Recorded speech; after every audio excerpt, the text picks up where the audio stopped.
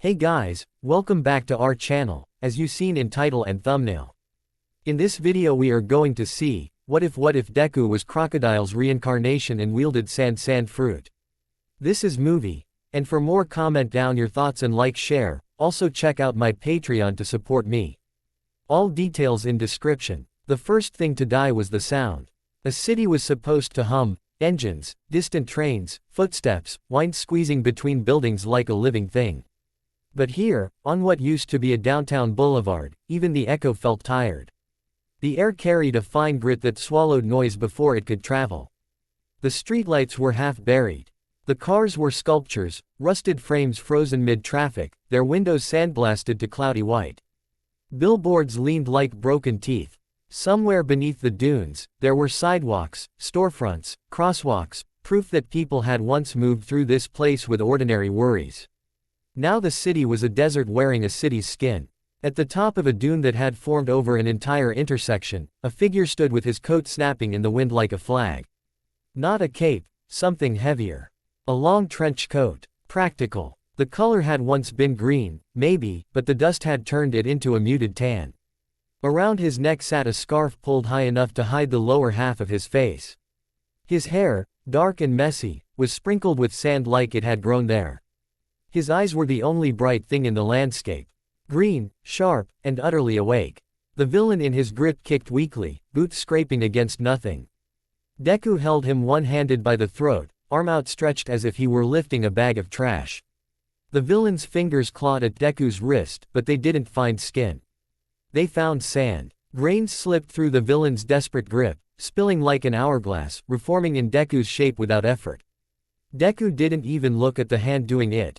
His gaze was fixed on the villain's face, studying, measuring, dismissing. Please, the villain rasped, voice thin, lips cracked. I didn't. Deku leaned in slightly, head tilting like someone considering a stain on a shirt. Trash should be swept away, he said, quiet enough that the wind almost stole it. His hand tightened. For a heartbeat, the villain's shadow stretched long across the dune, and then the scene blinked. Like a camera cutting on impact. And Izuku Midoriya woke up screaming. He woke up with his throat raw and his body tangled in blankets that suddenly felt too hot. The ceiling above him was familiar, his room. The same cheap light fixture, the same posters he'd carefully pinned up because he'd been afraid to ask for anything more permanent. All Might smiled down at him from the wall. Symbol of peace. The kind of smile that said, everything will be okay. Izuku couldn't breathe. His chest rose and fell too fast. His palms were slick with sweat. His heart hammered like it was tea. Rying to break out of his ribs and run away. And then he smelled it. Not sweat. Not dust from his old bookshelf. Not the faint detergent scent from his pillow. Something dry. Like hot sand. Izuku sat up so fast the blankets fell to his lap. He looked down at his hands, and every thought in his head snapped in half. His right hand wasn't a hand anymore. It was, wrong. A golden hook. Not metal. Not exactly. It looked like a hook. Curved and cruel, but the surface wasn't smooth. It was made of compressed, glittering grains, as if someone had forced sand into the shape of a weapon and polished it until it caught the light. Izuku stared at it, brain refusing to accept what his eyes were reporting. His fingers were gone. His hand was gone. His right arm ended in a hook. A hook that felt natural. He didn't feel pain. That was the terrifying part. There was no blood, no torn skin, no horror movie shock. His arm didn't scream injury. It felt like equipment. Like it had always been there. Izuku's mouth opened, but no sound came out at first. His breath left in a shaky rush and then, Mom. His voice cracked. He scrambled off the bed, almost tripping. His feet hit the floor and he froze again because the carpet was dry. Not normal dry. Not, it's winter and the heater's on, dry. It looked faded. The fibers looked thirsty. His potted plant by the window, a little thing his mom insisted old, make the room happier, had wilted overnight. Leaves curled inward like fists. Izuku swallowed hard, eyes stinging. His hook flexed slightly. Yes, flexed. He could move it the way he moved his left hand. It responded to his muscles like it belonged there. What is this? His mind screamed. And then the memory hit him like a truck. Not a dream memory. A life memory. Heat. Endless sky. A horizon made of dunes instead of buildings. Voices calling him a name that wasn't his. Crocodile. A laugh that tasted like cigar smoke and victory. A woman's scream buried under sand. A gilded hook swinging through sunlight. A plan. A kingdom. A weapon sleeping under a city. Izuku's knees buckled. He hit the floor with a soft thud, hook scraping the carpet. His stomach rolled. He pressed his left hand to his mouth, trying not to throw up. Trying not to cry, trying not to. A knock slammed into his door. Izuku. His mom's voice, panicked. Are you okay? I heard you. The door creaked open. Inko Midoriya stood there in pink pajamas. Hair messy, eyes wide with that instinctive mother terror. She took one look at her son on the floor and started moving fast. Izuku. What happened? Did you fall? Did you hurt yourself? Izuku tried to speak. His hook caught the light. Inko stopped dead. Her hand flew to her mouth. For half a second, there was no sound at all. No wind, no birds, no neighbors, no life. Just the silence of shock and a mother staring at her child as if he had turned into someone else. Izuku's throat worked. Mom, I. Inko's eyes filled instantly with tears. Izuku, your hand, It doesn't hurt, Izuku blurted. Because that felt like the most important thing to say, the most impossible thing to explain. It's not bleeding. It's just. He lifted the hook slightly, like he was showing it to her for inspection. Like it was an object he'd found and not part of his body. Inko took a step forward and then stopped again, hesitant, as if afraid of the hook, as if afraid her son might not be her son. Izuku hated that look. He hated it so much it made his stomach twist. Mom, he said, voice small. It's me. Inko blinked, tears spilling over. I know, she whispered, but it didn't sound like she believed it. It sounded like she was trying to convince herself. Izuku looked down at his hook. Sand glittered like gold, and deep inside his skull, a calm voice that wasn't his own murmured like an old friend. Don't panic. Panic is for the weak. Izuku flinched as if someone had spoken directly into his ear. Izuku, Inko said, trembling, we need to go to the hospital. Right now. Izuku nodded because he didn't know what else to do. But as he pushed himself up, his hook brushed the carpet again. And the fibers beneath it turned pale, like the color had been sucked out. Inko noticed. Her breath hitched. Izuku froze, staring at the patch of carpet. It wasn't burned. It wasn't cut. It looked dehydrated, like the carpet itself had been left in the sun for 100 years. Izuku's pulse roared. Inko grabbed his left wrist carefully, avoiding the hook, and pulled him toward the hallway. Shoes, she whispered urgently, already half crying, half running. Put your shoes on. Don't touch anything, okay? Don't touch, just. Izuku stared at his hook as if it might lunge forward on its own. I'm not touching anything, he promised. But the air felt drier with every second. Hospitals in Musudafu were clean, bright, and busy in a way that made Izuku feel like a ghost. People walked past with bandaged arms. Quirks were normal here. Injuries were normal here. The world was built around the fact that bodies could do impossible things. Izuku had always been the exception. Until now. Inko kept him close like he might vanish. Her hand gripped his shoulder, fingers trembling. She had wrapped Izuku's hook in a thick towel, like hiding it would make it less real. It didn't. The towel still bulged with the shape of it. The sand still sparkled faintly where it peeked out. The receptionist at the front desk looked at the paperwork, then at Izuku, then at Inko. Her polite smile flickered. Midoriya, Izuku. She read aloud. Quirkless. Inko swallowed. He was. This just happened. The receptionist's eyes flicked to the towel. Please wait, she said, too quickly, and pressed a button under the desk. Izuku watched that button press with a cold sense of understanding he didn't like. They're calling someone, the calm voice in his head said. Izuku squeezed his left hand into a fist. Inko led him into the waiting area. Families sat with their loved ones, talking softly.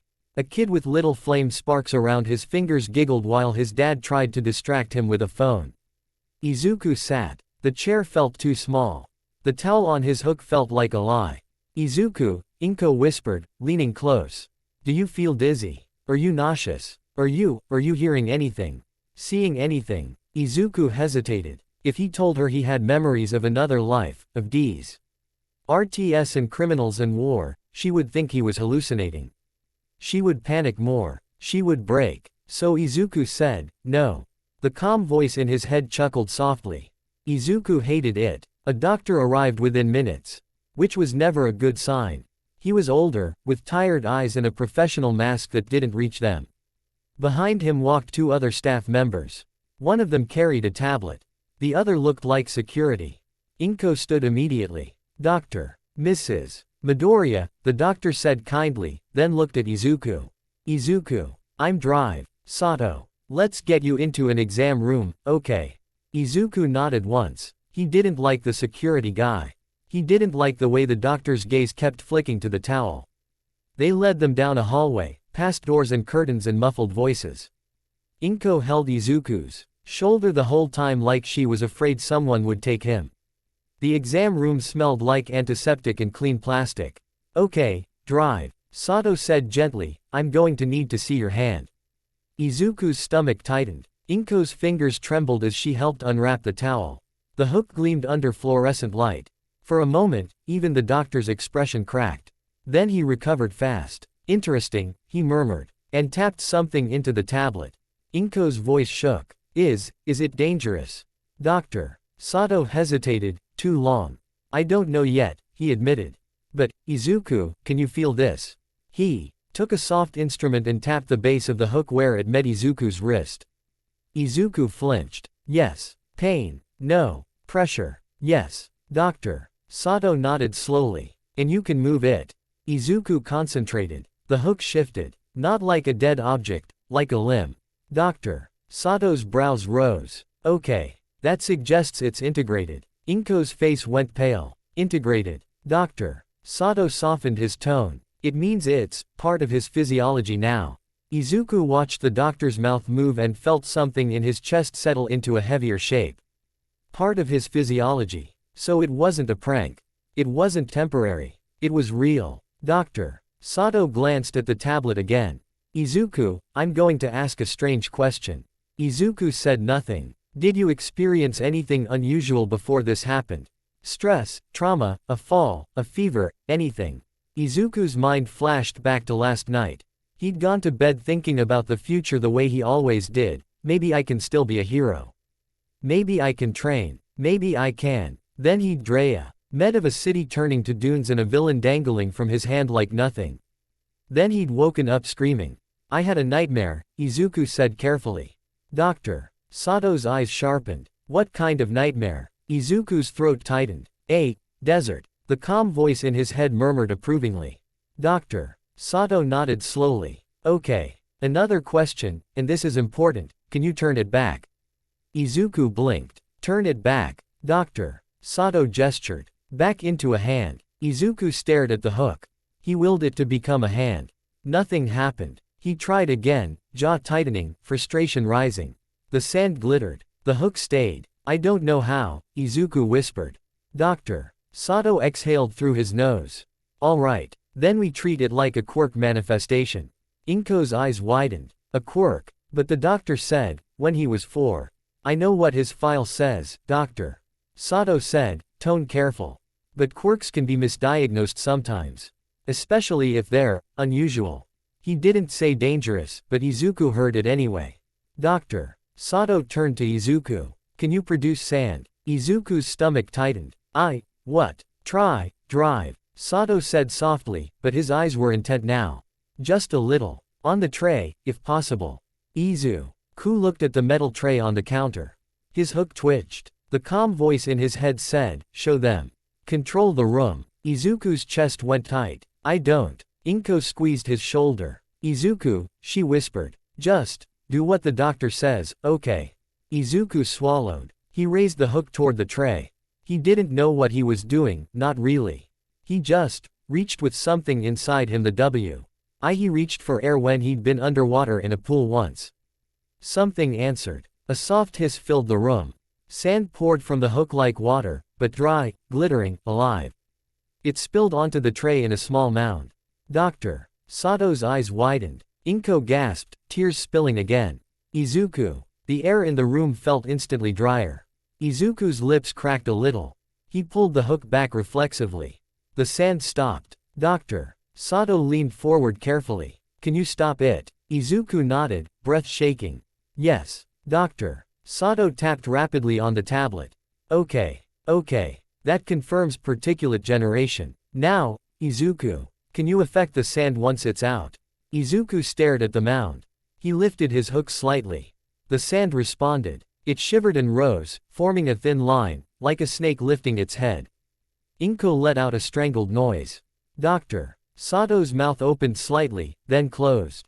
That's telekinetic manipulation, or something else. Izuku knew. He didn't know how he knew, but the knowledge was there, heavy and certain. This wasn't just sand. This was his body, his element, his kingdom. The calm voice in his head said, Logia. Izuku flinched again, eyes flicking around as if someone else was in the room. Doctor. Sato noticed. Izuku. Are you alright? Izuku forced his gaze back to the doctor. Yes, doctor. Sato nodded slowly. Mrs. Midoriya, we need to run some tests. Blood work, imaging, and we may need to contact quirk specialists. Quote. Inko's voice trembled. Is he going to be okay?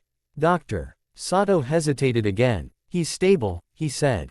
But if this is a quirk, and it manifests like this, it cool. Be classified as high risk if not controlled.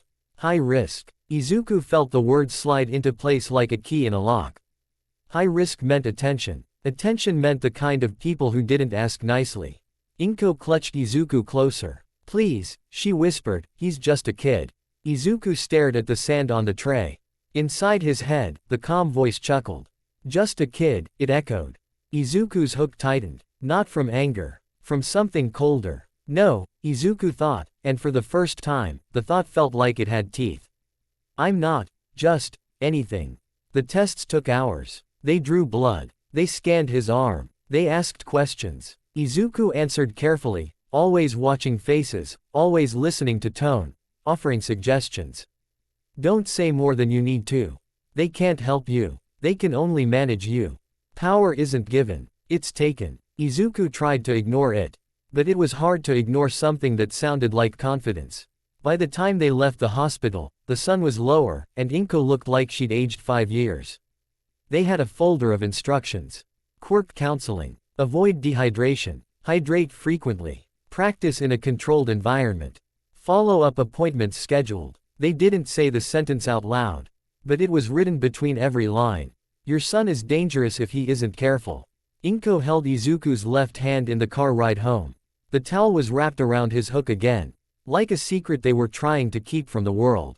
Izuku, Inko said softly, eyes on the road, we're going to figure this out, okay? Izuku looked out the window at the passing buildings. He imagined them buried in sand. He imagined the silence. He imagined the way the villain had dangled from his hand like nothing. I know, Izuku said quietly. And in his mind, the calm voice added. We always do. The first time Bakugo Katsuki noticed something was wrong, it wasn't because Izuku acted differently. It was because the air felt wrong. It was a normal morning in middle school, loud hallways, lockers slamming. Kids shouting about homework and hero news and whatever trending pro-hero stunt was playing on the screens in the common area. Bakugo walked like he owned the building. He usually did. His presence carved a path through people. He was loud, fast, confident. The future's top hero, obviously. Everyone knew it. Even Deku knew it. Especially Deku. Bakugo turned the corner toward his classroom and froze. The hallway felt dry. Not the heaters on, dry. Dry like someone had drained the moisture out of the air. Kids were rubbing their hands together, complaining about chapped lips. Someone said the water fountain tasted weird. Bakugo frowned, irritation sparking like static. And then he saw him. Midoriya Izuku. Deku. Standing near the classroom door, shoulders slighted. Why hunched like always, but something about him was different. Not posture. Not expression. Weight. Like the air around him had thickened. Midoriya wore a glove on his right hand. A thick one, covering up to his wrist. Bakugo's eyes narrowed. Oi, he snapped, as if Midoriya had done something personally offensive just by existing. What's with the glove? Midoriya looked up. And Bakugo felt it. Not fear like, I'm scared of a bug. Fear like stepping too close to a ledge. Midoriya's eyes were the same green. But they weren't soft. They weren't pleading. They weren't that annoying hopeful shine Bakugo had always hated. They were flat, measured. Like Midoriya was looking at Bakugo the way Bakugo looked at other people, with evaluation. Midoriya blinked once. Nothing. Bakugo scoffed, forcing the feeling down with anger because anger was familiar. Liar. You don't wear gloves. Midoriya's gaze didn't move. I do now. The bell rang. Kids filed into the classroom, bumping shoulders, laughing, talking. Bakugo didn't move. Midoriya didn't move either. For a second, it was just them. Bakugo felt his palms sweat. He hated it. You better not be trying something, Bakugo growled, because that was what he always said when he felt uncomfortable, make it the other person's fault. You better not be hiding some stupid trick. Midoriya tilted his head slightly. It was a small movement. But it felt like a predator's curiosity. I'm not trying anything, Midoriya said calmly. Then he added, voice quiet enough that only Bakugo could hear. I don't need tricks. Bakugo's stomach flipped. He didn't understand why. He just knew that he suddenly didn't want to be close to Midoriya anymore. He pushed past him aggressively, shoulder checking him hard enough to usually knock him off balance. Midoriya didn't stumble. He shifted half a step and Bakugo's shoulder slid past like he'd hit air. Bakugo whirled, furious. What the hell? Midoriya was already walking into the classroom, unbothered. Bakugo stood in the hallway for a heartbeat, breathing hard. Something cold crawled under his skin. Not because Midoriya had fought back. Because he hadn't. Bakugo wanted Midoriya to be weak. To be simple. To be an easy target. But that calmness. That dryness in the air. That look in Midoriya's eyes like Bakugo was noise. Bakugo clenched his fist so hard his nails dug into his palms. Whatever, he spat under his breath, forcing the fear into the corner of his mind where he kept things he didn't want to deal with. Then he stalked into the classroom. The bullying didn't stop overnight. It changed shape. At first, kids still tried. Old habits. Old cruelty. They'd bump Midoriya's desk. Flick his ears. Call him DEKU, with that laughing tone. Midoriya didn't react the way he used to. He didn't flinch. He didn't plead. He didn't apologize. He just looked at them. And something about the look made people uncomfortable, like they'd walked into a room and realized they didn't know who else was inside. One boy, one of the louder ones, tried to grab Midoriya's notebook once, flipping through it like it was a joke. Still writing hero notes, DEKU. He laughed. You really don't get it. Midoriya stood slowly. He didn't snatch the notebook back.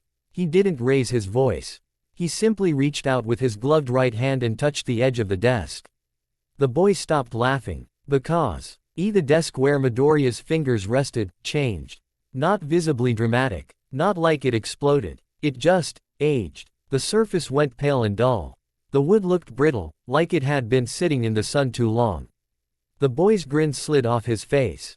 Midoriya leaned slightly closer, voice calm. Give it back. The boy swallowed. He handed the notebook over with shaking hands. Midoriya sat down. No one laughed. No one said anything for a long time. Word spread fast in middle school. Not with facts, kids rarely had facts. With feelings. Don't mess with DEKU anymore. Something's weird about him. It's like the air gets dry when he's mad. Bakugo doesn't even hit him now. That last one was the one that made everyone listen. Bakugo stopped because Bakugo felt it. Even if he refused to admit it. Midoriya didn't need to fight to win. He just needed to exist.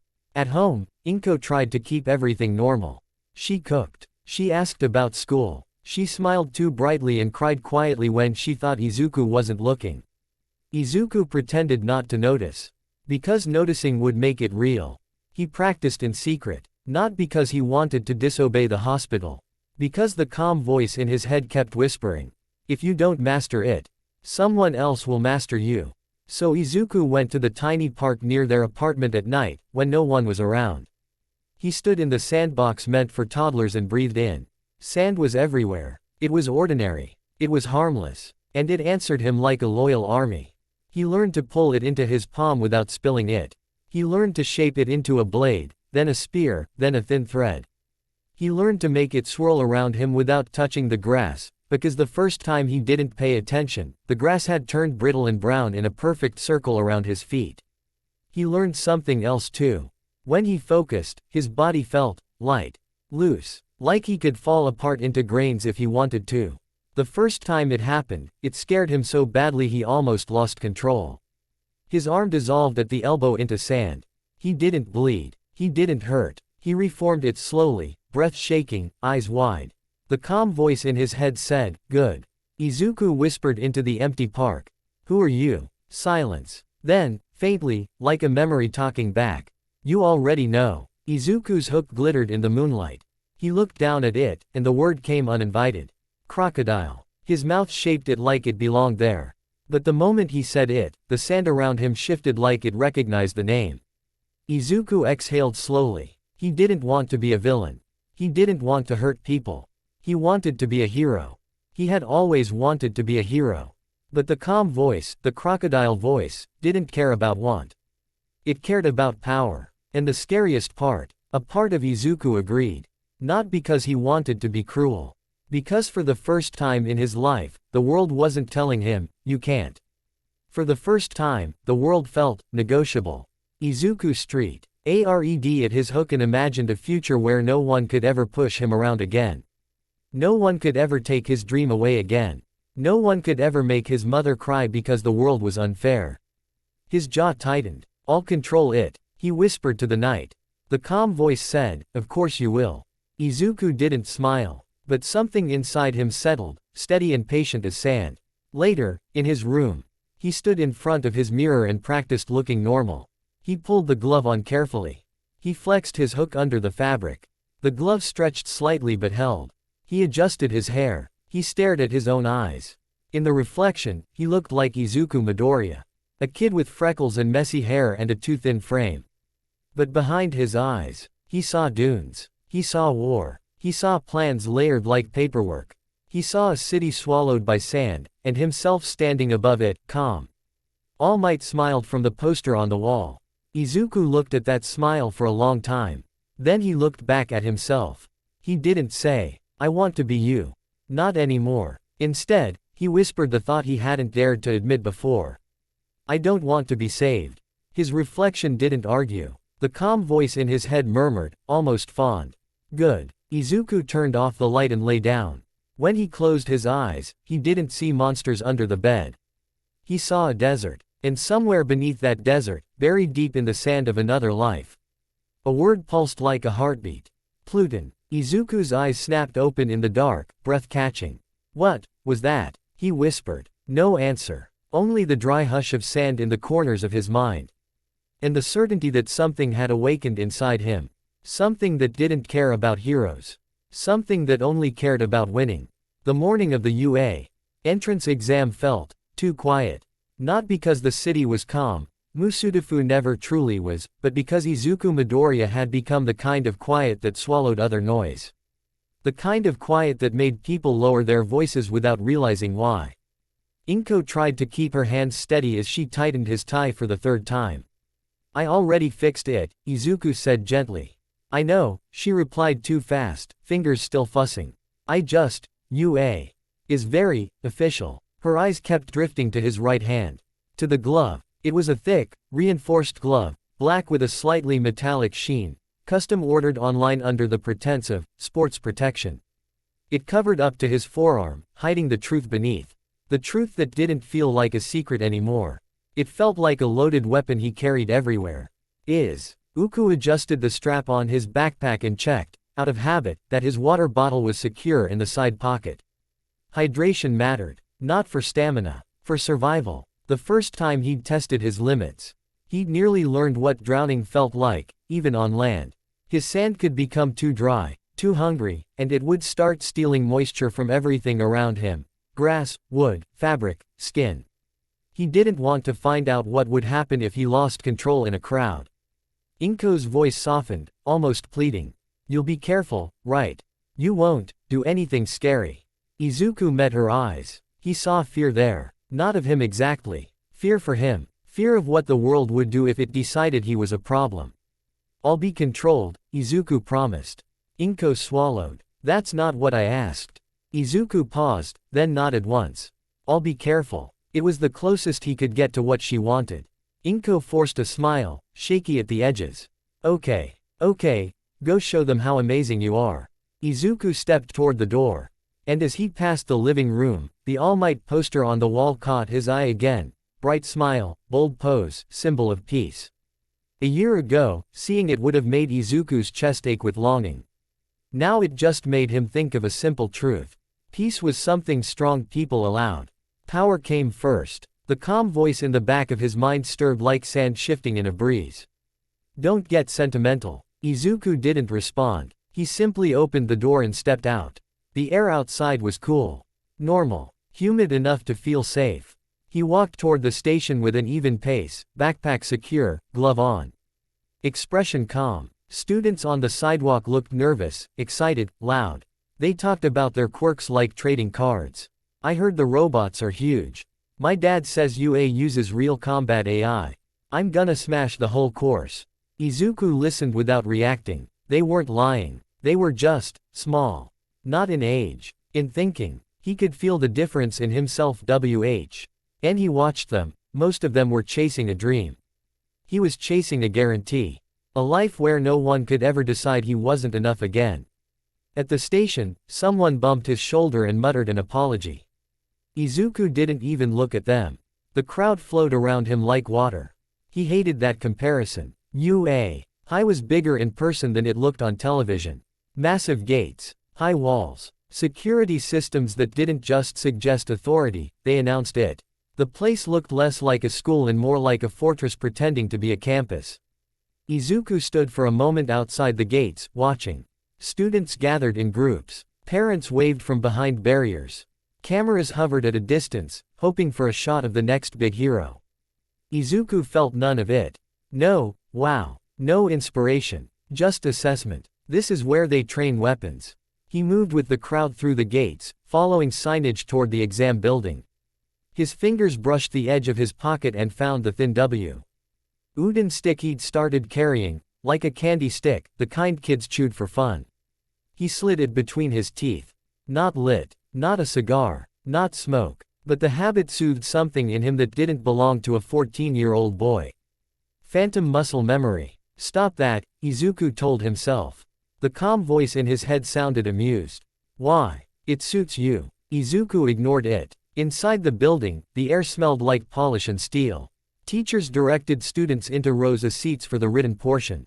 Some examinees stared at their papers like they might explode.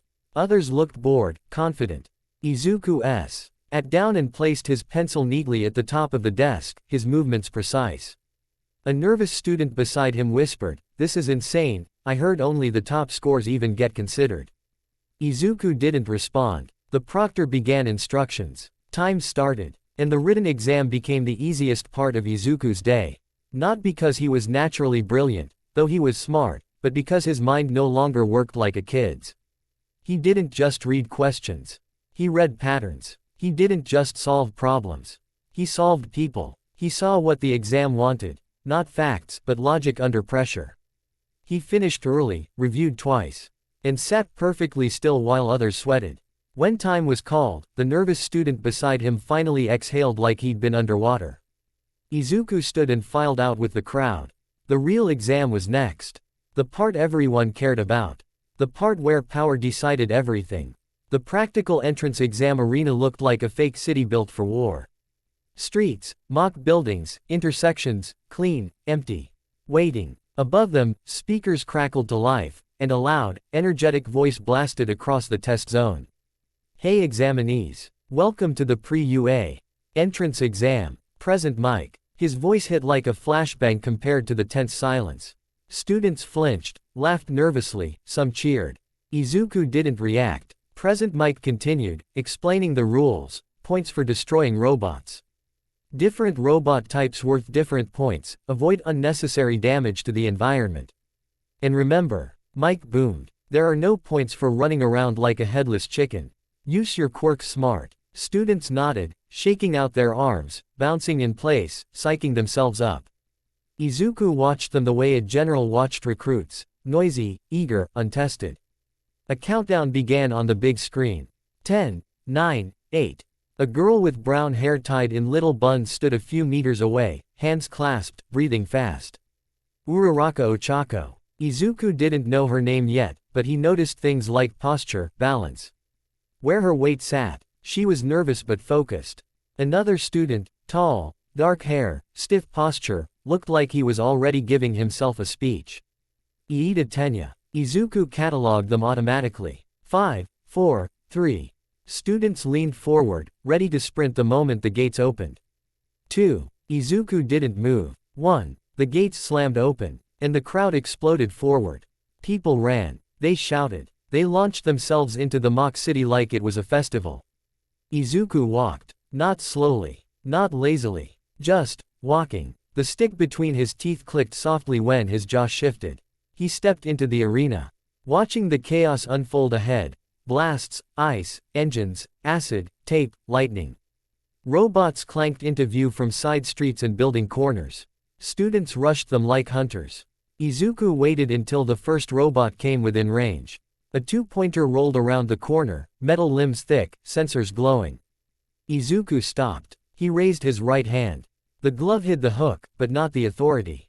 Sand whispered out from beneath the fabric, thin at first, like dust escaping a seam, then poured more confidently, spiraling around his forearm. The robot locked onto him and charged. Students nearby shouted, "Hey, move!" Izuku didn't. He extended his hand, palm outward, like he was casually offering the robot a handshake. And then he cut. A blade formed from sand, long, sharp, glimmering like a golden edge. Desert Spada. The blade swung without a swing. It moved like a wave. A line of sand sliced through the air in a clean arc, and the robot's torso separated from IT's legs as if someone had drawn a line through it with a razor. The upper half slid off and crashed into the pavement. Points flashed on Izuku's monitor. Students around him stared. Izuku didn't. He walked forward again, sand trailing behind him like a cloak that never quite touched the ground. Another robot, a three-pointer, lunged from the side. Izuku didn't look. The sand moved on instinct, rising to meet it, forming a spear that stabbed through its central joint. The robot jerked and collapsed. More points. A student nearby, some guy with a hardening quirk, paused mid-charge to stare at Izuku. "What the, you didn't even." Izuku's eyes flicked to him briefly. The student flinched and ran away. Izuku continued deeper into the city. He didn't chase points randomly. He moved like he was clearing zones. Street by street. Intersection by intersection. Robots couldn't surround him because the sand was always already there, seeping into alleys, drifting into shadows, waiting. Any robot that tried to approach found its feet sinking as the pavement turned soft. Quicksand wasn't flashy. It was efficient. A robot's weight did the work for him. He didn't need to destroy every machine with a dramatic strike. Sometimes he simply let gravity do the killing. No, not killing. Neutralizing. Izuku corrected automatically. He wasn't here to be a villain. He was here to pass. And if he could pass without showing the full ugliness of what he could do, that was better. But the exam wasn't designed for subtlety. Soon enough, the arena forced him into visibility. A loud crash echoed from a side street as a building facade broke. A student screamed. Izuku turned his head slightly. A group of examinees had cornered a four-pointer and hit it with too much force, too close to a mock storefront. The bot stumbled backward into the building and the structure, fake but heavy, started to collapse outward. Two students froze under the falling debris. The crowd scattered. Panic always made people stupid.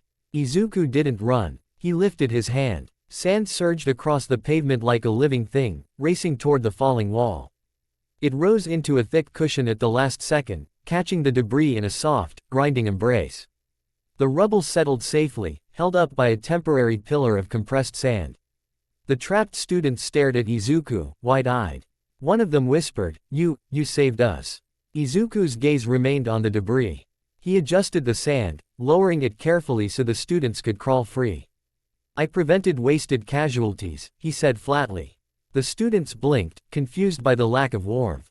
Izuku turned away and kept walking. Somewhere above, hidden behind cameras and monitors, teachers watched. A man with tired eyes leaned forward slightly. Aizawa Shota's gaze narrowed. Izuku's points climbed fast. Not because he was more destructive than everyone else. Because he didn't waste movement. He didn't show off. He treated every robot like paperwork. identify weakness, apply pressure, move on. A 1-pointer, slice the legs, it can't move. A 2-pointer, sand in the joints, grind, lock. A 3-pointer, spot through the core. A 4-pointer, immobilize, then crush with weight. He didn't need brute force. He had control. And every time his sand moved, the air around him grew a fraction drier. Izuku took quick sips of water between engagements, keeping his throat from cracking. Keeping his element from getting too hungry. A student with an electricity quirk shouted at him once, "Dude. You're like a sand villain." Izuku didn't respond. The calm voice in his head murmured, almost nostalgic. "They're learning to fear you." Good. Izuku's jaw tightened around the stick. "Shut up. Make me." Izuku didn't answer. He simply moved forward, clearing another street. Then the ground shook. A heavy, mechanical roar rolled through the mock city like thunder. Students froze. Some laughed nervously, thinking it was part of the atmosphere. Then they saw it. A giant robot rose from behind a block of buildings, towering over the arena like a moving skyscraper. Its body bristled with plated armor. Its sensors glowed red. Its steps cracked the pavement. A 0-pointer, Uraraka, nearby, stumbled backward, face pale. That's not worth points." The crowd broke. Students ran in every direction. Some screamed. Some tripped. Izuku watched the 0-pointer's shadow roll across the street like a wave. He could hear Present Mike's voice in the speakers, hyped but edged with warning. "Remember, the 0-pointer is a distraction. It's not worth any points. Focus on survival. Survival." That was what most people heard. Izuku heard something else. "This is where they measure you." The 0-pointer's foot slammed down near a group of fleeing students. The pavement shattered. A shockwave knocked people off their feet. One girl fell hard and didn't get back up fast enough. The 0-pointer turned slightly, like a predator locking onto a weak target. Izuku felt the air tighten. Not fear. Calculation. Water was his weakness, but the 0-pointer wasn't water. It was metal. Metal had joints. Metal had hydraulics. Metal had internal systems that relied on lubrication, on pressure, on tiny tolerances. Izuku stepped forward. He could leave. He could ignore it like everyone else and still pass with his points. But the image from his nightmare flashed in his mind again, a city swallowed by sand. A villain lifted by the throat, the words, "Trash should be swept away." Izuku didn't want to be that. But he also didn't want to be weak. Ino shouted at him, "Hey! Are you crazy? Run." Izuku didn't run. He walked toward the 0-pointer. Sand gathered around his feet like a rising tide. Uraraka, still nearby, stared at him like he'd lost his mind. What are you doing? You can't." Izuku's eyes flicked to her. "Get back," he said. Something about his tone made her obey. She stumbled away, still watching. The 0-pointer raised its massive arm. Its hand opened, metal fingers spread, ready to smash the street flat. Izuku stopped. He lifted his right hand. The glove flexed. Sand poured out, thick and heavy now, swirling upward in a spiral that reached toward the giant. Izuku's voice came out calm, almost bored. "Ground secco." The sand didn't strike the robot like a punch. It invaded. It poured into joints, seams, vents, anywhere there was space. It flowed like smoke, but heavier. It filled the internal mechanisms with abrasive grains that ground against moving parts. At the same time, Izuku reached deeper, past the sand, past the shape, past the visible. And pulled on the idea of dryness. Hydraulic lines relied on fluid. Lubrication relied on oil. Metal expansion relied on controlled temperature and internal balance. Izuku's quirk didn't just create sand. It stole moisture. Not just water like from skin. Moisture in any form that counted. The 0-pointer's raised arm shuddered. A loud screech rang out as its elbow joint seized mid-motion. Students watching from afar gasped. The giant tried to move again. The joint screamed louder, metal grinding on metal, sand chewing through it like teeth. Izuku stepped forward one more time and placed his GL-O'd hand against the robot's ankle plating. He could feel it, not like skin feel, like a mechanic feeling a machine's heartbeat. The robot trembled as the internal systems failed one by one. Its balance shifted, its huge frame tilted, and then the most important part, Izuku's real goal, began. Because a falling 0-pointer wasn't just neutralized. It was a collapsing building. It was death if it landed on someone. Izuku's eyes swept the street. Several students were still too close, frozen, watching, unable to move fast enough. Izuku clicked his tongue quietly. Idiots, he muttered. Then he moved. Sand erupted from the ground in a wide circle, spreading outward like a golden tsunami. It rose into ramps, cushions, walls, structures formed in seconds. He didn't carry people like a hero. He pushed the environment into saving them. A wave of sand swept under a cluster of students, lifting them away like an escalator. Another wall rose to block debris from flying outward. A thick sand pillar formed beneath the robot's falling torso, slowing its collapse. The zero-pointer slammed down. But not on flesh. It hit sand. The impact shook the arena, but Izuku's sand absorbed it with a deep, grinding roar. Like dunes swallowing a building. Dust exploded into the air. For a moment, visibility vanished. Students coughed and stumbled back. Izuku stood at the center of it all like the eye of a storm, coat fluttering. Sand swirling around him in tight controlled spirals. He took one breath, then another. The dust settled. The zero-pointer lay half buried in a crater of sand, its joints seized, its systems ruined. Not destroyed into scrap, just stopped. Neutralized. The arena was silent in a way Izuku recognized from his nightmare. Above, in the monitoring room, Present Mike stared at the screen with his mouth open. Midnight's eyes widened. Smintos leaned forward, frowning. Aizawa's expression didn't change much. But his gaze sharpened, and that meant something. A voice crackled from the speakers. Present Mike sounding less like a showman for the first time. Examinees, time is almost up. Please proceed to the exit gates. The timer flashed. Izuku's points display didn't change from the zero-pointer. No villain points. No robot points. But something else ticked in the unseen system. Rescue points. Not because Izuku smiled. Not because he waved. Because the system couldn't ignore what he'd done. Izuku turned away from the buried giant. He took a sip from his water bottle, slow and controlled, keeping the dryness in his chest from tightening too far. Then he walked toward the exit like nothing had happened. Students parted for him instinctively. Some stared like he was a monster. Some stared like he was a miracle. Izuku didn't care about either. As he passed the girl with the brown hair buns, Uraraka, she looked like she wanted to say something but didn't know how. Izuku didn't stop, but she blurted it anyway, voice shaky. Thank you. Izuku paused for half a second. He turned his head slightly. Just enough to acknowledge her. I didn't do it for you, he said calmly. Uraraka flinched, then blinked like she wasn't sure she heard right.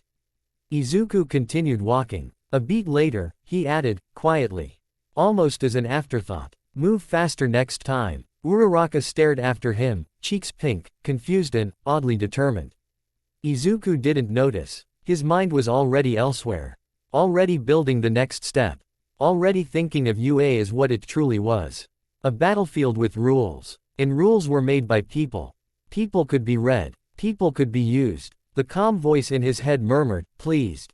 Good performance. Izuku's jaw tightened around the candy stick. It was necessary, he thought back, surprising himself by thinking at the voice instead of just hearing it. The voice chuckled like smoke in a closed room. Everything is necessary when you want a throne. Izuku stepped through the exit gate as the exam ended. He didn't look back at the ruined zero-pointer. He didn't look at the other students. He looked forward. Because the desert didn't look backward. The UA acceptance letter arrived like a verdict. It wasn't a surprise, not after the way the zero-pointer had sunk into his sand like a sinking ship, but the envelope still felt heavier than paper should. Izuku held it in both hands at the kitchen table while his mom hovered nearby, pretending she wasn't hovering. Inko Midoriya's smile trembled at the edges. Well? She asked, voice too bright. Open it, Izuku. Izuku slid his thumb under the seal and unfolded the thick letter with the same precision he used when shaping sand into blades. The words were crisp and official. You have been accepted into UA High School Hero Course. He didn't grin. He didn't gasp. He didn't shout. He simply nodded, like a man receiving confirmation that a plan had worked. Inko did the reacting for both of them, hands flying to her mouth, eyes shining, tears spilling without permission. Izuku, oh my baby, you did it. She rushed around the table and hugged him so tightly his ribs protested. Izuku's left hand patted her back awkwardly. His right, gloved, stayed carefully away. I told you, Izuku murmured. Inko pulled back just enough to stare at him, searching his face like she was trying to find the little boy who used to shake with excitement whenever All Might appeared on TV. You're happy, right? She asked softly. You look so serious. Izuku's gaze drifted to the All Might poster on the wall. The smile, the certainty. He looked back to his mom. I'm satisfied, he said. Inko's smile wobbled again, but she nodded like she'd accept any version of happiness he could give her. Izuku folded the letter neatly and slipped it back into the envelope. Inside his head, the calm voice, older, amused, murmured like sand moving under a boot. You're entering the lion's den. Izuku stared down at the envelope and didn't deny it. The first day, UA smelled like polished floors and ambition. The campus was alive with students in crisp uniforms, voices bouncing off tall walls. Some laughed too loudly, trying to sound confident. Others looked like they were walking into an execution. Izuku moved through it all like he belonged. He wore the UA uniform clean and perfectly fitted. His tai-sa was still messy, some things refused to be tamed, but his posture was different from middle school. He didn't shrink anymore. His right hand remained inside a reinforced glove. To anyone watching, it looked like a support item, an athlete's brace, a quirk tool, something common in a world full of unusual bodies. Only a few people paid attention. Ochako Uraraka noticed him first. She spotted him across the courtyard and brightened as if seeing a familiar face in a storm. She hurried over, waving with both hands.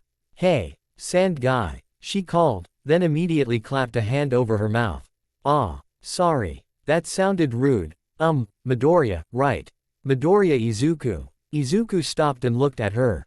Her energy was warm, nervous, honest. A good person. A potential liability. Yes, Izuku said. Uraraka beamed anyway. I'm Uraraka Ochako. We were in the same exam zone. You saved people. Izuku's eyes flicked over her quickly. Her stance was steadier today, her breathing more controlled. She'd taken his last comment to heart. Good. I prevented injuries, he corrected. Uraraka blinked, then laughed awkwardly. Right. That. Still, thank you. And, congrats on getting in. Likewise, Izuku said. It wasn't warmth, but it wasn't rejection either. Uraraka seemed satisfied with that and walked beside him toward the building. As they entered, another student marched up like a soldier approaching a superior officer.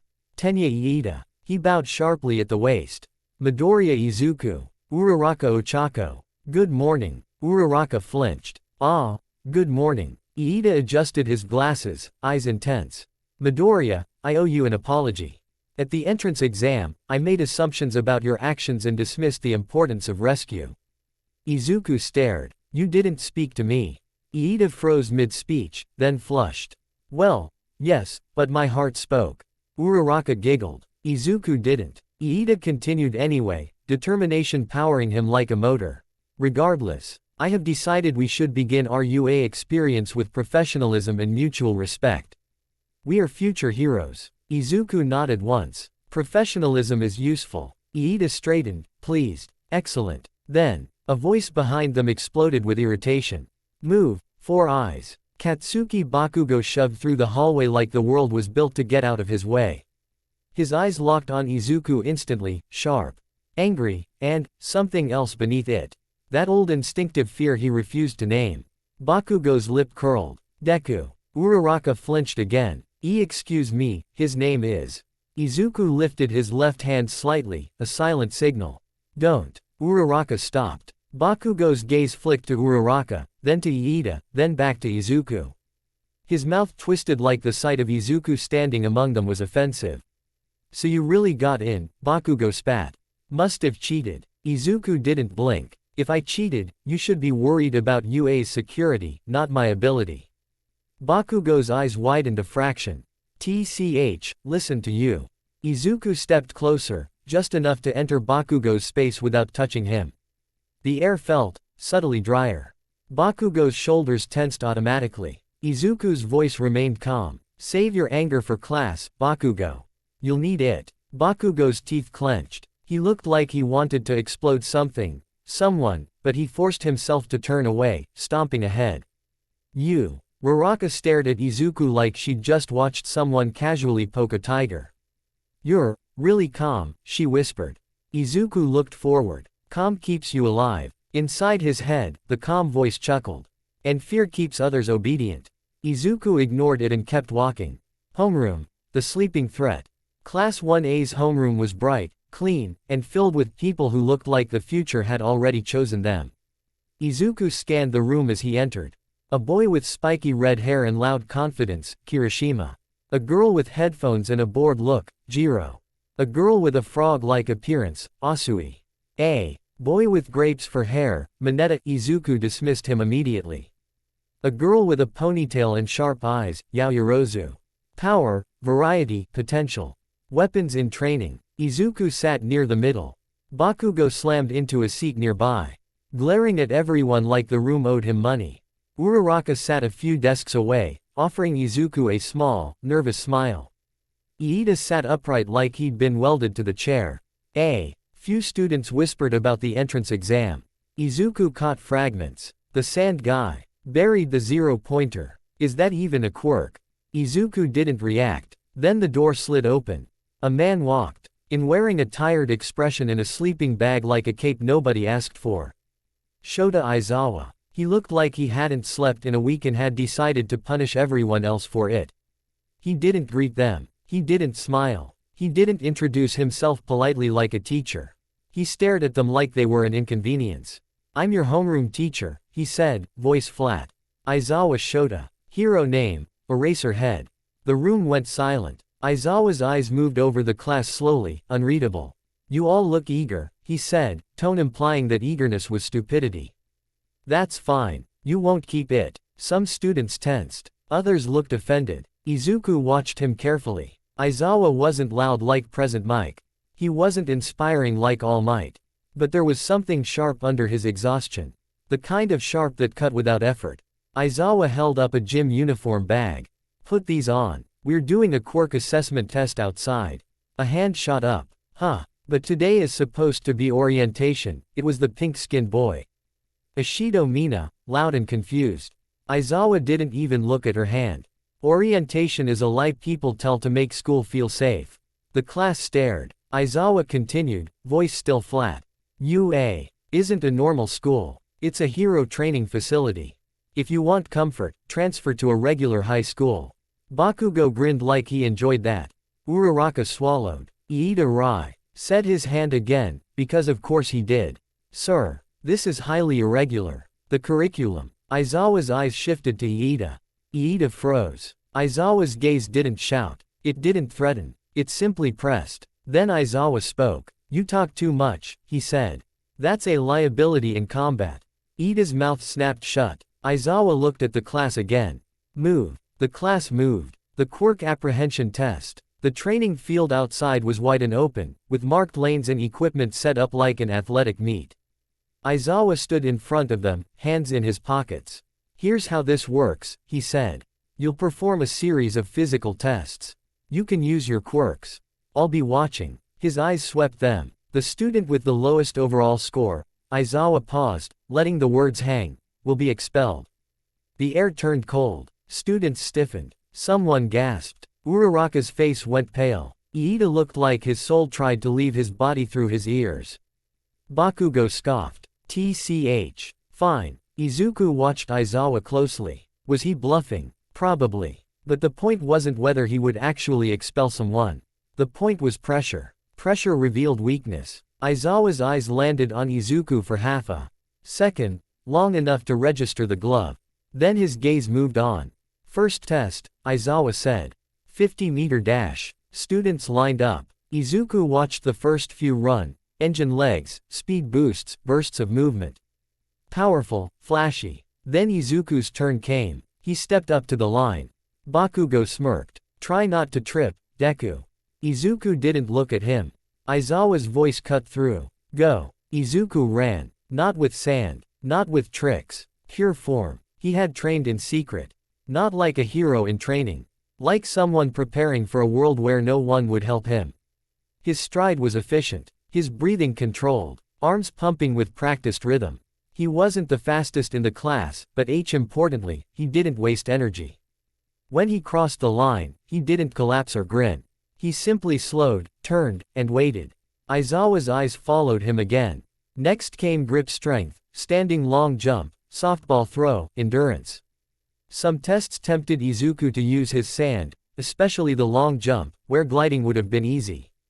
But he didn't. Not yet. Because the moment he did, Aizawa's eyes would decide whether his quirk was worth trusting.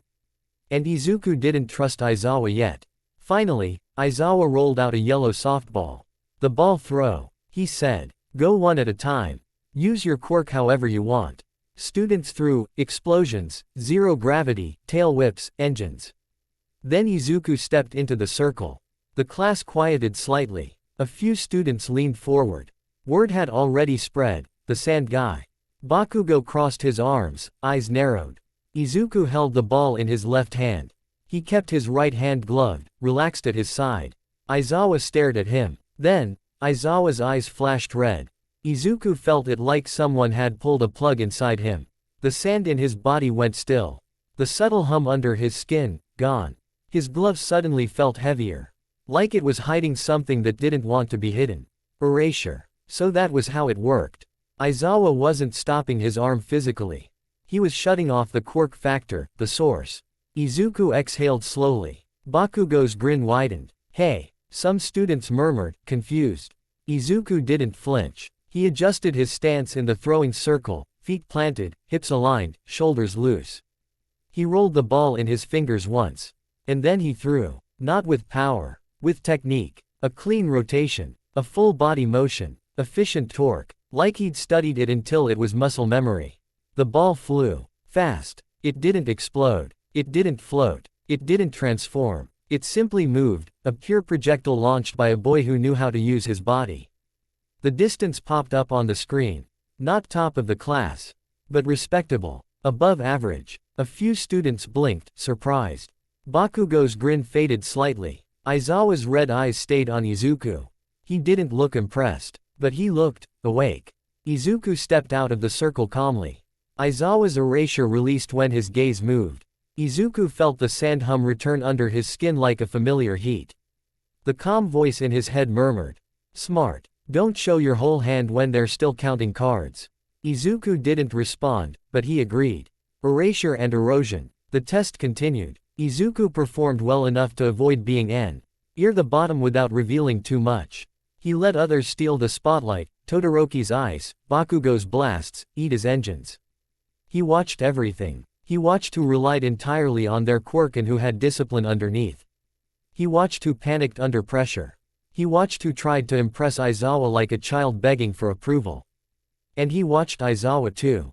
Aizawa wasn't a bully. Not like middle school. His cruelty wasn't emotional. It was functional. He wanted to see who broke. When the final scores were calculated, tension snapped tight across the field. Aizawa looked at the tablet and then at the class. The lowest score is, he paused. Everyone held their breath. Mineta yelped. Huh. Aizawa stared at him with dead eyes. You're small, slow, and your quirk is situational. Your performance was the worst. Mineta started shaking, face turning pale. Please. I'll do better. Aizawa watched him for a long moment. Then he sighed like someone tired of teaching children. I'm not expelling anyone today, he said flatly. That was a logical ruse. Half the class exhaled loudly. Some students looked angry. Uraraka looked like she might pass out from relief. Mineta collapsed dramatically into the grass, sobbing. Bakugo clicked his tongue in annoyance. Izuku simply nodded. Exactly as expected. But Aizawa's gaze shifted, landing on Izuku again. Midoriya, he said. Izuku looked up. Aizawa's eyes narrowed slightly. Stay after. The class murmured. Uraraka looked worried. Iida looked ready to volunteer himself as tribute. Izuku nodded once. Understood. When the others left, Aizawa waited until the field was mostly empty. Then he spoke, voice low. You're hiding the shape of your quirk. Izuku didn't deny it. I'm controlling it. Aizawa's eyes flicked to the glove. You're wearing equipment on day one. That usually means injury, instability, or concealment. Izuku's tone stayed calm. It's a support measure. My quirk manifested, unusually. Aizawa stared at him for a long moment.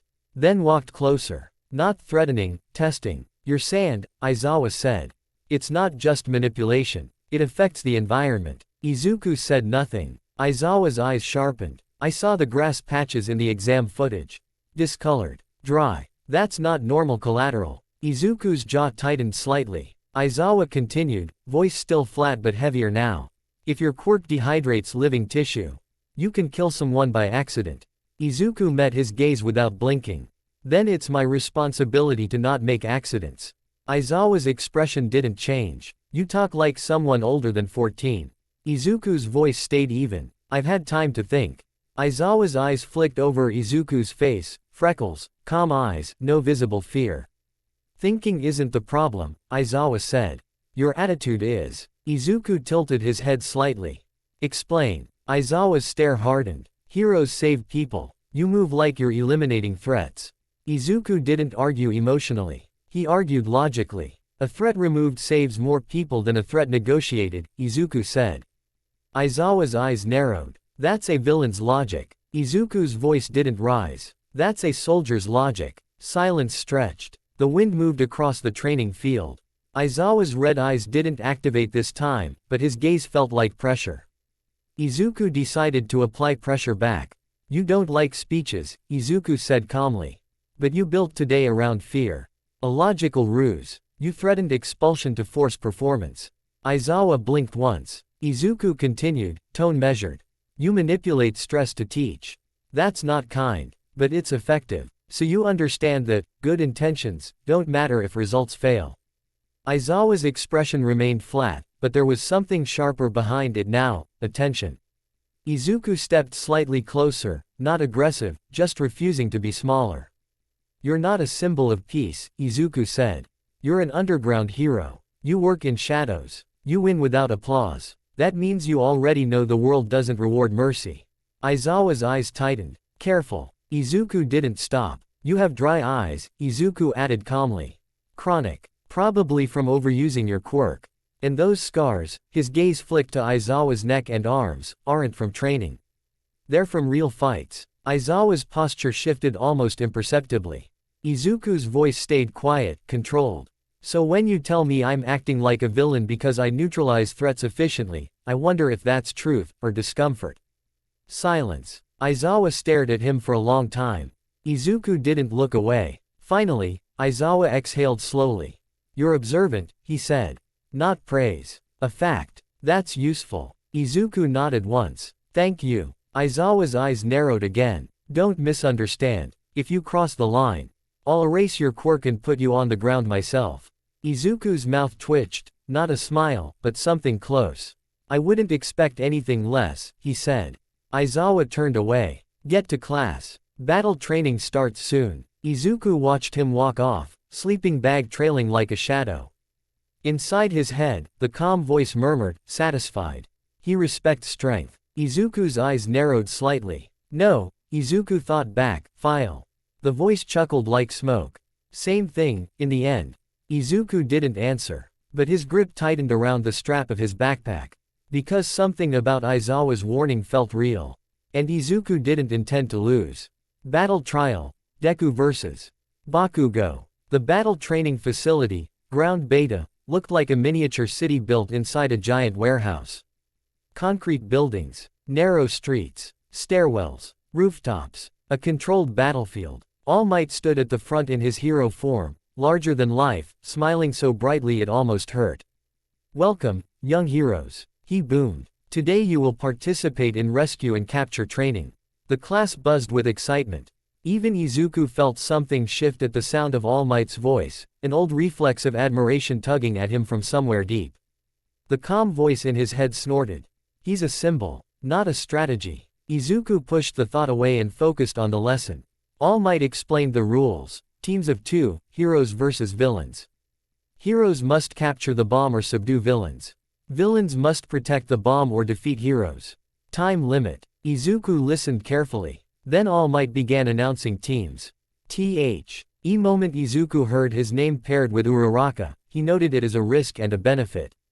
Uraraka was kind, determined, unpredictable. She might hesitate. He could compensate. Then All Might announced the villain team. Bakugo. And Iida. Izuku's eyes flicked to Bakugo instinctively. Bakugo was grinning like someone had handed him permission. Like the world had finally given him an excuse. All Might clapped his hands. Remember, this is training. Control your power. Bakugo didn't look controlled. He looked hungry. Uraraka leaned close to Izuku, whispering, Midoriya. Bakugo seems really. I know, Izuku said quietly. Stay behind me. Uraraka blinked, then nodded, swallowing. Inside his head, the calm voice murmured. Good. Establish hierarchy early. Izuku ignored it and focused on the mission. All Might handed the hero team their role and released them into the city. Izuku moved first. He didn't sprint blindly into the buildings. He paused at the entrance and listened. Footsteps above. A faint echo of movement. A metallic hum, likely Iida's engine starting. Bakugo's presence was easier to detect. Not by sound alone, by pressure, by aggression that seeped into the air. Izuku saw. ND responded to that aggression like it recognized a storm. He shifted his gloved right hand slightly. A small swirl of sand formed near his wrist, hidden by the glove and sleeve. It drifted across the ground like dust moving with purpose. Slipping into cracks, flowing under doors. A scout. Uraraka watched him, eyes wide. You can do that without moving. Izuku kept his voice low. Sand moves if you command it. He didn't add, like soldiers. He moved into the nearest building with Uraraka behind him. Stairwell. Second floor. They climbed silently. Izuku's sand scout returned with information, not words, but sensation. Movement on the third floor of the building across the street. And a heavier presence deeper inside that building, Bakugo. Izuku's eyes narrowed. Bakugo wasn't guarding the bomb like a villain should. He was waiting for Izuku. Of course, Bakugo's obsession wasn't strategy. It was personal. Izuku exhaled slowly. Uraraka, he said quietly, don't engage. Focus on the bomb if you can. Uraraka nodded, tense. Okay. They crossed to a window and looked into the neighboring building. A shadow moved behind a wall. Then Bakugo's voice echoed through the hallways like a challenge. Deku. Uraraka flinched. Izuku didn't. Bakugo's footsteps thundered closer. Iida's voice followed, strained. Bakugo. We must protect the bomb. Do not abandon. Bakugo ignored him. The next second, an explosion tore through a wall. Concrete fragments blasted outward. Dust filled the air. Uraraka coughed. Izuku didn't move, because when the blast wave hit, his body turned to sand. It wasn't a dramatic transformation. He simply loosened. Like his physical form forgot it was supposed to stay solid. The explosion passed through him, scattering grains. Then he reformed instantly, sand snap. Ing back into Izuku's shape behind the cloud. Uraraka stared, frozen. How? Izuku's eyes stayed on Bakugo. Logia defense. Intangibility. As long as he wasn't wet, physical force didn't matter. Bakugo burst through the broken wall. Smoke curling around his hands, eyes wild. There you are. He snarled. I'll kill you. All Might's voice crackled over the comms instantly, alarmed. Young Bakugo. Language. Bakugo didn't care. He launched forward, palms flashing. Izuku turned to sand again. Bakugo's explosions tore through empty space, blasting sand outward like a storm. Bakugo laughed, feral. What? You think you can just? Izuku reformed behind him. Bakugo spun, eyes widening. Izuku's voice was calm, almost bored. You're loud, he said. Then he moved. Not with a punch. With sand. Ill of sand wrapped around Bakugo's wrists like a living rope, yanking his arms outward and forcing his palms away from Izuku's face. Bakugo snarled and detonated anyway. The explosion tore through the sand coil, scattering it. Izuku expected that. He wasn't trying to hold Bakugo forever. He was trying to waste Bakugo's rhythm. Bakugo lunged again. Izuku stepped sideways and let his body loosen, sand. Deform, so the next blast passed harmlessly. Then Izuku raised his right hand. Sand surged. Not into a blade. Into a storm. Sables. A dense sand cloud exploded outward, filling the hallway instantly. It wasn't just particles in air, it was pressure, weight, a controlled cyclone that slammed into Bakugo's face and hands. Bakugo coughed, eyes widening. His explosion sputtered, not because he couldn't ignite sweat. Because the sand clogged. It coated his palms. It jammed into his support gear. It filled the space where sparks needed oxygen and clean contact. Bakugo's blasts became messy, wild pops instead of clean detonations. Bakugo roared, stumbling, rubbing at his eyes.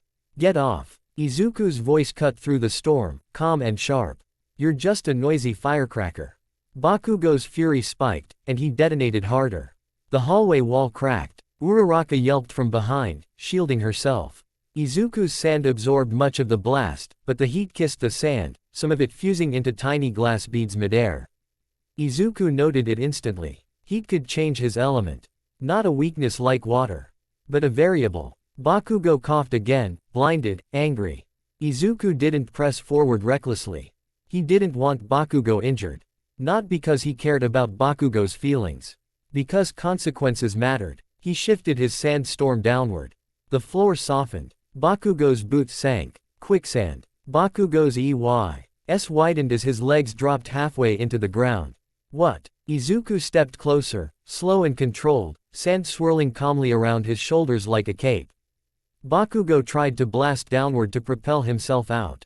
But the sand swallowed the force, dispersing it like punching smoke. Stop moving, Izuku said calmly. You're making it worse. Bakugo snarled, chest heaving, sand clinging to his uniform. Deku. He hissed, voice shaking with rage. Izuku leaned slightly forward. His green eyes were flat. Your explosions are strong, he said. But you don't think past the first punch. Bakugo's eyes twitched. Izuku's voice stayed even. You're predictable. Bakugo screamed and detonated again, harder, trying to force space. The blast blew sand outward, shaking the hallway. But Izuku simply loosened his body into sand, letting it pass. Then he reformed again, closer. Bakugo froze. Because Izuku was inside his guard now. Inside the space Bakugo always believed he controlled. Izuku's right hand lifted. The glove flexed. Bakugo's eyes locked on it, fear flickering in the anger. Izuku didn't said to. He just touched Bakugo's chest lightly, barely contact. Bakugo flinched violently as if expecting pain. Izuku didn't activate dehydration. He didn't cross that line. Instead, he spoke softly, so only Bakugo could hear. Calm down, Izuku said. Or I'll end this in a way you won't like. Bakugo's breathing turned ragged. For the first time, he looked uncertain, not because he was weaker. Because he didn't understand the rules of the fight anymore. Bakugo's strength had always forced people to react. But Izuku wasn't reacting. Izuku was deciding. A sudden engine roar echoed from above. Iida slammed into the hallway from a stairwell, looking frantic. Midoriya. Uraraka. Bakugo has abandoned the bomb, we must. Iida froze mid-sentence when he saw Bakugo half sunk in sand, coughing and furious, and Izuku standing calmly in the storm like he owned the air. Iida's glasses flashed. What is this situation? Uraraka peeked around the corner, eyes wide. Midoriya's winning. Izuku didn't look back. Uraraka. Bomb. Uraraka snapped upright. Right. She slipped past, Yusi. Ing the chaos to sprint for the bomb room. Iida tensed, realizing he'd left the objective exposed. I must return. Bakugo snarled, trying to surge out of the sand again. Izuku's sand tightened, rising up his waist, locking him in place like a living trap. Bakugo's face twisted. Let me go. Izuku's voice was flat. Surrender. Bakugo spat. Never. Izuku's eyes narrowed slightly. The calm voice in his head murmured. Break him. Izuku ignored it. Instead, he adjusted the sandstorm around Bakugo's face, tight enough to choke, not enough to harm. Bakugo coughed hard, eyes watering. His explosion sputtered uselessly. He clawed at the sand, furious, breathing getting harder. Panic flashed in his eyes. He hated panic. Izuku watched him for 2 seconds. Then he spoke, calm and precise. You're not dying, Izuku said. You're losing. Bakugo's eyes widened with pure rage. Izuku held his gaze. You can keep fighting and embarrass yourself, Izuku continued, or you can admit you're beat and save what's left of your pride. Bakugo trembled. His whole body shook with the urge to explode. But the sand didn't give him the space. And Bakugo, for all his power, had never learned what to do when power didn't solve the problem. In the comms, All Might's voice rose, tense. Young Midoriya. Release him if he is in danger. Izuku answered calmly without looking away. He's not in danger. He's refusing to yield. Bakugo coughed again, eyes burning. Then, a loud beep sounded from deeper in the building. Uraraka's voice burst through the comms, breathless and excited. I got it. I got the bomb. A siren tone signaled match end. All Might's voice boomed, relieved and shocked at the same time. Victory for the hero team. The sand around Bakugo loosened instantly. Izuku released the storm like turning off a fan. Bakugo collapsed onto the floor on his hands and knees, coughing, chest heaving, eyes wild. Izuku stood over him, calm as ever. Bakugo looked up slowly, hatred blazing. Izuku's voice was quiet. You're strong, he said. But strength without control is just noise. Bakugo's fingers dug into the concrete. Izuku turned away before Bakugo could finish. Because the fight was already over. And Izuku didn't need the last word. But as he walked toward Uraraka, he heard Bakugo's voice behind him, shaking with fury. This isn't over, Deku. Izuku didn't look back. He simply replied, tone flat. It never was. Aftermath. Back in the observation room, Class 1A stared at the monitors like they'd just watched something they didn't know how to categorize. Kirishima's eyes were wide. Dude, Midoriya was, kinda terrifying. Asui's calm voice followed. He fights like a predator. Todoroki watched silently, expression unreadable, but his eyes lingered on the way Izuku had turned intangible. Yaoyorozu's brows furrowed, thoughtful. That level of control, it's not normal for a first year. Mineta shivered. I'm never making him mad. In the teacher section, All Might stood stiffly, smile strained. Aizawa watched with a flat expression. Present Mike leaned forward. That sand kid's got some scary stuff going on. Aizawa didn't disagree. He simply said, quietly, he also knows where the line is.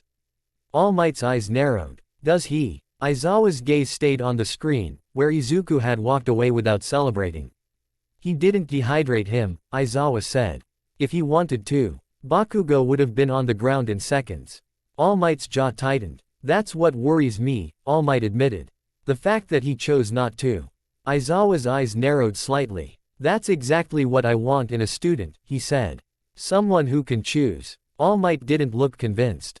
And somewhere in the training facility below, Bakugo's hatred burned hotter than before, because he hadn't just been beaten.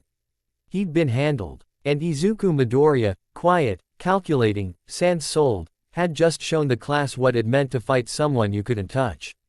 The bus ride too. The USJ was loud in the way only Class 1A could manage, half excitement, half nerves, and 100%, we have no idea how dangerous our lives are going to get. Kirishima was talking about skew scenarios like they were an action movie. Kaminari was trying to guess which pro-heroes would show up on TV to observe. Mineta was making comments that made Jiro threaten him with violence every 30 seconds. Uraraka kept peeking out the window like she was trying to calm herself by watching the world move. Izuku sat near the middle of the bus, posture straight, gaze forward. He listened to everything. The bus door hissed shut and the vehicle rumbled to life. Aizawa sat at the front with his arms crossed, already looking like he regretted agreeing to teach children. You'll be doing rescue training, Aizawa said without turning around.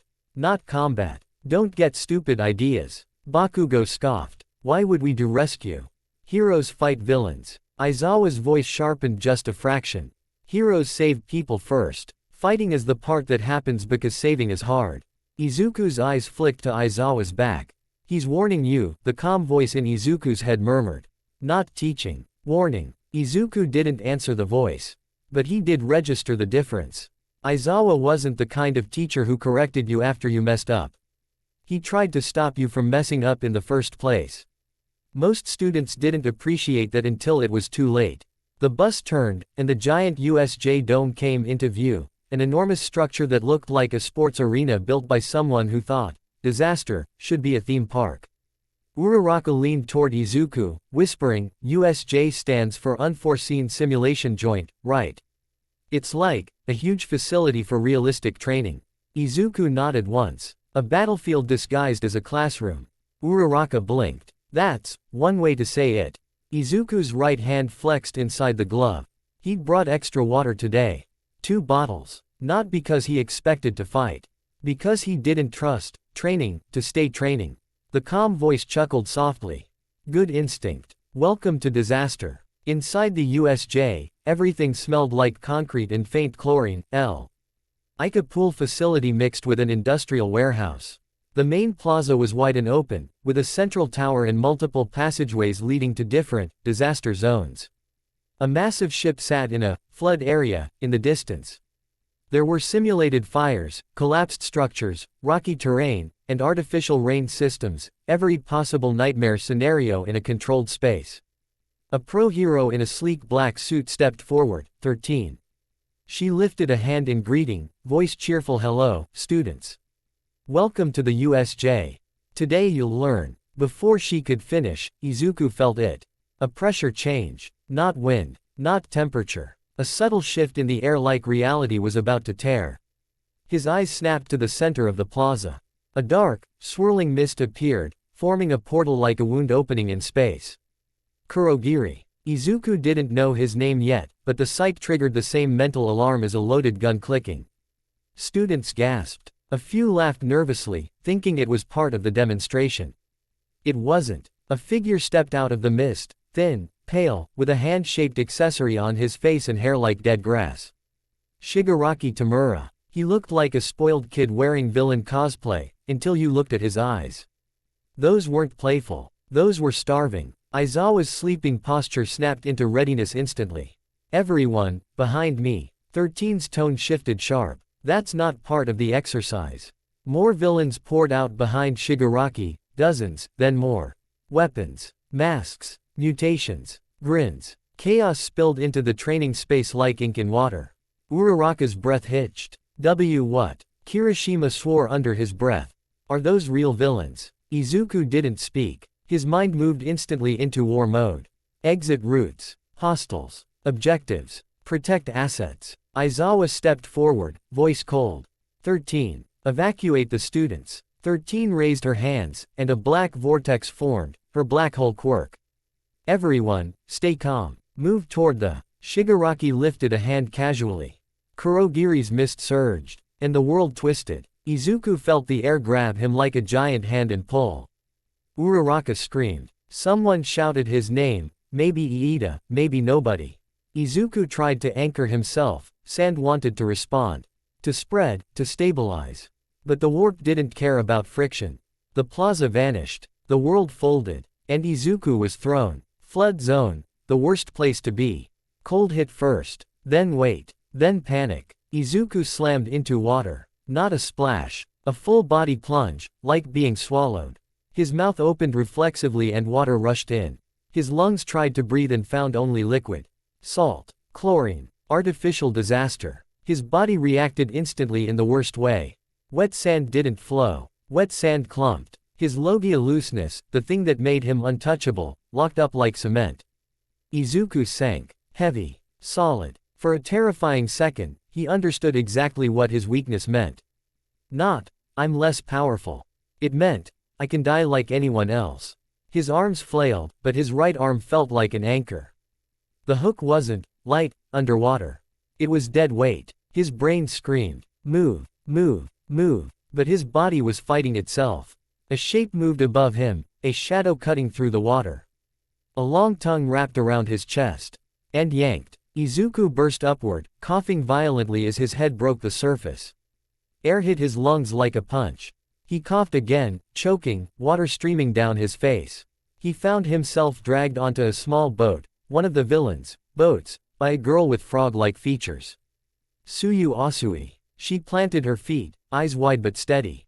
Midoriya-chan, breathe. Ribbit. Izuku coughed, shaking, bracing himself on the boat's wet wood. Mineta was there too, clinging to the side like a terrified grape-shaped barnacle. I'm gonna die. I'm gonna die. Tsuyu snapped. Stop screaming, Mineta. Izuku forced himself upright, water dripping from his hair, uniform soaked. His glove was wet. That was bad. Very bad. His sand felt wrong. Like it was packed tight inside him. Refusing to move, he stared at the water around them. A flood zone with a giant ship. Villains in multiple boats circling like sharks. He had been dropped into the One environment that could turn him from predator into drowning prey. Suyu leaned close, voice urgent. Are you okay? You fell like a rock. Izuku swallowed hard, throat burning. I can't be wet. Suyu blinked. Then her eyes sharpened. Your quirk's weakness. Izuku nodded once. Mineta squeaked. You're a sand guy and you're weak to water. Why would God do that? Izuku ignored him. He forced his breathing slow. Panic was sand slipping through fingers. Panic made you waste time. He planted his gloved right hand on the boat's wood and concentrated. Ground, he started, and then stopped. If he tried to dehydrate the boat, it would become brittle. It might break beneath them. Instead, he focused inward. He drew the wetness away from his skin, not the water in the ocean, not the entire flood zone. Just the moisture clinging to him. His uniform dried in patches. His hair stopped dripping. The glove's surface became less heavy. It wasn't instant. It wasn't easy. It felt like pulling a soaked blanket off his bones. But slowly, the sand hum returned, a subtle looseness under his skin. Suyu watched, impressed despite fear. You can dry yourself. Izuku nodded once, jaw tight. But it costs focus. Mineta whimpered. Focus harder. A villain boat sped toward them. Found him. A rough voice shouted. The kids. Two villains stood at the front, one with a water cannon quirk and another with blades. Izuku's eyes narrowed. If that water cannon hit him again, he'd lock up. He needed altitude. A stable platform. Something that wasn't surrounded. He looked at the giant ship nearby. A GE vessel meant to simulate a sinking disaster. It was his best option. And it was also a trap if more villains were already on it. Izuku's right hand lifted. Sand flowed out in a thin ribbon, still weak, still cautious, but present. Suyu. Izuku said, voice calm, get Mineta ready to stick something. We need to move. Suyu's eyes widened. Where? Izuku pointed. The ship. Mineta squealed. The big boat. The villain water cannon fired. A blast of water shot toward them like a compressed wave. Izuku reacted fast. Sand surged outward, forming a wall. But wet sand hardened mid-formation, turning heavy and brittle. The water slammed into it and the wall cracked. Suyu yanked the boat sideways with a powerful kick, narrowly avoiding the worst of the blast. Izuku clicked his tongue. He cool. Didn't play defense with sand in a flood zone. He needed to end this quickly. He lifted his hand again, this time not trying to block water. He aimed at the villain boat. Sand condensed into a long blade, thinner than before but sharp enough. Desert La Spada. The blade shot forward like a slicing wind. It cut clean through the villain boat's wooden front, splitting it. The boat lurched and water rushed in. The villains yelped, scrambling. Izuku didn't gloat. He immediately used the same sand ribbon to latch onto the ship's railing like a grappling line, pulling their boat closer. Now, he said. Suyu grabbed Mineta by the collar. Mineta, do your thing. Mineta sobbed, flung one sticky ball at the ship's side. It stuck. Suyu's tongue shot out and snapped to the same spot. With a coordinated pull, they hauled themselves toward the ship and climbed aboard. Izuku's boots hit metal decking. He immediately felt better. Not safe, still wet, still humid, but better than floating. He moved fast, scanning. 3 villains climbed onto the deck behind them. Kids. One snarled, rushing forward with a knife. Izuku didn't turn intangible fully, too risky with moisture. Instead, he used technique and precision. Sand formed around his boots, spreading across the deck in a thin layer. The knife villain stepped forward. And his foot sank. Quicksand didn't need depth. It needed surprise. The villain stumbled, arms flailing. Izuku stepped in, gloved hand snapping out. Not to kill, to neutralize. Ground Sekko, Izuku whispered. He touched the villain's forearm. The skin didn't turn into a husk. Not like the horror story his powers could do. Instead, moisture drained just enough. The villain's muscles cramped instantly, body locking up like severe dehydration sasping, too weak to stand. Alive. Incapacitated. Izuku pulled his hand back immediately. Suyu stared. That was fast. Izuku's eyes stayed on the other villains. Don't touch the water. Mineta squeaked. I'm trying. A second. Villain, a water quirk user, raised his arms. Water surged from the flood zone below, arcing upward like a whip. Izuku's pulse spiked. He could not get hit. So he didn't block. He shifted the environment. Sand surged over the deck and formed a shallow trench line, redirecting the water whip so it crashed into the trench and spilled away from Izuku's feet. Then Izuku thrust his hand forward. Sand shot out like a spear, striking the water quirk villain's wrist. The sand didn't dry the ocean. It dried the villain's control points, skin, sweat, the tiny moisture balance his body used to shape water. The villain flinched, concentration breaking. The water whip collapsed. Tsuyu lunged, tongue snapping out, yanking the villain off balance and slamming him onto the deck. Mineta finally contributed, by sticking the villain's hands to the floor with his balls.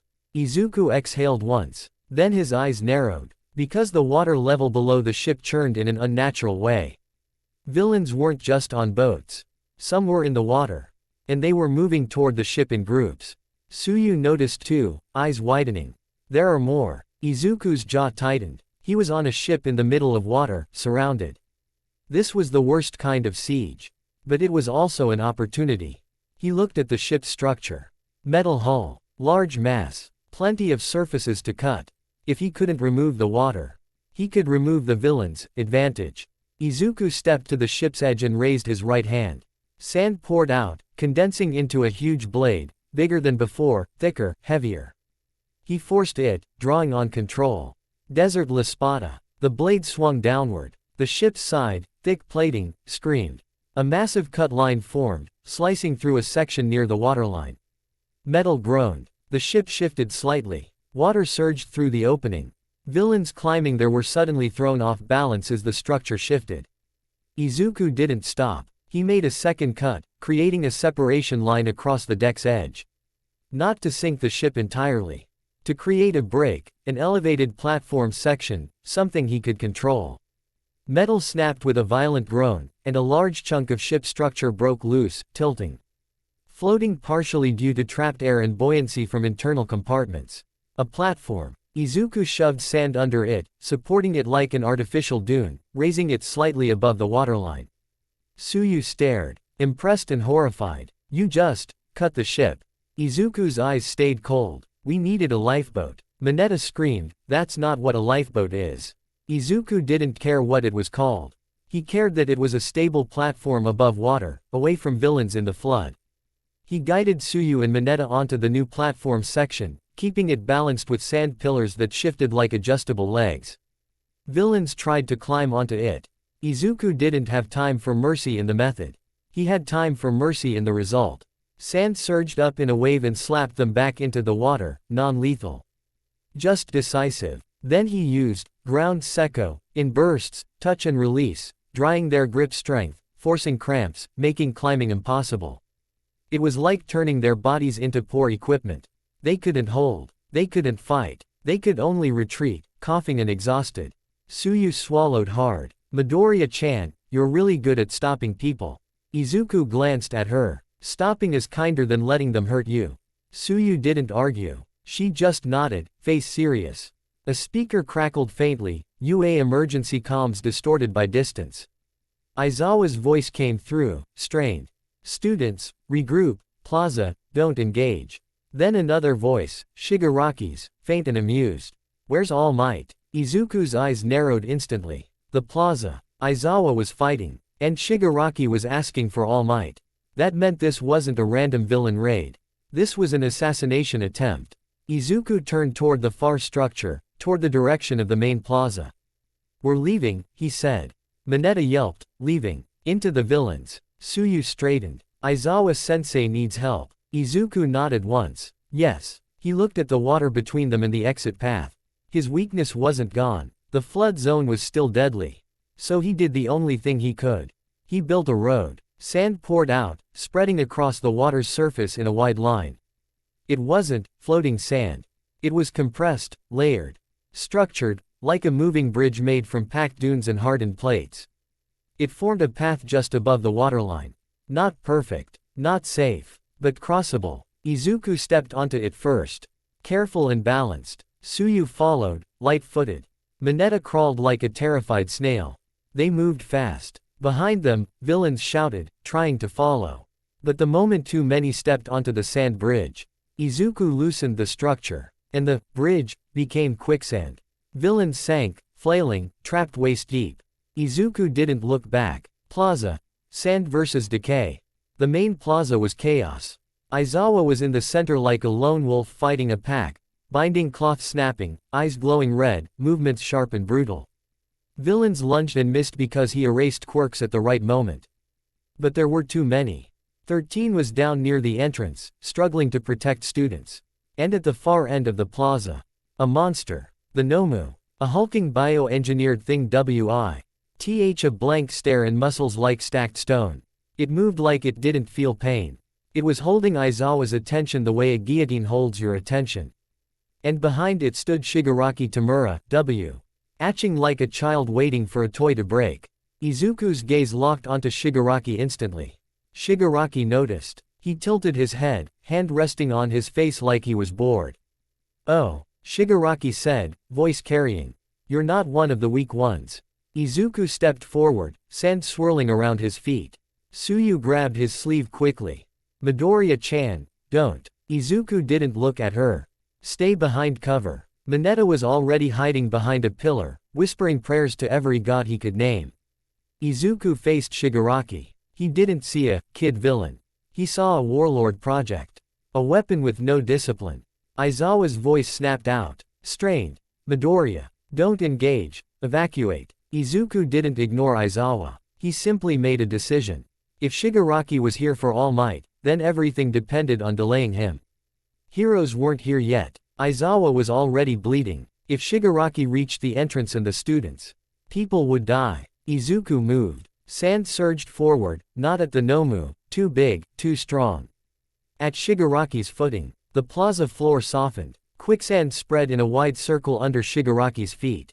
Shigaraki's eyes widened slightly as his shoes sank. "Hey," Shigaraki muttered, irritated. "That's annoying." He reached down casually and touched the ground. Decay activated. Concrete crumbled instantly, spreading like rot. But the moment it hit Izuku's sand, it hesitated. Decay worked by breaking down solid structures. Sand was already broken down. There was no structure to decay in the same way. The concrete around the sand crumbled, becoming dust, which only fed Izuku more material. Izuku's sand rose in a spiral, swallowing the dust and expanding like a storm getting bigger. Shigaraki blinked, confused. "What?" Izuku's voice was calm. "Your quirk is decomposition." Shigaraki's mouth twisted. "So?" Izuku lifted his hand slightly. Sand formed into a wide blade again, hovering like a threat. "You're trying to break things that are already broken," Izuku said. Shigaraki's eyes narrowed. "It's accurate," Izuku replied. Shigaraki lunged forward anyway, reaching for Izuku's torso with greedy fingers. Izuku loosened. His body became sand. Shigaraki's hand passed through him, grabbing nothing but grains. Shigaraki stumbled, eyes widening with irritation. Izuku reformed behind him instantly and slammed sand against Shigaraki's back, not a punch, but a forceful shove. Shigaraki hit the ground on his knees. He spun, snarling. "Stop moving like that." Izuku didn't smile. He simply raised his right hand. The glove flexed. Sand gathered into a tight spiral above Shigaraki like a small storm forming overhead. Shigaraki's eyes darted up, annoyed. Then Shigaraki laughed, thin and nasty. "You think you're some kind of hero."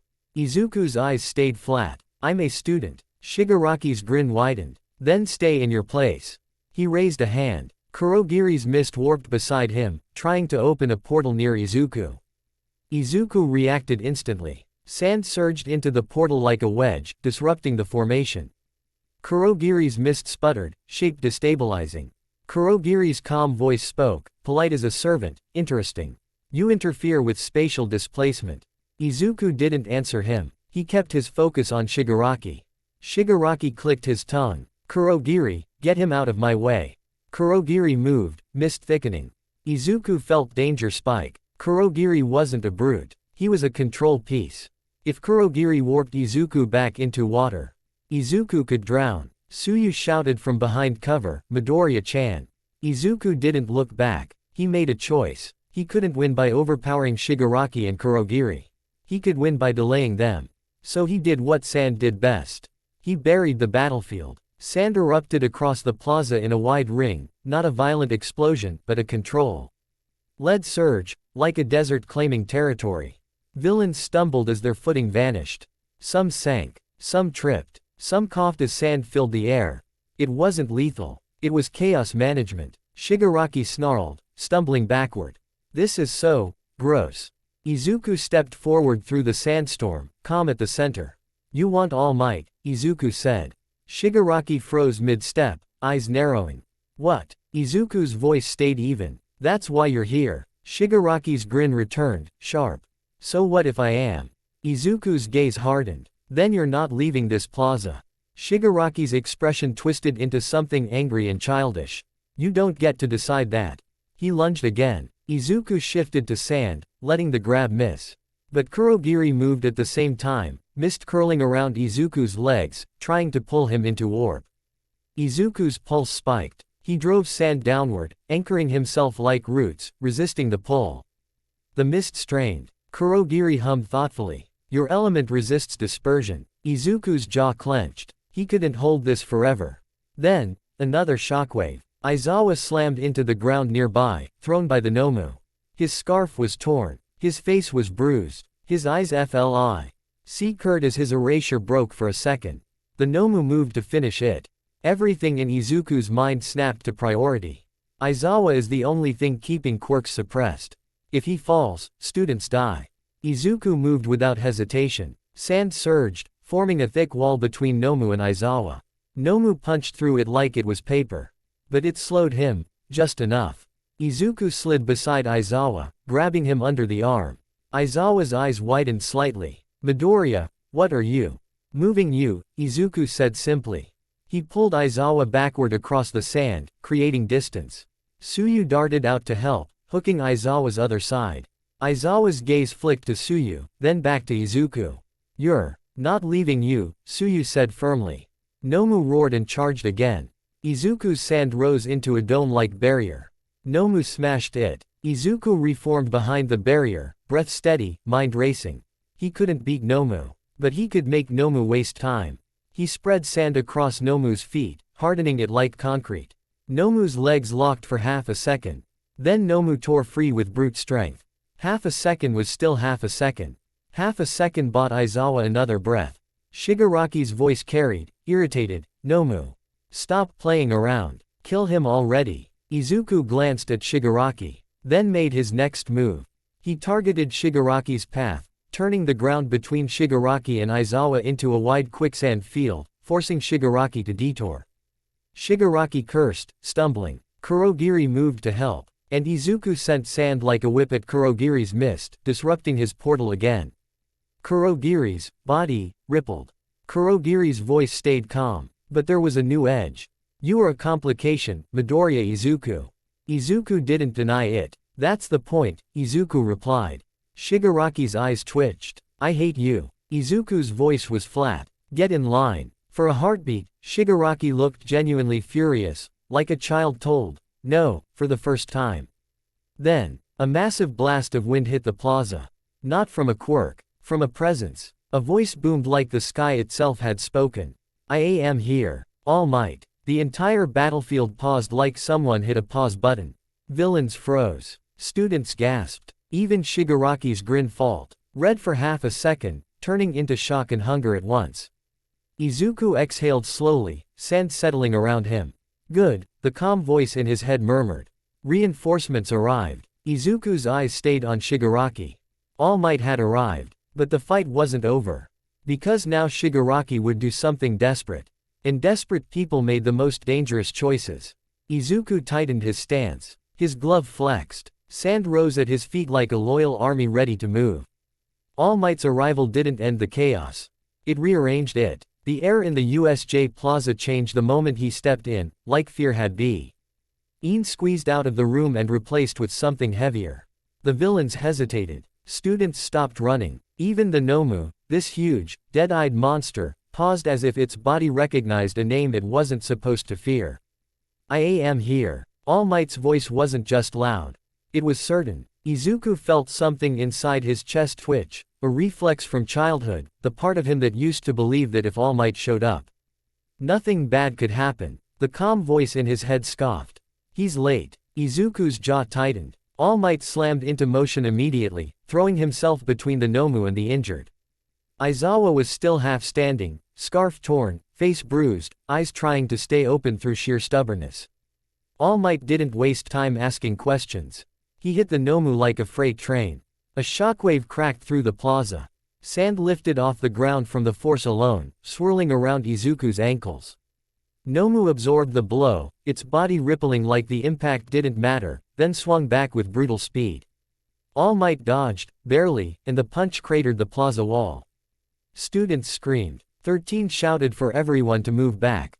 Aizawa barked through pain, "Get them out, now." Izuku's sand shifted, ready to build cover if the fight spilled toward the students.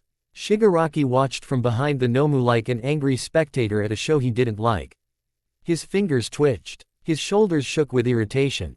"This is so annoying," Shigaraki muttered, voice sharp enough to carry. "Why is he here already?" Kurogiri's mist swirled beside him, calm as ever. "It seems your timing assumption was incorrect, Tamura Shigaraki." Shigaraki's head snapped toward him. "Shut up." Izuku didn't blink. Timing. So it really was planned. They didn't come to cause chaos. They came for All Might. And if All Might hadn't arrived in time, if Aizawa had fallen, if the class had been scattered long enough, people would have died. Izuku felt his sand tighten, like a fist closing. He wasn't grateful. He was aware. All Might are built to kill him. And the students were standing in the splash zone. All Might slammed the Nomu again, dragging it away from the entrance like he was physically pulling danger into a safer direction. The Nomu's body buckled, then snapped back like rubber. It was absorbing impact. Kirishima, watching from behind cover, whispered, "That thing, it's not going down." Todoroki's eyes narrowed. "It has shock absorption." Izuku's gaze stayed locked on the Nomu's movements. Shock absorption meant brute force wasn't enough. All Might realized the same thing. He shifted strategy. Less, one big hit, more, control the pace. He drove the Nomu backward, not letting it settle, not letting it get a clean swing. Then Shigaraki moved. Not toward All Might, toward the students. Izuku noticed instantly. He stepped forward, sand rising at his feet. Shigaraki's eyes flicked to him and narrowed. "You again." Izuku's voice was calm. "Stay where you are." Shigaraki's grin twitched. "Ugly. Make me." Quote. He raised his hand. Kurogiri's portal opened near the students like a mouth. Izuku reacted without thinking. Sand surged into the portal opening, filling it like stuffing a cannon. The mist rippled, destabilizing. Kurogiri's voice remained polite, but colder. "Your interference is persistent." Izuku didn't answer. He pushed harder. Sand condensed inside the portal opening, forcing the edges apart like a jammed door. Kurogiri's mist hissed and snapped shut. Shigaraki cursed. "Stop doing that." All Might's voice boomed mid-fight, strained with effort. "Young Midoriya. Get back." Izuku didn't look away from Shigaraki. He didn't step back. He made a second quicksand field under Shigaraki's feet.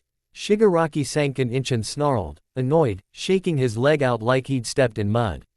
Then Shigaraki did something that made Izuku's blood run cold. He reached for the sand itself. Decay spread. Concrete crumbled, turning to dust. The dust mixed with Izuku's storm, feeding it, thickening it. But the edge of decay touched the sand and it didn't spread the way it did on solid concrete. Izuku had been right earlier. Sand wasn't a structure to break down. But decay still did something.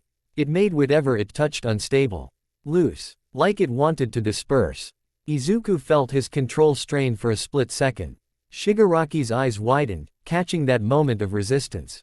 He smiled, sharp. "There. You are touchable." Izuku's pulse spiked. Not fear. Recognition. Shigaraki couldn't decay sand like concrete, but he could disrupt Izuku's shape if he got close enough. Especially in the humid air of the USJ.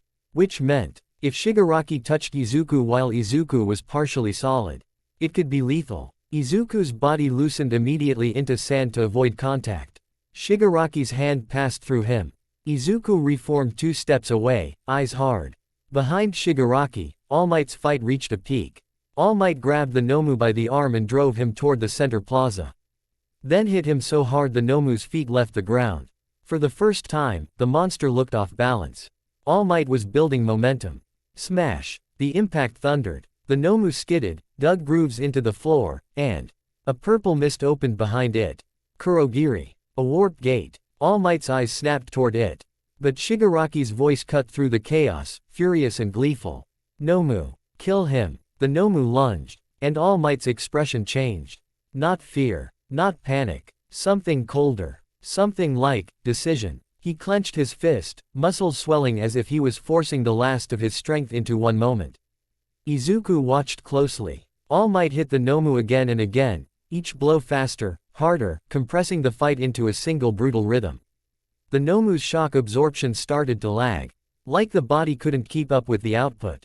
Then All Might drove the Nomu upward, into the warp gate. Kurogiri's mist distorted. Shigaraki's eyes widened. Wait, what? All Might roared, voice ripping through the USJ like a siren. Go back to where you came from. He punched. The Nomu's body shot through the portal like a cannonball. The warp gate snapped shut. And the Nomu vanished. For a heartbeat, the plaza froze in stunned silence. Shigaraki's face twisted, furious.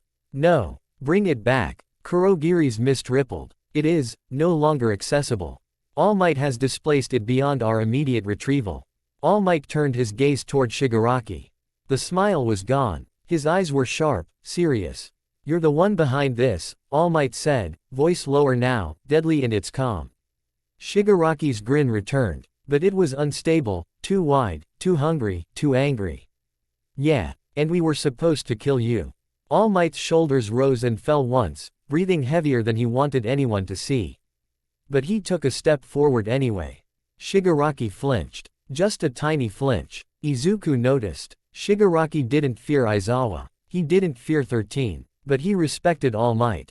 Not as a person. As a threat. Kurogiri moved instantly, mist curling around Shigaraki's shoulders. This engagement is no longer favorable, Kurogiri said calmly. We will withdraw. Shigaraki's face contorted. I hate this. I hate you. I hate. The mist swallowed him mid-rant. The villains began retreating, pulled into warp gates like trash being swept off a floor. All Might didn't chase blindly, he guarded the exit, the students, the injured. He chose safety. That choice saved lives. But it also let Shigaraki escape. Izuku watched the last warp gate close. His sand settled slowly around his feet like a storm losing its wind. Inside his head, the calm voice whispered. You delayed him. Good. Izuku didn't feel good. He felt empty. Because the USJ wasn't training. It was reality. And reality didn't care that they were children. The walk back. The evacuation was messy. Police arrived. Pro-heroes arrived. Sirens echoed through the campus like the world had finally caught up to what almost happened. Some students cried. Some stared blankly. Some tried to joke and couldn't make their mouths work. Izuku walked with the class in a tight group, his uniform still damp in patches, gloves still feeling heavier than normal. He kept his water bottle in his left hand and sipped often. Not because he was thirsty. Because he refused to let the flood zone weakness catch him again. Bakugo was quiet. That alone was unsettling. His eyes burned with anger, but he didn't shout. He didn't brag. He didn't pick a fight. He looked shaken, not by fear, by the fact that someone else had been the center of the battlefield. Todoroki walked with his gaze down, jaw clenched. Iida looked sick with guilt. Uraraka kept glancing at Izuku like she wanted to speak but didn't know how. And Tsuyu Asui, normally calm, normally unbothered, kept her eyes forward, face serious. When they reached the main building and finally got a moment to breathe, Tsuyu spoke. Her voice was quiet, but the hallway was silent enough that everyone heard. Midoriya-chan, she said. Izuku turned. Tsuyu's eyes met his, unblinking. You saved us in the flood zone, she said. You were reliable. Izuku nodded once. It was necessary. Tsuyu's mouth tightened slightly. Then she added, honest and blunt. But your fighting style is scary. Ribbit. The words landed harder than any insult Bakugo had ever thrown. Because Tsuyu wasn't mean. Tsuyu wasn't trying to hurt him. She was just telling the truth. A few students shifted uncomfortably. Kirishima scratched the back of his head. Asui, maybe don't say it like. No, Tsuyu said, still calm. It's important. Uraraka swallowed and looked at Izuku, worried. Izuku felt something inside him twist, something human, something Midoriya. He didn't want to be seen as scary. He wanted to be seen as safe. But then the calm voice in his head murmured, "Fear is safety." For every brow tightened. He looked at Suyu and answered honestly, keeping his tone controlled. "I understand," he said. "I'll work on it." Suyu studied him for a second longer. Then she nodded once, satisfied. Okay. It wasn't forgiveness. It wasn't friendship. It was a boundary. And Izuku respected it. The nurse's office. Recovery girl's office was crowded with bruises, minor injuries, and shock. Aizawa was there too, bandaged, sitting stiffly, face unreadable, eyes heavy with exhaustion and pain. All Might stood near the back, arms crossed. Posture rigid. He looked smaller. Still huge, still heroic. But there was tension in him now, like he'd forced his body past its limit. Izuku watched carefully. All Might met his gaze. For a moment, something passed between them, recognition, maybe. Then All Might turned away like he didn't want to be read. Recovery girl moved through the students, scolding and healing. Voice sharp but caring in the way only elderly women could manage. "You children are going to put me in an early grave," she muttered, tapping Minetta's head. "Stop crying, you're fine." Minetta sniffled anyway. When Recovery girl reached Izuku, she paused longer than usual. Her eyes narrowed slightly at his glove and the dryness around him. "You," she said. "You're the sand boy." Izuku didn't correct her. "Yes." Recovery girl poked his cheek lightly. "You look like you didn't get hit much." Izuku said nothing. Recovery girl's eyes sharpened. "That usually means one of two things. You're either lucky, or you're dangerous enough that people avoided you." The room went a little quieter. Izuku kept his voice calm. "I avoided being hit because my weakness is water." Recovery girl clicked her tongue. "Smart. But don't be too proud. One weakness is all the world needs." Izuku didn't argue. Recovery girl moved on. Aizawa spoke then, voice rough. "Everyone listens." The class turned to him immediately. Aizawa's gaze swept them like a knife.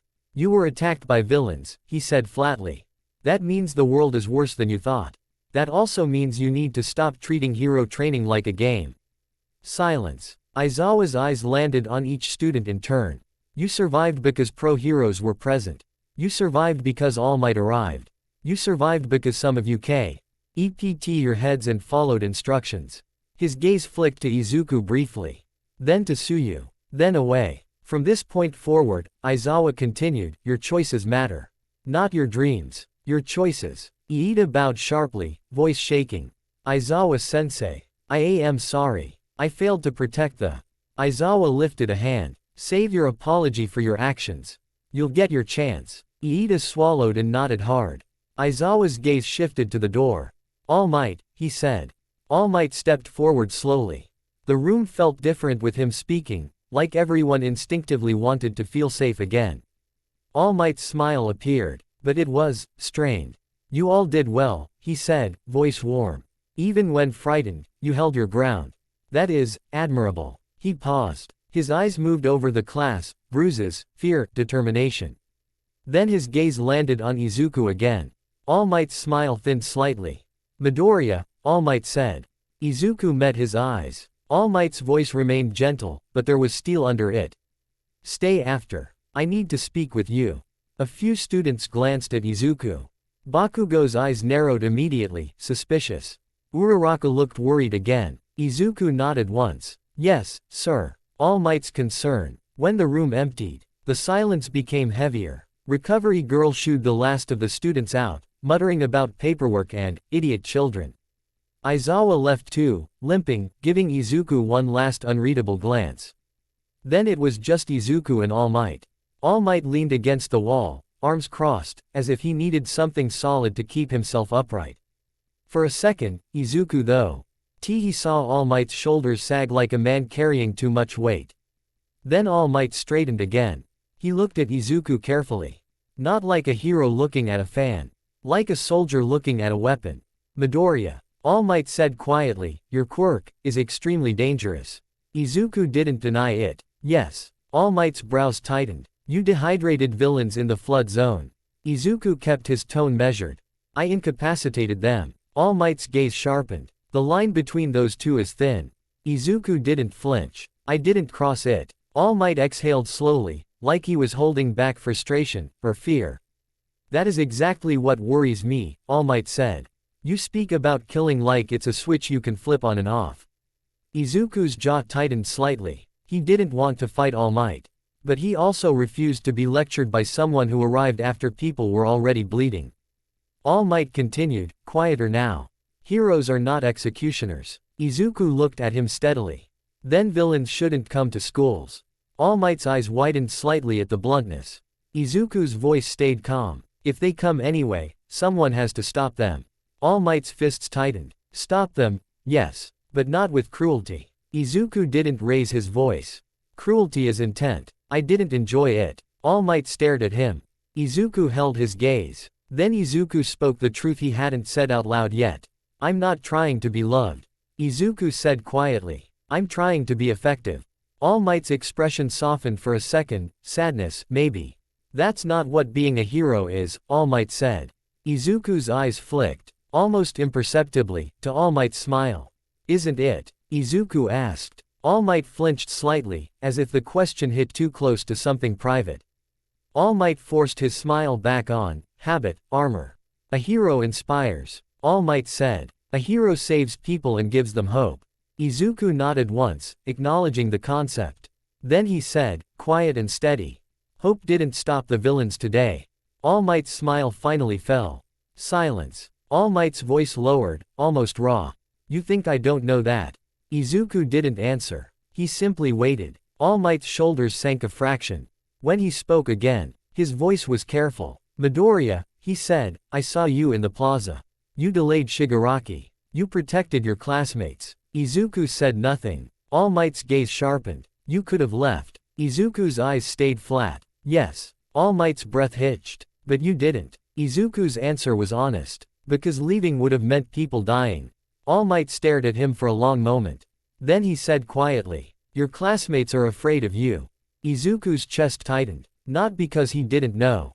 Because hearing it from All Might made it feel official. Izuku didn't look away. I heard Tsuyu. All Might nodded slowly. She wasn't wrong to be honest. Izuku's jaw flexed. All Might stepped closer, voice gentle but firm. I am asking you, All Might said, to be careful about how you win. Izuku's eyes narrowed slightly. So you want me weaker? All Might flinched. No, I want you better. Izuku stared at him. The calm voice in his head murmured. He wants you controlled by his idea of heroism. Izuku ignored it, mostly. All Might continued, softer now. You have power. Terrifying power, he said. But power without compassion becomes something else. Izuku's voice stayed calm. Order. All Might blinked. Izuku didn't realize he'd said it until the word was already in the air.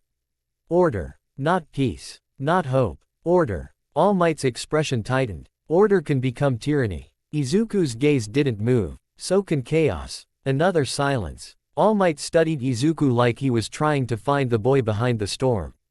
Then All Might asked the question Izuku had been waiting for since All Might said.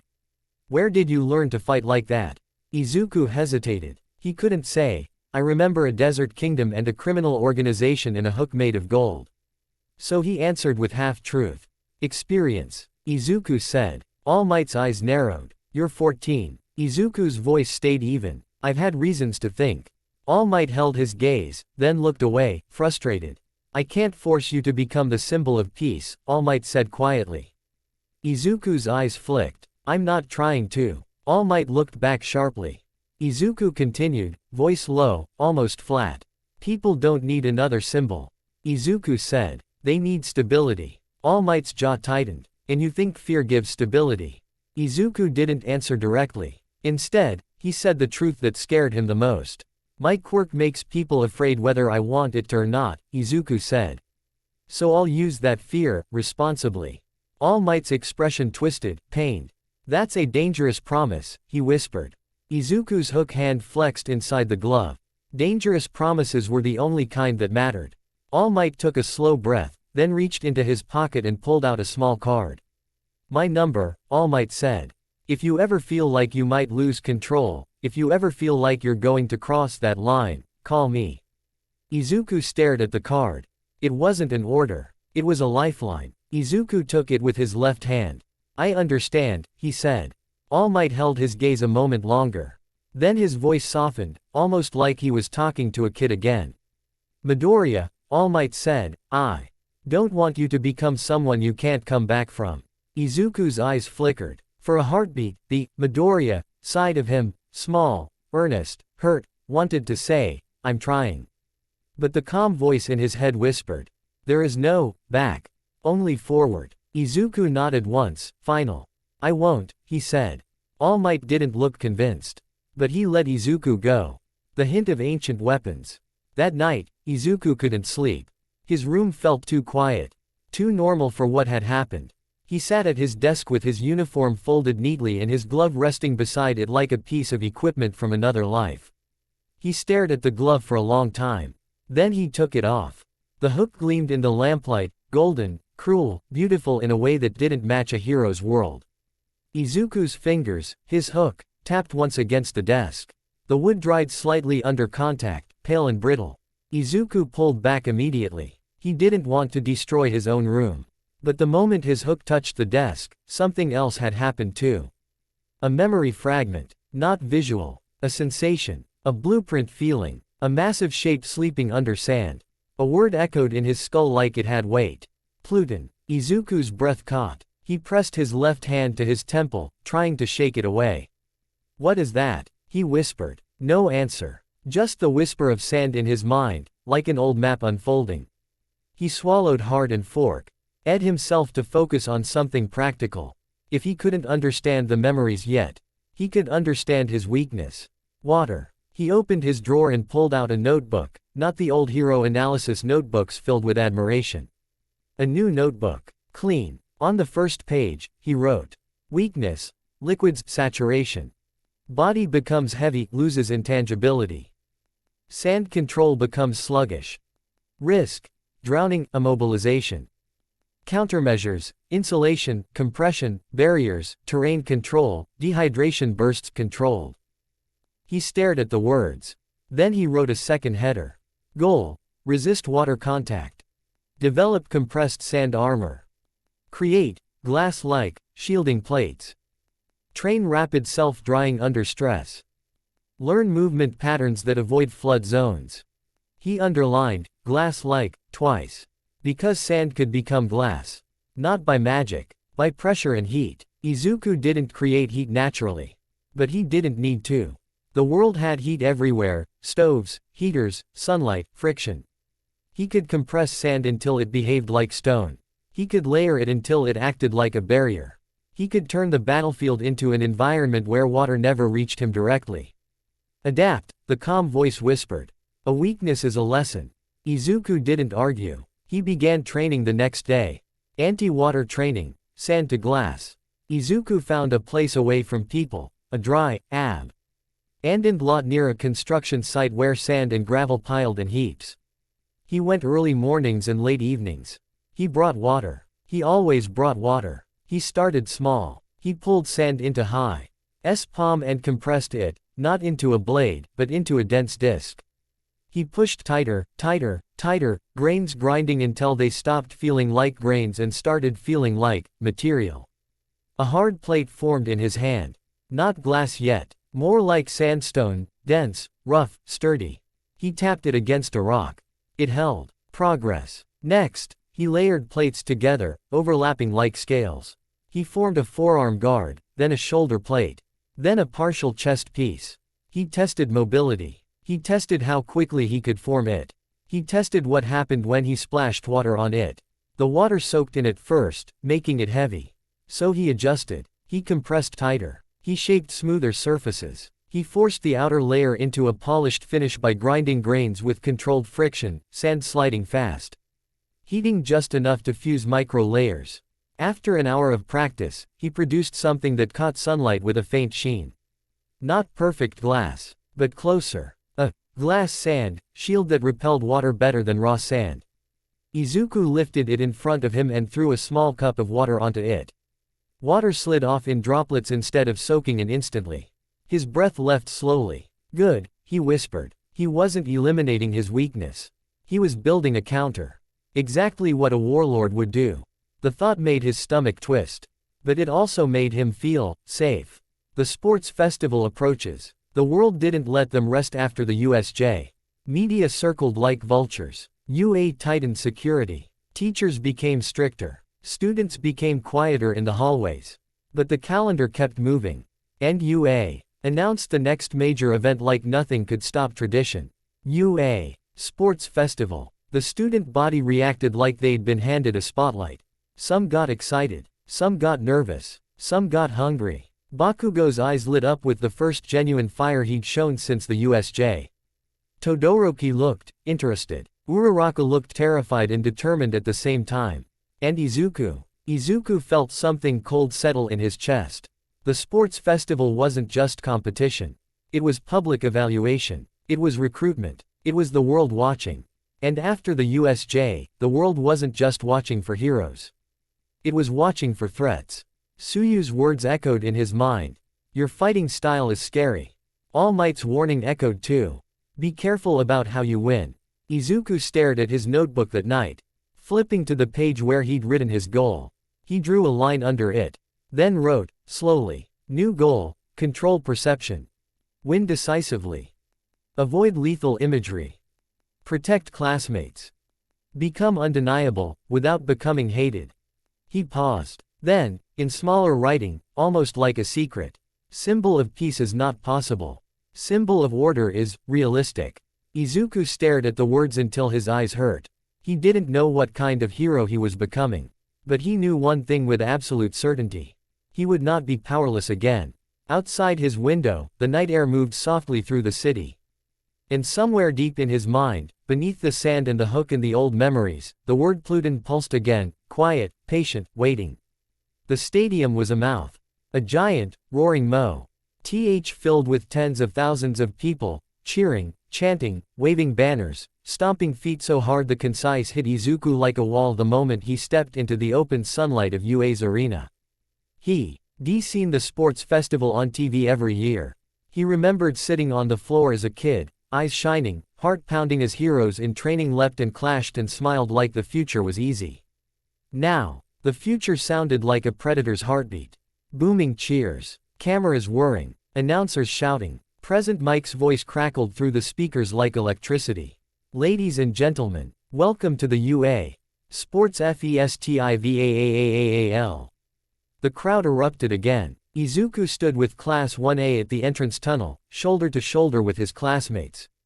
Bakugo looked like he was vibrating with aggression. Todoroki's expression was blank, but his eyes were focused. Uraraka clasped her hands together like she was praying. Suyu stood calm as always, but her gaze was sharp.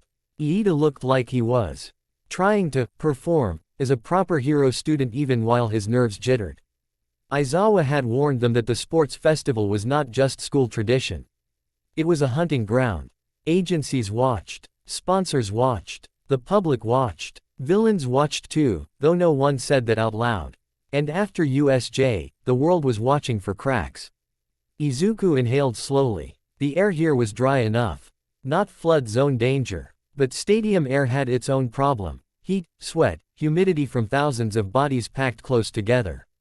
He'd prepared extra water in his bag. A small, glass sand plate tucked under his uniform jacket like a hidden shield. Reinforced glove. A calm face. Controlled perception. He repeated the words in his head like a mantra. Inside him, the calm voice murmured like a satisfied whisper. The world applauds power. Izuku didn't answer it. He just kept breathing. Midnight stepped into view on the field, glamorous and confident, whip at her side, voice smooth through the speakers. Now then, students, she purred. Let us begin with the traditional entrance. First years, enter. The gates opened. Class 1A stepped out into the stadium sunlight. And the crowd went insane. Izuku's senses sharpened immediately. He could feel eyes on him like heat on skin. Cameras tracked faces. Commentators called out names and quirks. That's Katsuki Bakugo. Explosion quirk. He's a favorite. Present Mike shouted. And there's Shoto Todoroki. Half cold, half hot. The son of Endeavor himself. The crowd screamed even louder at Todoroki's name. Izuku kept his expression neutral. Then he heard it. A ripple in the cheers, different. Uncertain. Present Mike's voice shifted, excited.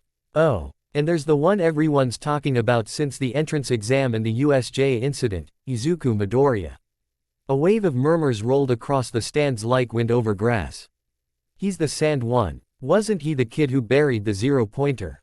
My cousin says he nearly killed someone at USJ. Is that true? The whispers weren't all admiration.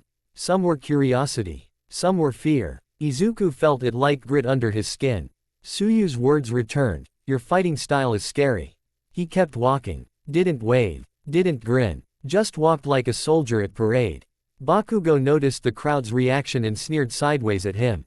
TCH. Look at you. Freak show. Izuku didn't look at him. Use it. Bakugo blinked. What? Izuku's voice stayed calm. If they're looking at me, they're not looking at you. Win anyway. Bakugo's face twisted. I don't need you. I know, Izuku said, and kept walking. Uraraka glanced at him, worried. Then looked away quickly like she didn't want the cameras catching her reaction. They took their places. The opening ceremony continued, president of UA giving a speech, pro-heroes in the stands. Media drones floating overhead. Then Midnight lifted her whip and smiled. Now, she said, let's get to what you came for. The stadium lights shifted. The big screens above the arena lit up. Event 1, Obstacle Race. A map of the course appeared, a winding path through the arena's large training zone. 3 major obstacle markers flashed on-screen. Present mic practically vibrated through the speakers. All right, you hungry little gremlins, here's the deal. You need to reach the finish line. Top 40 advance to the next round. 40. Out of more than 100. The first event wasn't about glory. It was about survival. Midnight's eyes gleamed. Any means necessary. Quirks allowed. No direct attacks on other students intended to cause injury. Bakugo cracked his neck. Hey. Todoroki didn't react. Izuku stared at the course. 3 obstacles. He could already guess them. UA didn't design tests to be fair. They designed them to be revealing. A timer appeared. Students lined up at the start gate, first years, second years, third years, support course participants, general course participants. Everyone wanted the spotlight. Everyone wanted to be seen. And Izuku. Izuku wanted to be unavoidable. The countdown began. 10, 9, 8. Uraraka whispered, Midoriya, good luck. Izuku nodded once. Don't let yourself get buried. Uraraka blinked. 7, 6. Bakugo leaned forward like a bullet in a gun. 5. Todoroki's breath came out steady. 4. Izuku loosened his shoulders, calm. 3. The calm voice in his head whispered. Walk. Izuku ignored it. 2, 1, go. The starting gate end and the students exploded forward like a flood. Bakugo shot out first, explosions propelling him like a rocket. Todoroki surged forward, ice forming a slick path. Ida's engines roared. Izuku did not sprint. He stepped forward and lifted his right hand slightly. Sand rose from the arena's edge, from cracks in the ground, from the course itself, fine grains drawn from hidden sand pits that UA definitely included for construction and repairs. It poured under his feet and he glided, not flying, not hovering. A moving stream of sand carried him forward like a conveyor belt, silent and smooth. His feet barely touched the ground. The crowd's noise shifted. That uncertain murmur returned. Present Mike yelled, delighted. Yo, Midoriya isn't even running. He's riding his quirk like a surfboard. Izuku kept his posture stable. Hands relaxed. The sand did the work. He used minimal motion, minimal drama. Controlled perception. Make it look clean. He passed students who were sprinting hard, their faces red with effort. Some tried to keep pace, but his glide was steady and fast. A student tried to shoulder check him. Izuku didn't react with violence. He simply tilted his sand stream slightly, letting the student's momentum carry them past. The student stumbled forward, confused. Izuku didn't look back. The first obstacle came into view. A loud metallic rumble. Huge shadows. The crowd red as giant robots stomped into the course, big, ugly machines with thick armor plating, designed less like targets, and more like walls. A familiar dread ran through some examinees. Zero-pointer silhouettes. Present Mike screamed into the mic. First obstacle. Robot RAMPAAAAAGE. You can't destroy your way through all of them, so figure it out. Students panicked immediately. Some tried to fight. Some tried to dodge. Some got pinned between moving legs and had to scramble out. Bakugo didn't hesitate. He blasted upward, weaving between robots like an angry comet. Todoroki laid a frozen ramp and D slid along it with ruthless efficiency. Izuku approached the robot cluster and assessed. Robots were big, heavy. They moved with predictable paths. They didn't think. That meant you didn't need to beat them. You needed to use them. Izuku raised his right hand. Sand surged forward, not into blades. Into ramps. He formed a sloping path up the side of a robot's leg, just thick enough to hold weight. Then another ramp from that robot's back to the next robot's shoulder. A path. A moving staircase over a stampede. He glided up his sand ramp, feet touching briefly for balance, then onto Felder plating. The machine didn't even register him as a threat. Students below stared up in shock. One guy just climbed the robot. How is he? Izuku didn't slow. He kept moving, jumping robot to robot using sand platforms like stepping stones. A robot swung its arm across its body, accidentally trying to swipe him off like a fly. Izuku loosened his body into sand for half a second, letting the arm pass through his form like it was swiping fog. Then he reformed, still balanced, still moving. The crowd gasped. Present Mike shrieked. That's some Logia tier nonsense. Did he just turn into sand? Am I? D-Knight's eyes narrowed slightly in the observation area, but she said nothing. Izuku reached the far side of the robot zone and slid down a sand ramp, landing smoothly. He didn't look over his shoulder. He didn't care who was behind him. The second obstacle arrived fast. A wide chasm split the course, deep, uneven, with broken structures jutting out. Falling wouldn't kill you, but it would waste time. And time was the real enemy. Students stopped, stared, then started leaping. Some flew. Some jumped with enhanced legs. Some built bridges. Izuku approached the edge and looked down. The bottom wasn't water. Good. But it was still a trap. He could make a bridge easily. But bridges were predictable. Predictable meant people would swarm it. Swarm meant chaos. Chaos meant someone shoving, tripping, falling. And if Izuku's sand had to catch people, the public would see, scary, again. He chose a clean solution. He raised his right hand and sand formed into a long, narrow ribbon extending over the chasm like a tightrope. But not a rope. A moving strip, like a belt. He stepped onto it. The sand tightened under his feet, solid like compressed stone. Then he glided across. Smooth, fast, controlled. Students at the edge stared. One tried to jump onto his sand path behind him. Izuku didn't allow it. Not with aggression. He simply narrowed the sand ribbon. The student couldn't fit. They stumbled back, frustrated. Izuku crossed the chasm alone. Not because he wanted to be selfish. Because he wanted to avoid creating a stampede. Behind him, Iida used engines to rocket jump. Todoroki froze a wide bridge. Bakugo blasted across. Izuku landed on the far side and continued gliding without pause. Then the third obstacle appeared. And the crowd cheered like they were watching a prank show. A huge field littered with metal plates, each one marked. Hidden beneath them were mines that triggered blasts of smoke and force. Not lethal, but strong enough to flip you or throw you off course. The minefield. Present Mike screamed happily. Third obstacle. MIIIINEFIELD mayhem. Step wrong and you're gonna fly. Students hesitated. Then they charged anyway. Boom, smoke. Boom, screams. Boom, someone flipping end over end. Landing in a heap. Izuku approached the minefield slowly. Not from fear. From calculation. Mines were pressure triggers. Sand could redistribute pressure. Sand could also bury anything. He could just turn the whole minefield into a desert and swallow it. But if he buried it with mines still active, the ground might erupt unpredictably under other runners. Too risky. So he chose the second option. He made the minefield harmless. Izuku spread his sand thin across the first few meters of the field, like a blanket. He stepped forward onto the sand layer. The pressure of his foot distributed across a wider area. Not concentrated on any single mine plate. No explosion. He continued. Sand flowed ahead of him, covering the minefield like a tide. Mines were designed to trigger when stepped on. But Izuku wasn't stepping on them. His sand was. And sand wasn't a body. It didn't panic. It didn't stumble. It simply pressed. A mine detonated under the sand. The blast puffed into the sand layer and died immediately. Swallowed by dense grains. The crowd gasped. Another mine exploded. Same result. Small smoke puffs. No launches. No screams. Just muffled bursts like fireworks buried under dirt. Izuku kept moving, calm. Then he did something that made the stadium go quiet. He reached deeper. He commanded the minefield's soil itself. The ground beneath the mine plates softened.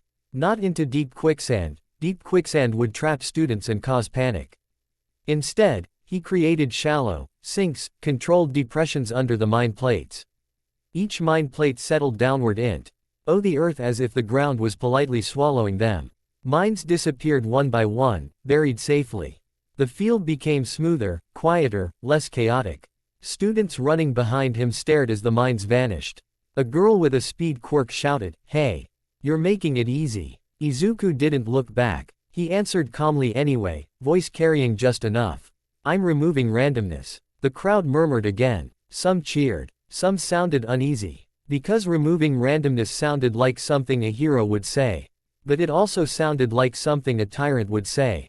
Izuku crossed the minefield with smooth, controlled gliding. Bakugo was ahead, blasting through like a meteor. Todoroki was close, using ice to trigger mines safely. But Izuku was not falling behind. He wasn't wasting energy. His sand path remained steady. He reached the final stretch. The finish gate. Students sprinted desperately. Izuku glided. And at the last second, he shifted his sand stream forward like a surge, accelerating. He crossed the line. A screen flashed. Midoriya Izuku. Finish. The crowd erupted. Present Mike yelled, "We've got our first finisher. Midoriya's in the top." And he made the minefield look like a child's sandpit. Izuku stepped off the sand stream and stood still, breathing steady, water bottle already in hand.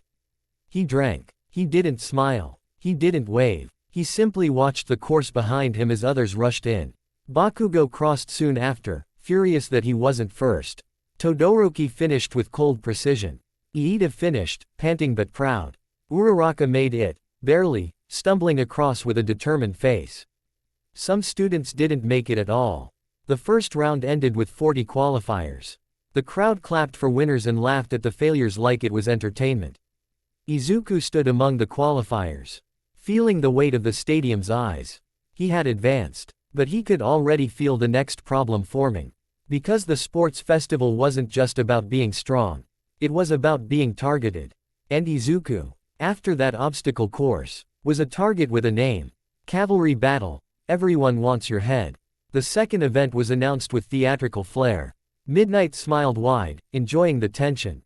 Event 2, she purred, is the Cavalry Battle. A giant graphic appeared on the screen. Teams of 2 to 4. One rider. Others act as horses. Each team gets a headband worth points. Steel headbands. Top teams advance. Present Mike's voice blasted. And here's the best part. Your points from the obstacle race turn into your headband value. The crowd roared again. Izuku's eyes narrowed. Point conversion meant the top finishers became high-value targets. He glanced at the board as numbers flashed. Bakugo's point value, high. Todoroki's point value, high. Iida's, decent. Others, lower. Then Izuku's flashed. Because he had finished first. His headband value was massive. The crowd gasped. Present Mike cackled. Oh baby. Midoriya's headband is worth a fortune. That kid's gonna have a target painted on his forehead. Izuku felt eyes on him multiply. Students around him turned instantly, some with hunger, some with fear, some with calculation. A boy from another class whispered loudly. If we take Midoriya's headband, we're basically guaranteed to advance. A girl with sharp nails muttered, we should team up. Izuku didn't react outwardly. Inside, he already knew. No one will want to team with me. Not because I'm weak. Because being near me makes you a target. He moved to a quiet corner near the staging area, scanning the crowd like a common field before troops were assigned. Uraraka approached first, nervous. Midoriya, do you have a team? Izuku looked at her. She was loyal, kind, and she had already been targeted enough just for being in 1A. I don't want you dragged into this, Izuku said. Uraraka's face fell slightly. But, Izuku's voice softened just a fraction. I'll see you in the next round. Uraraka swallowed hard, then nodded, forcing a brave smile. Okay. Just don't lose. Izuku nodded once. I don't intend to. Iida marched over next like he was fulfilling a duty. Midoriya, we should form an alliance. Together we. Izuku's gaze flicked to Iida's rigid posture and honorable eyes. Iida would try to fight fair. Fair got you robbed. Iida, Izuku said calmly, your best chance is to not be near me. Iida blinked rapidly. What? That is illogical. It's practical. Izuku said, if you team with me, you'll spend the whole match defending instead of scoring. Iida hesitated, then clenched his fists, frustrated. But, Izuku cut him off gently. Win. That's the point. Iida looked like he wanted to argue, then he swallowed and bowed sharply. Understood, he said, and marched away. Bakugo didn't ask. He didn't need to. Heal Rhea. Dai had people lining up to join his team, students hungry to ride his explosions. Todoroki didn't ask either. He stood alone until people approached him like moths to a flame. Izuku watched all of it. Then, someone bounced into his space like a missile. A girl with pink goggles, messy hair, and manic energy. Mei Hatsume. She grabbed his arm like they were old friends. You. Izuku blinked. Hatsume. Hatsume grinned like she'd found a new toy. Sand Boy. Hook Boy. Desert King. I watched your entrance exam footage like 50 times. Izuku stared. Why? Hatsume's eyes glittered. Because your quirk is amazing for testing my babies. Izuku paused. Your babies. Hatsume slapped a huge metal case beside him proudly. My support gear prototypes. I need someone who can handle pressure, heat, abrasive material, and high-speed movement.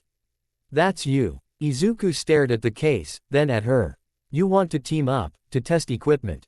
Hatsume nodded so hard her goggles bounced. Yup. Also, I can buoy. LDU a gold alloy gauntlet that won't tear when you turn into sand. Imagine it. A perfect hook brace. Izuku's eyes narrowed slightly. A support course student teaming up with him wasn't fearless. It was self-interested. That made her honest. Honesty was reliable. Before Izuku could reply, a shadow fell over them. Tokiyami Fumikage stepped closer, bird-headed, composed, his dark shadow flickering like a living cloak. His voice was calm, serious. Midoriya, Tokiyami said, your headband value is too high. You will be swarmed. Izuku nodded once. Yes. Tokiyami's dark eyes focused. I prefer to fight strong opponents. And I dislike chaos. Hatsume chimed in, I dislike boring results. Chaos makes good data. Tokiyami ignored her. Izuku looked at Tokiyami. You want to team. Tokiyami nodded once. Your sand can form defense. Dark shadow can repel attackers.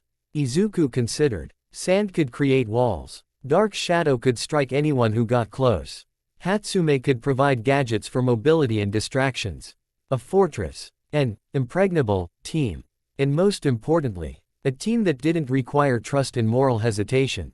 Tokiyami would act decisively. Hatsume would act enthusiastically. Izuku would act strategically. He nodded once. Fine, Izuku said. We team. Hatsume squealed like she'd won a prize. Yes, babies, you're going to see battlefield testing today. Tokiyami's dark shadow muttered. I do not like this human. Izuku's mouth twitched slightly. Hatsume, Izuku said, I'm rider. Hatsume pointed at her case. I'm support horse. I brought suction boots and shock absorbers. Tokiyami nodded. I will be the front. Dark shadow will be shield. Izuku glanced at their team structure. 3 members. Allowed. He exhaled slowly. This was workable. The match rules were announced. Teams formed and gathered. Headbands were handed out, cloth strips with point values displayed digitally. Izuku's headband value made the crowd roar again. Hatsume grabbed it immediately, vibrating with excitement. Oh my god, this is perfect. Everyone will come to US. Tokiyami's dark shadow growled. Let them. Izuku placed the headband on his forehead carefully. It felt heavy, not in weight, in attention. He climbed onto Tokiyami's shoulders, steady and balanced, while Hatsume latched onto the side with her suction boots, gripping Tokiyami like a mount. Tokiyami's stance was stable. Hatsume's gear hummed quietly. Izuku's sand swirled low around them like a defensive moat. Across the field, Bakugo's team stared at Izuku like wolves spotting a bigger wolf. Todoroki's team looked calm, calculating. Other teams pointed, whispered, planned. Then Midnight cracked her whip. Begin. The fortress of sand and shadow. The cavalry battle started like a feeding frenzy. Teams charged immediately, some targeting weak headbands to build points, others aiming straight for the biggest prize. Izuku didn't move. He let the battlefield come to him. Hatsume squealed happily. Look at them. They're coming. So many data points. Tokiyami's voice stayed calm. Brace. The first wave hit, 3 teams at once, rushing Izuku like dogs rushing meat. A boy with extendable arms lunged for Izuku's headband. Izuku didn't flinch. Sand rose in a smooth arc, forming a curved wall between the hands and Izuku's forehead. The arms slapped into sand and got stuck for half a second. Tokiyami's dark Dao surged forward and smacked the attacker away with a heavy, controlled blow, more shove than strike. The boy tumbled back, not injured, but stunned. A girl with wind blades sliced toward them. Izuku raised a glass sand plate from beneath his uniform, a small, polished shield he'd trained for. The wind blades struck and skittered off the surface instead of shredding raw sand. Hatsume shrieked, delighted. It worked. The coating worked. Yes. Tokiyami's dark shadow expanded, blocking the next attack. Izuku's sand moved like threadwork now, thin strands wrapping around ankles, tripping attackers just enough to ruin their approach. Not trapping them cruelly. Not suffocating them. Just controlling space. Control perception. Make it look like defense, not execution. Present Mike shouted excitedly. Midoriya's team isn't even chasing. They're just sitting there like a castle. Midnight's eyes gleamed. A fortress strategy. Tokiyami moved one step forward, slow, deliberate, like a tank. Izuku stayed balanced on his shoulders, eyes scanning the field. Other teams were fighting each other too, headbands being snatched, alliances forming and breaking instantly. Izuku didn't chase low-value bands. He didn't need them yet. His goal was simple: survive the swarm, then steal at the end. Like a warlord, the calm voice in his head whispered, "Let them exhaust themselves." Izuku ignored the voice, but he did exactly that. Teams rushed, failed, retreated. Some tried to come from above, jumping, flying. Izuku responded by creating a localized sand updraft that knocked them off balance midair, forcing awkward landings. Tokiyami's dark shadow slapped them away like a bouncer. Hatsume launched small gadgets from her case, harmless but disruptive: smoke poppers, sticky pads, tiny drones that lashed bright lights into attackers' faces. Baby number 34, Hatsume yelled as a drone zipped out. It's a look over here model. Tokiyami grunted. Your naming conventions are horrifying. Hatsume gasped. They're beautiful. Izuku almost smiled. Almost. Then his gaze snapped to a bigger movement on the field. Bakugo's team wears like a blade. Explosions launched them forward. His horses moved fast and aggressive. He wasn't defending, he was hunting. And his eyes were locked on Izuku. Todoroki's team was quieter, using ice to block routes, forcing opponents into funnels. 2 predators circling the same prey. Izuku's prey being his own headband. Bakugo roared across the field, voice echoing.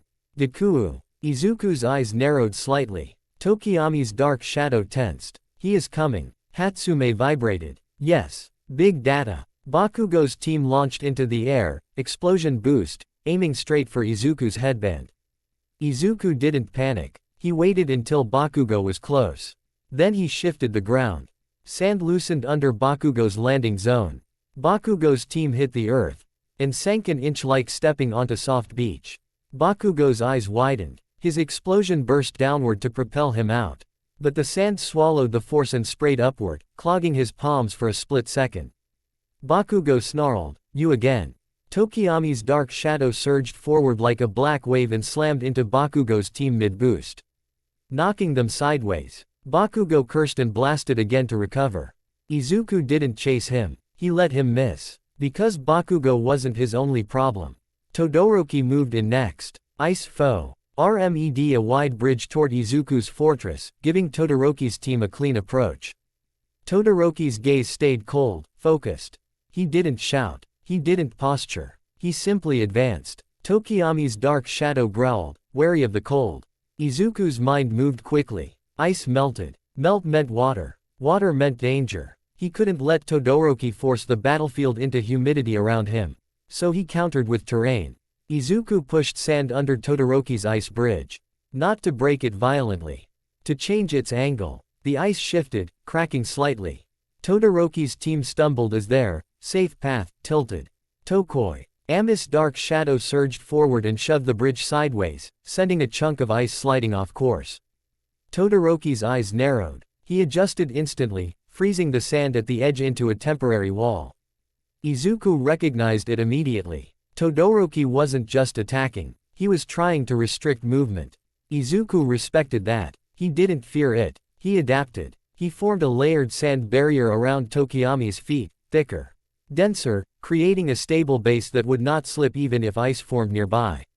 Then he pulled out another glass sand plate and snapped it into place like a visor shield against moisture spray. Hatsume screamed. Yes, use my snap locks. They're perfect. Tokiyami muttered, you added snap locks to sand. Hatsume beamed. I add snap locks to everything. The crowd laughed. Present Mike yelled. This is the nerdiest war zone I've ever seen. Izuku's fortress held. Time ticked down. Teams fought harder as the end approached. Because everyone understood one truth. The last 30 seconds mattered most. Steals at the end were harder to recover from. Izuku's eyes scanned the scoreboard. They were still qualifying. But barely. Because while they defended perfectly, they hadn't stolen much. A fortress that never expands eventually gets surrounded. Izuku clicked his tongue once. Tokiyami, Izuku said calmly. Advance. Tokiyami blinked. Now. Yes, Izuku said. We steal late. Tokiyami nodded once, no hesitation. He stepped forward. The fortress moved. Sand rose around their feet like rolling dunes. Dark shadow expanded as a canopy, swatting away attackers who got too close. Hatsume launched drones in every direction, screaming, "Baby swarm.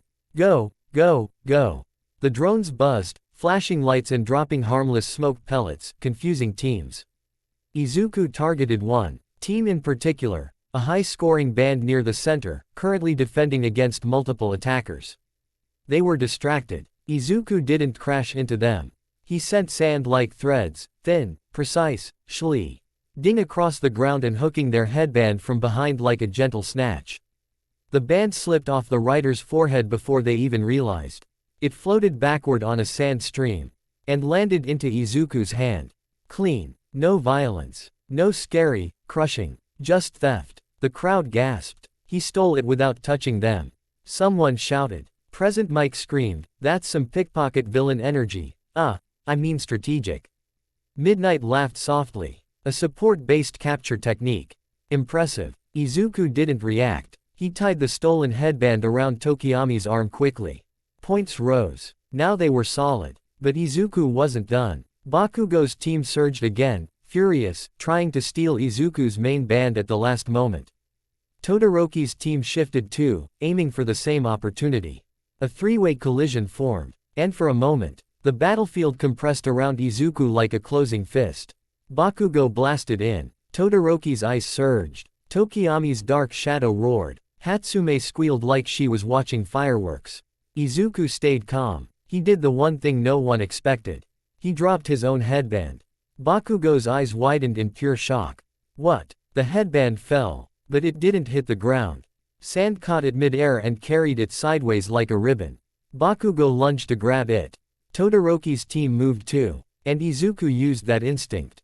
He redirected the sand ribbon sharply, snapping T. He headband back toward his own forehead, like a yo-yo. Bakugo's fingers closed on nothing. Todoroki's ice hit empty air.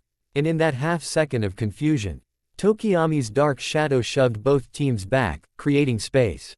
Izuku's headband snapped back into place on his forehead, secured. Bakugo screamed in rage. Todoroki's eyes narrowed, annoyed. The crowd exploded. Present Mike practically lost his mind.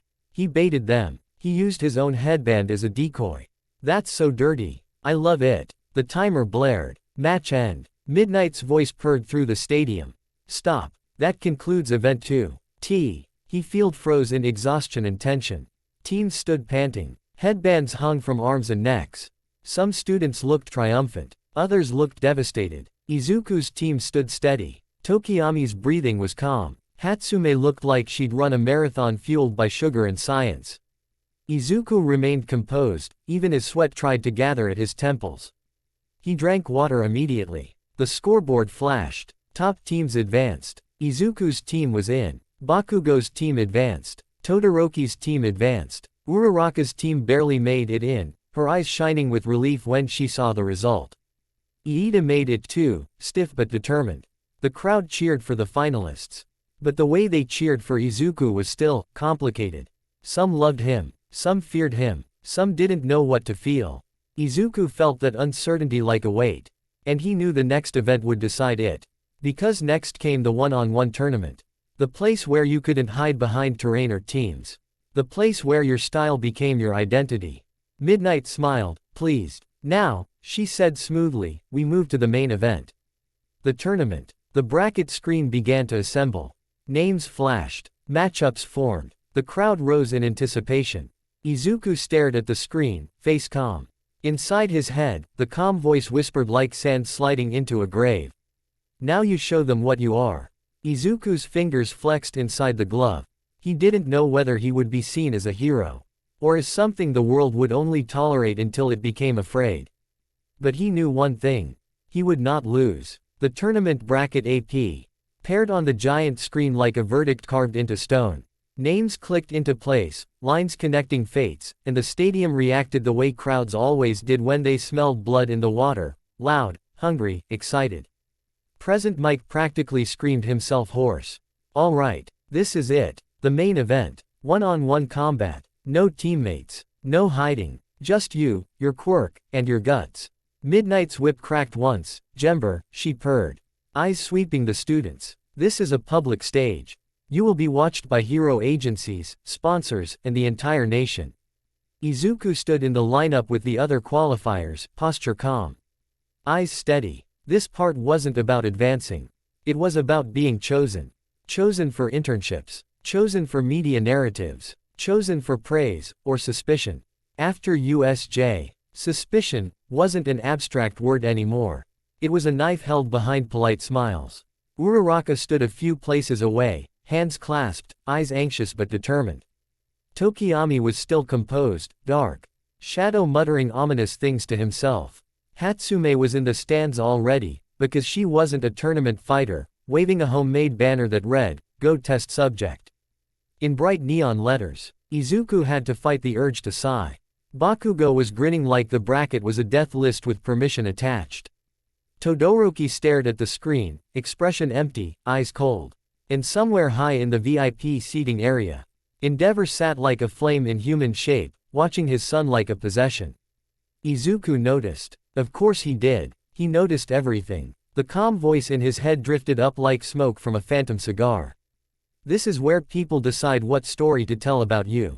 Izuku's jaw tightened. Control perception. He repeated it silently. Win. Win clean. Win decisively. Don't become the thing they're already afraid you are. Midnight announced the first matchups. Students were called, the crowd roared, and the tournament began. Round 1. No warm-up. Izuku's first match came faster than he expected. Izuku Midoriya vs. Mashirao Ojiro. Ojiro, tail boy, stepped into the arena with a respectful bow. He looked nervous, but not cowardly. His stance was disciplined, martial arts training, balanced weight, steady eyes. Izuku respected that instantly. Ojiro wasn't the type to gamble on flashy power. He was the type who tried to win the right way.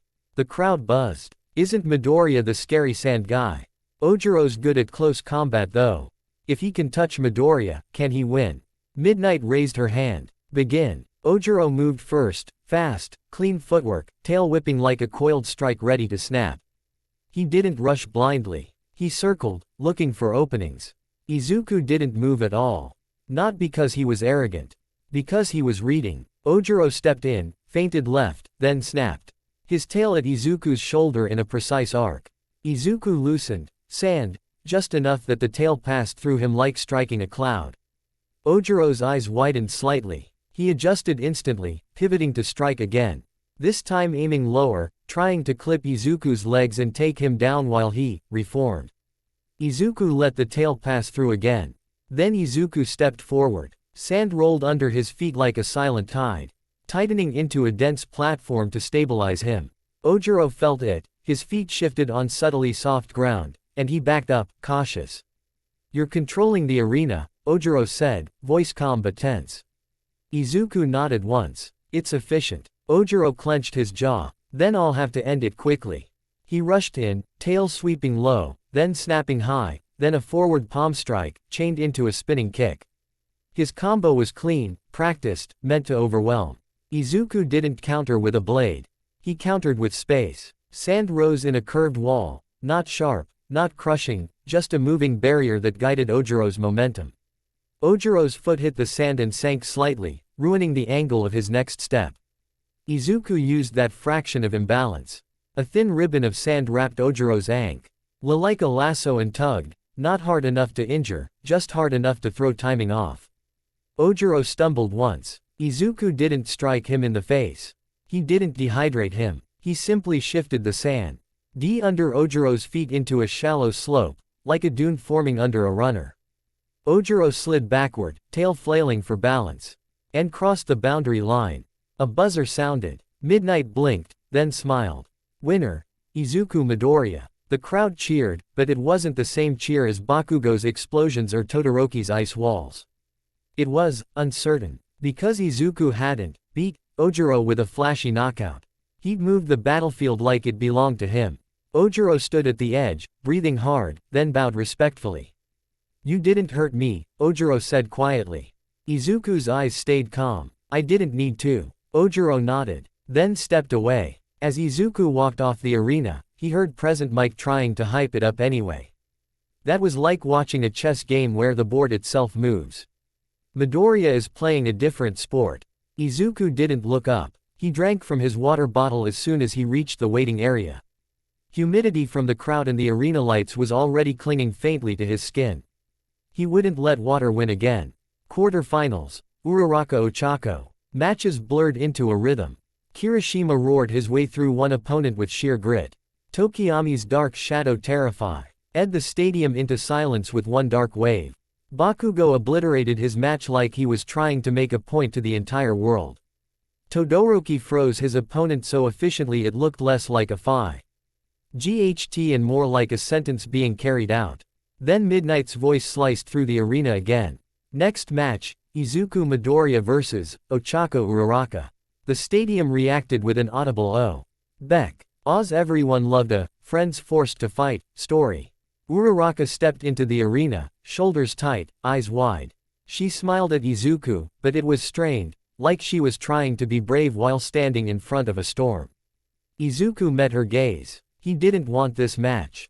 Not emotionally. Strategically, it was a clean win. His quirk was an environmental counter to hers. But that didn't matter. What mattered was that Uraraka was kind.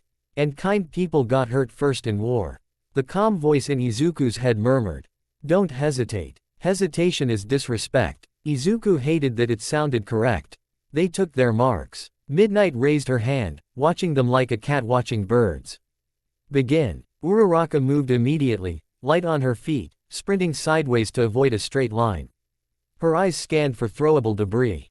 Izuku didn't rush. He waited. Because Uraraka's quirk wasn't dangerous if you panicked. It was dangerous if she got options. Uraraka slapped her palms onto the ground. Zero gravity. Chunks of broken concrete and loose rubble from previous matches lifted into the air like a swarm of floating stones. The crowd cheered. Present Mike yelled, delighted. Uraraka's going full meteor shower. She's got ammo. Uraraka's cheeks puffed as she breathed hard. Controlling multiple floating objects took effort. She flicked her wrist and sent the rocks forward in a wave. Izuku raised his right hand. Sand streamed outward, not as a wall, but as a spiral, a controlled cyclone. It caught the flying rocks and didn't block them. It ate them. The sand wrapped each stone, grinding edges down like a millstone. The rocks didn't explode, they crumbled, their structure reduced to grit and dust that joined Izuku's storm. Uraraka froze for a split second, stunned. Her ammo vanished, not thrown away, converted. Izuku's sand grew thicker from the added material. Uraraka's eyes widened. You just. Izuku's voice stayed calm. You gave me more sand. Uraraka swallowed, then forced herself to move again. Sprinting to a different angle. She touched a metal pipe fragment and lifted it too, sending it spinning like a spear. It reached Izuku, and slowed as the sand cyclone wrapped it. Metal didn't grind as easily as stone, but it lost momentum, dropping harmlessly to the ground. Uraraka's breathing sharpened. She realized what the crowd realized. She couldn't out-projectile him. So she switched plans. She charged. Izuku's eyes narrowed slightly. Close range meant she could remove his weight, and if she could remove his weight while he was sand, it could scatter him. Not kill him, probably, but scatter him enough to lose control. Uraraka lunged, reaching for his sleeve. Izuku didn't turn into sand fully. Not yet. He stepped back and made the ground beneath Uraraka's lightly soft, just enough to slow her sprint. A shallow sand sink, not deep enough to trap. Uraraka's foot sank. She stumbled, but she recovered quickly, because she was learning. She slapped her palm onto Izuku's sand layer instead. Zero gravity. Izuku felt it instantly, an odd lightness in his sand construct, like the grains wanted to float. His control tightened instinctively, pulling the sand back into himself like a tether. Uraraka tried to use that moment to rush in again. Izuku moved first. A thin, dense, glass sand plate snapped up between them, smooth surface, resistant to her touch. Uraraka halted, hands hovering. Afraid to touch it in the wrong place and get caught. Izuku used the pause. He didn't strike. He didn't dehydrate. He simply extended sand behind Uraraka like a rising slope. Then the ground beneath her feet became a gentle conveyor, sand rolling under her soles, moving her backward, steadily, inevitably, like being carried by a slow tide. Uraraka's eyes widened. Hey! She tried to run forward.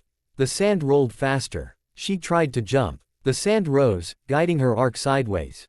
It wasn't violent. It was inescapable. The crowd went strangely quiet. Because it looked like Uraraka was fighting an invisible current. Then Uraraka's heel hit the boundary line. The buzzer sounded. Midnight raised her arm. Winner. Izuku Midoriya. Uraraka froze on the line, cheeks flushed, breathing hard. Staring at Izuku like she couldn't decide whether she was relieved or embarrassed. Izuku stepped forward, slow, careful, and bowed slightly.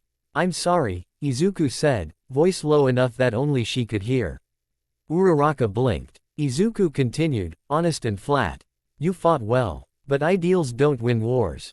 Uraraka's expression tightened, hurt flickering, but then she forced herself to smile anyway, stubborn. This isn't a war, she whispered back. Izuku's eyes didn't change. Not yet. Uraraka swallowed, then nodded once, like she didn't like the answer but refused to break. Go win, she said. Izuku nodded once. Rest your hands. They're shaking. Uraraka looked down, surprised to realize he was right. She flexed her fingers, then looked up again, softer. Thanks. Izuku stepped away. The crowd finally exploded into noise again, half cheering, half murmuring. Present Mike tried to spin it into a wholesome narrative.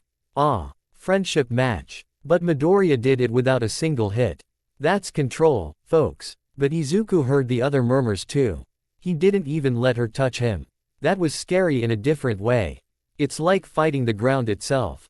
Tsuyu watched from the waiting area. Eyes steady, unreadable. Todoroki watched too. And Todoroki's gaze wasn't emotional. It was analytical. Like he was already planning the next match. Semifinal. Todoroki Shoto. The semifinal announcement hit the stadium like thunder. Semifinal match, Izuku Midoriya vs Shoto Todoroki. The crowd erupted. Because this wasn't friends fighting. This was elements. T.S. was the son of Endeavor, Ice and Fire, versus the boy whose sand seemed to swallow everything. Even present Mike sounded genuinely excited. Alright, this is the one. Fire, ice, sand. This is basically a natural disaster documentary. Izuku stepped into the arena and felt the air change. Not from the crowd, from Todoroki. Todoroki stood across from him like a statue, half of his hair white, half red, eyes cold. The stadium lights reflected faintly off the scar on his face. Endeavor leaned forward in the stands, gaze burning. Izuku didn't look up at him. He looked at Todoroki. Because Todoroki wasn't a weapon. He was a person holding one. Midnight raised her hand. Izuku's sand stirred at his feet, ready. Todoroki didn't move. Begin. Todoroki's left side activated instantly. A massive wave of ice surged across the arena like a glacier being born. It wasn't just a wall, it was a flood of frozen terrain meant to end the match in seconds. Izuku reacted fast. Sand shot outward and hardened in to a dense wedge, glass sand plating layered like armor, blocking the first ice surge and diverting it. The ice slammed into the plate, cracking, splintering. But the pressure was enormous. Izuku felt humidity spike immediately as the arena air chilled and moisture condensed. Bad. Todoroki stepped forward, calm, and sent a second ice wave, higher, wider. Izuku slid backward on a sand stream, avoiding direct contact, shaping the ground into ridges that broke the ice wave into sections. Some sections hit sand and stopped. Some sections cracked and fell like shattered mirrors.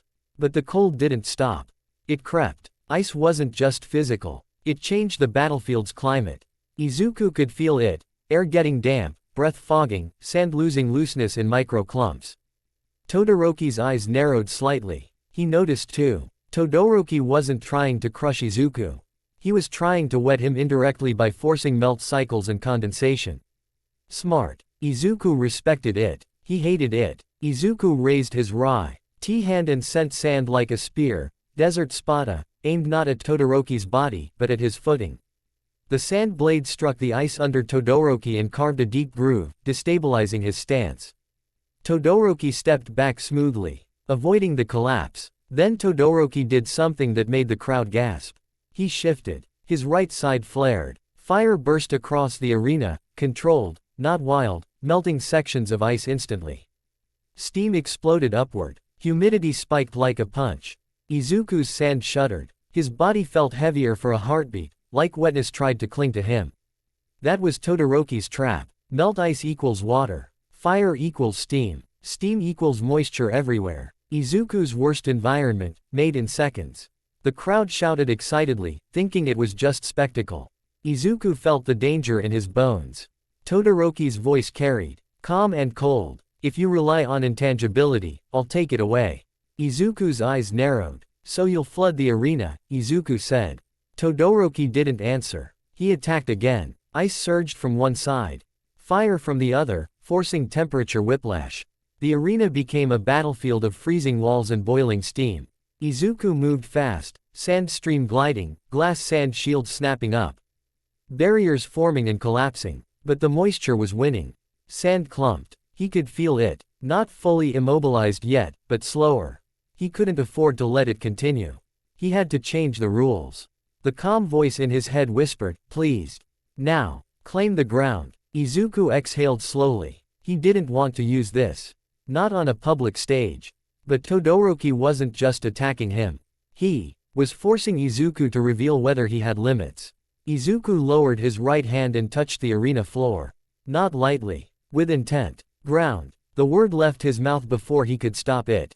Todoroki's eyes narrowed. Izuku's voice sharpened, low. Death. The arena floor changed. Concrete didn't crack. It became. The ground beneath Izuku turned into sand, instant, expanding outward in a fast moving circle like a desert claiming territory.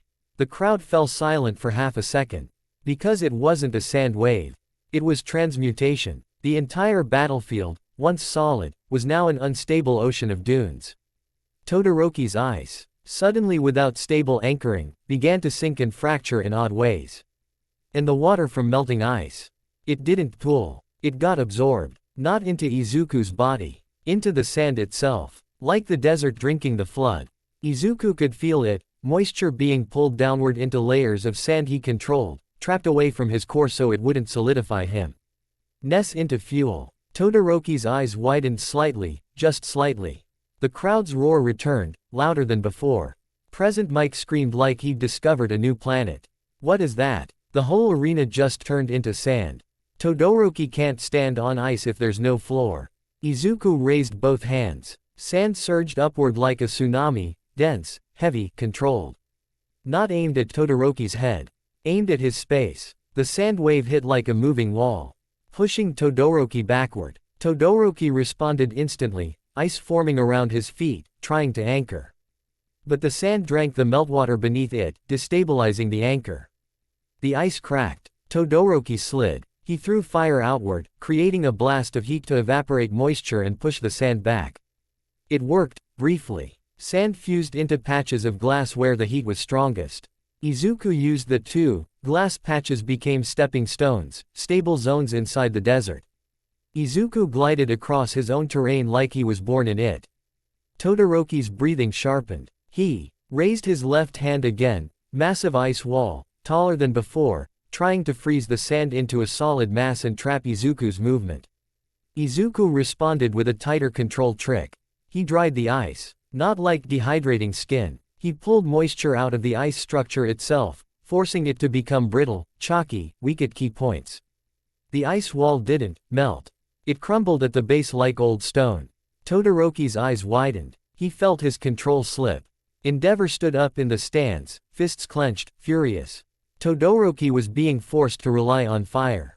The fire he hated. The fire that felt like his father. Todoroki's voice came out tighter now, strained. Stop messing with my ice. Izuku's voice remained calm. Stop trying to drown me with weather, Izuku replied. Todoroki snapped. Fire exploded outward, bigger.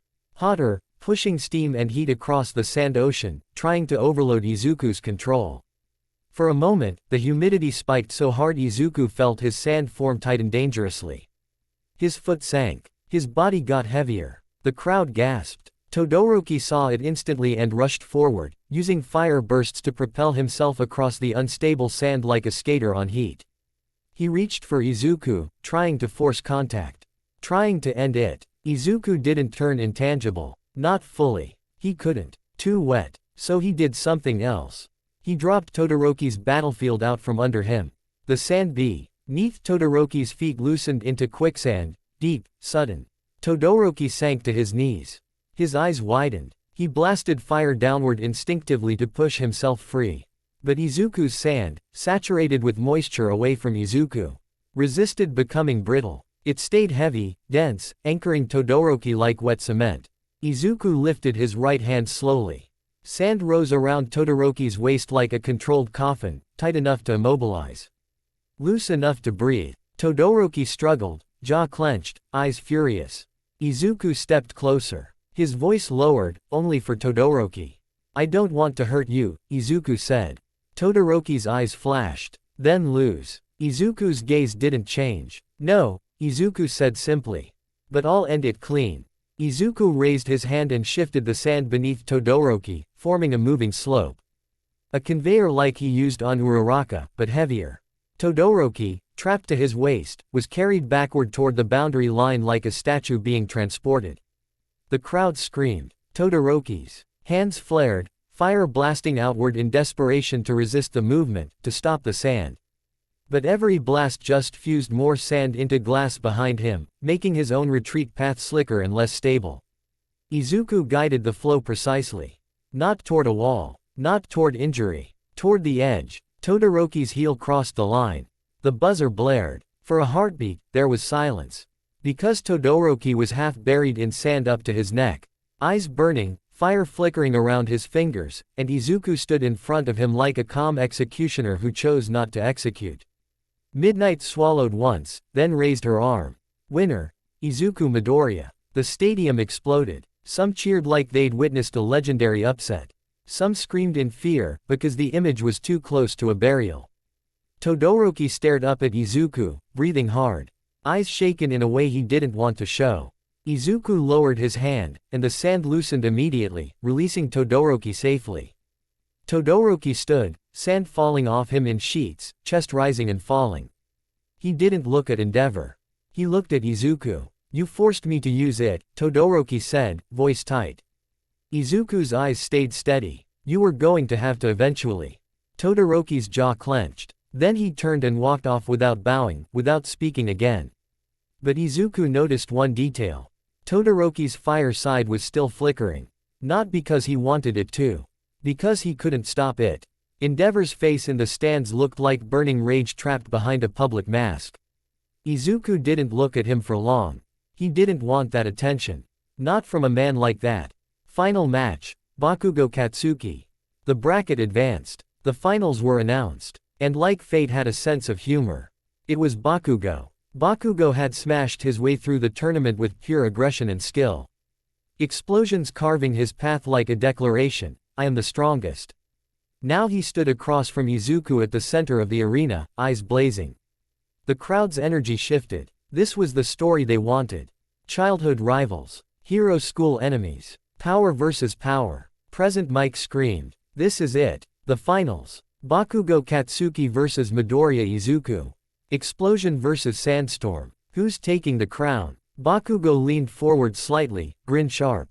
You think you're cool now, huh? Bakugo spat. With everyone staring at you. Izuku's expression stayed calm. They've been staring at you your whole life. Bakugo's grin twitched. Angry. Shut up. Izuku didn't flinch. Bakugo's voice dropped low, venomous. I'm not losing to you. Not here. Not ever. Izuku's eyes narrowed slightly. You already did, Izuku said. Bakugo's eyes went wild. Midnight lifted her hand. Begin. Bakugo exploded forward instantly, speed and force, closing distance like a missile. Izuku loosened into sand. The blast passed through him. But Bakugo wasn't stupid anymore. He didn't stop. He kept blasting, continuous pressure, turning the air into a furnace and the arena into a storm of heat. Heat didn't wet Izuku. Heat did something else. It fused sand. Glass patches formed everywhere, shimmering, sharp, unstable. Bakugo was trying to turn Izuku's own element into a disadvantage. Izuku's eyes narrowed. Smart. Bakugo came in again, aiming not to hit Izuku's body, but to destabilize his reforms, forcing Izuku to rematerialize in bad positions. Izuku adapted. He formed glass sand plates in quick snaps, shields, that could deflect heat bursts and provide stable stepping points. Then he shifted the ground under Bakugo.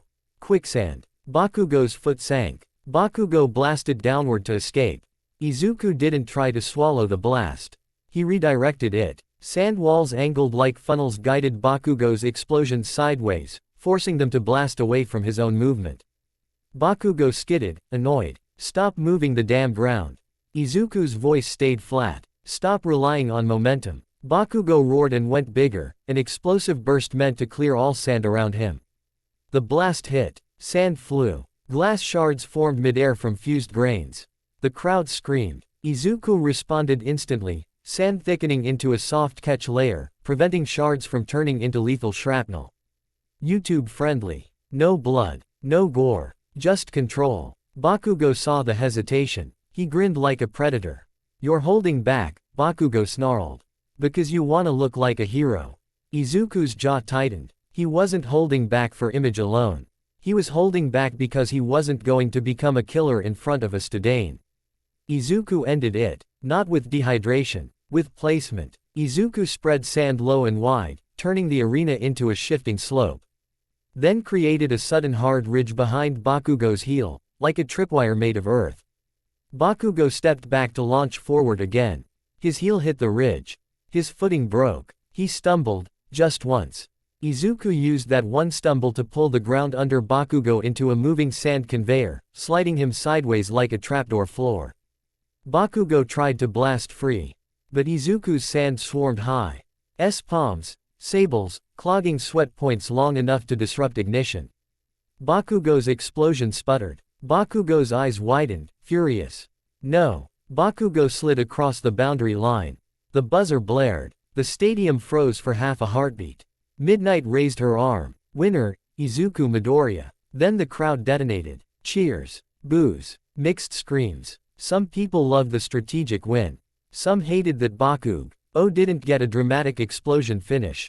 Some looked uneasy at how inevitable Izuku's control felt. Bakugo stood on the wrong side of the line, shaking with rage, breathing like he'd swallowed fire. He stared at Izuku like he wanted to tear him apart. Izuku stepped forward, calm. You got better, Izuku said quietly. Bakugo's eyes twitched. Don't talk to me like you're above me. Izuku's gaze didn't change. I am above you, Izuku said simply. Right now. Bakugo looked like he might attack anyway. Aizawa's scarf twitched in the stands, ready. All Might's posture stiffened. But Bakugo didn't move, because cameras were everywhere. And Bakugo, for all his rage, understood one thing. This stage punished mistakes. Bakugo turned sharply and stormed off the arena, fists clenched so tight his knuckles looked white. Izuku stood alone at center field as confetti cannons fired. The sports festival winner. But the applause wasn't pure. It was complicated. Midnight approached with the winner's medal. She placed it around Izuku's neck with a smile that didn't fully reach her eyes. "Congratulations," she said softly. "You gave them a show." Izuku's voice stayed calm. "I gave them an outcome." Midnight's smile twitched, amused and unsettled. Present Mike screamed into the mic like he could drown doubt and noise. "There you have it. Midoriya Izuku takes first place. The Desert King of UA. Words hit the stadium screens instantly. Desert King. Izuku felt the title settle like sand on his shoulders. Not warm, not comforting, heavy. In the stands, hero agencies leaned forward, already calculating internship offers. Some looked impressed, some looked wary. All Might watched Izuku with a tight expression, proud, worried, conflicted. Aizawa watched with the same tired eyes as always, but there was approval there too. Faint and sharp. Tsuyu watched quietly, not smiling, not afraid, just measuring. Uraraka clapped hard, determined to cheer even if her hands still shook. Todoroki sat in the waiting area, staring at his own hands, fire still flickering faintly like it didn't want to die. Endeavor looked like he wanted to burn the entire stadium down just to rewrite the narrative. Izuku didn't look at him. He looked at the crowd, at the noise, at the banners, at the cameras, and he understood the truth of this victory. He wasn't becoming the symbol of peace. He was becoming something else. Something the world would use, until it decided it couldn't control him. The calm voice in his head whispered, almost satisfied. Now the offers will come. Now the chains will be disguised as compliments. Izuku exhaled slowly. He touched the metal once, feeling cold metal against his fingers. And for a brief moment, just a brief moment, he imagined a different kind of future. A desert agency. A throne of sand. Order enforced, not requested. He pushed the thought away. Not because it wasn't tempting. Because it was dangerous. He turned and walked off the field as the crowd continued roaring his name. Some chanting it like a hero. Some whispering it like a warning. The day after the sports festival, UA felt like a city after a storm. The hallways were the same. The lockers were the same. The lunch line was the same. But the air was different. There were more cameras at the gates. More security. More whispered conversations that stopped when teachers walked by. Even the walls looked like they were listening. Izuku walked through it all with the same steady pace he always used, calm, controlled, eyes forward. But he could feel it. People weren't just looking at him anymore. They were measuring him. Desert King. Some students whispered like it was cool. Dangerous, others whispered like it was a warning. And Izuku didn't correct either. Because both were true in different ways. All Might hadn't spoken much since the festival. Not in public, at least. In class, he smiled and shouted and played the role. But when Izuku caught his eyes sometimes, between lessons, at the end of training, there was tension there. All Might didn't know whether Izuku was becoming a hero. Or becoming something the world would only tolerate until it got scared. Izuku understood the feeling. He didn't know either. Internship offers, chains wrapped in gold. The internship offer box arrived like a bomb. A literal box, thick envelopes, agency stamps, holographic seals, stacked up so high it looked like a shrine built out of paper. Midnight stood at the front of the room, holding a clipboard, smiling like she enjoyed watching teenagers realize adulthood was just marketing with sharper teeth. "Congratulations," she purred. "This is where careers begin." Present Mike leaned on the desk beside her, grinning. "This is where you get scouted, baby." The class buzzed instantly. Kirishima got a solid stack. Combat agencies loved his durability. Tokiyami got a surprising amount. Dark Shadow had made people nervous and impressed. Uraraka got a few, smaller agencies that liked her rescue potential. Bakugo got a mountain. The entire desk beside him practically disappeared under envelopes. Bakugo didn't look happy about it. He looked like someone had thrown collars at his feet and expected him to pick one. Todoroki got offers too, high-end, prestigious, the kind of agencies that wanted the Endeavor name on a future billboard. Then Midnight's eyes slid toward Izuku. "And, Midoriya Izuku," she said smoothly. "You have quite a few." The class turned. Midnight placed Izuku's stack on his desk. It wasn't as big as Bakugo's. But it was heavier in a different way, more combat heavy, more high level, more careful. Some agencies wanted him because they saw a powerful rescue quirk. Some wanted him because they saw a weapon.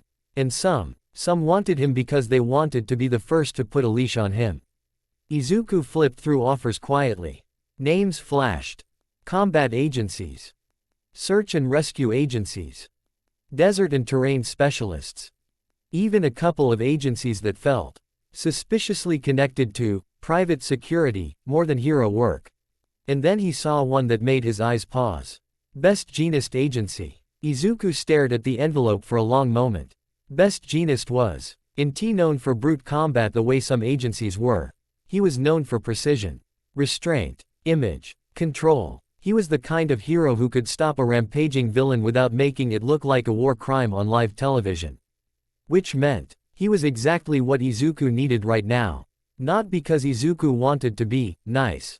Because Izuku wanted to be effective without becoming hated.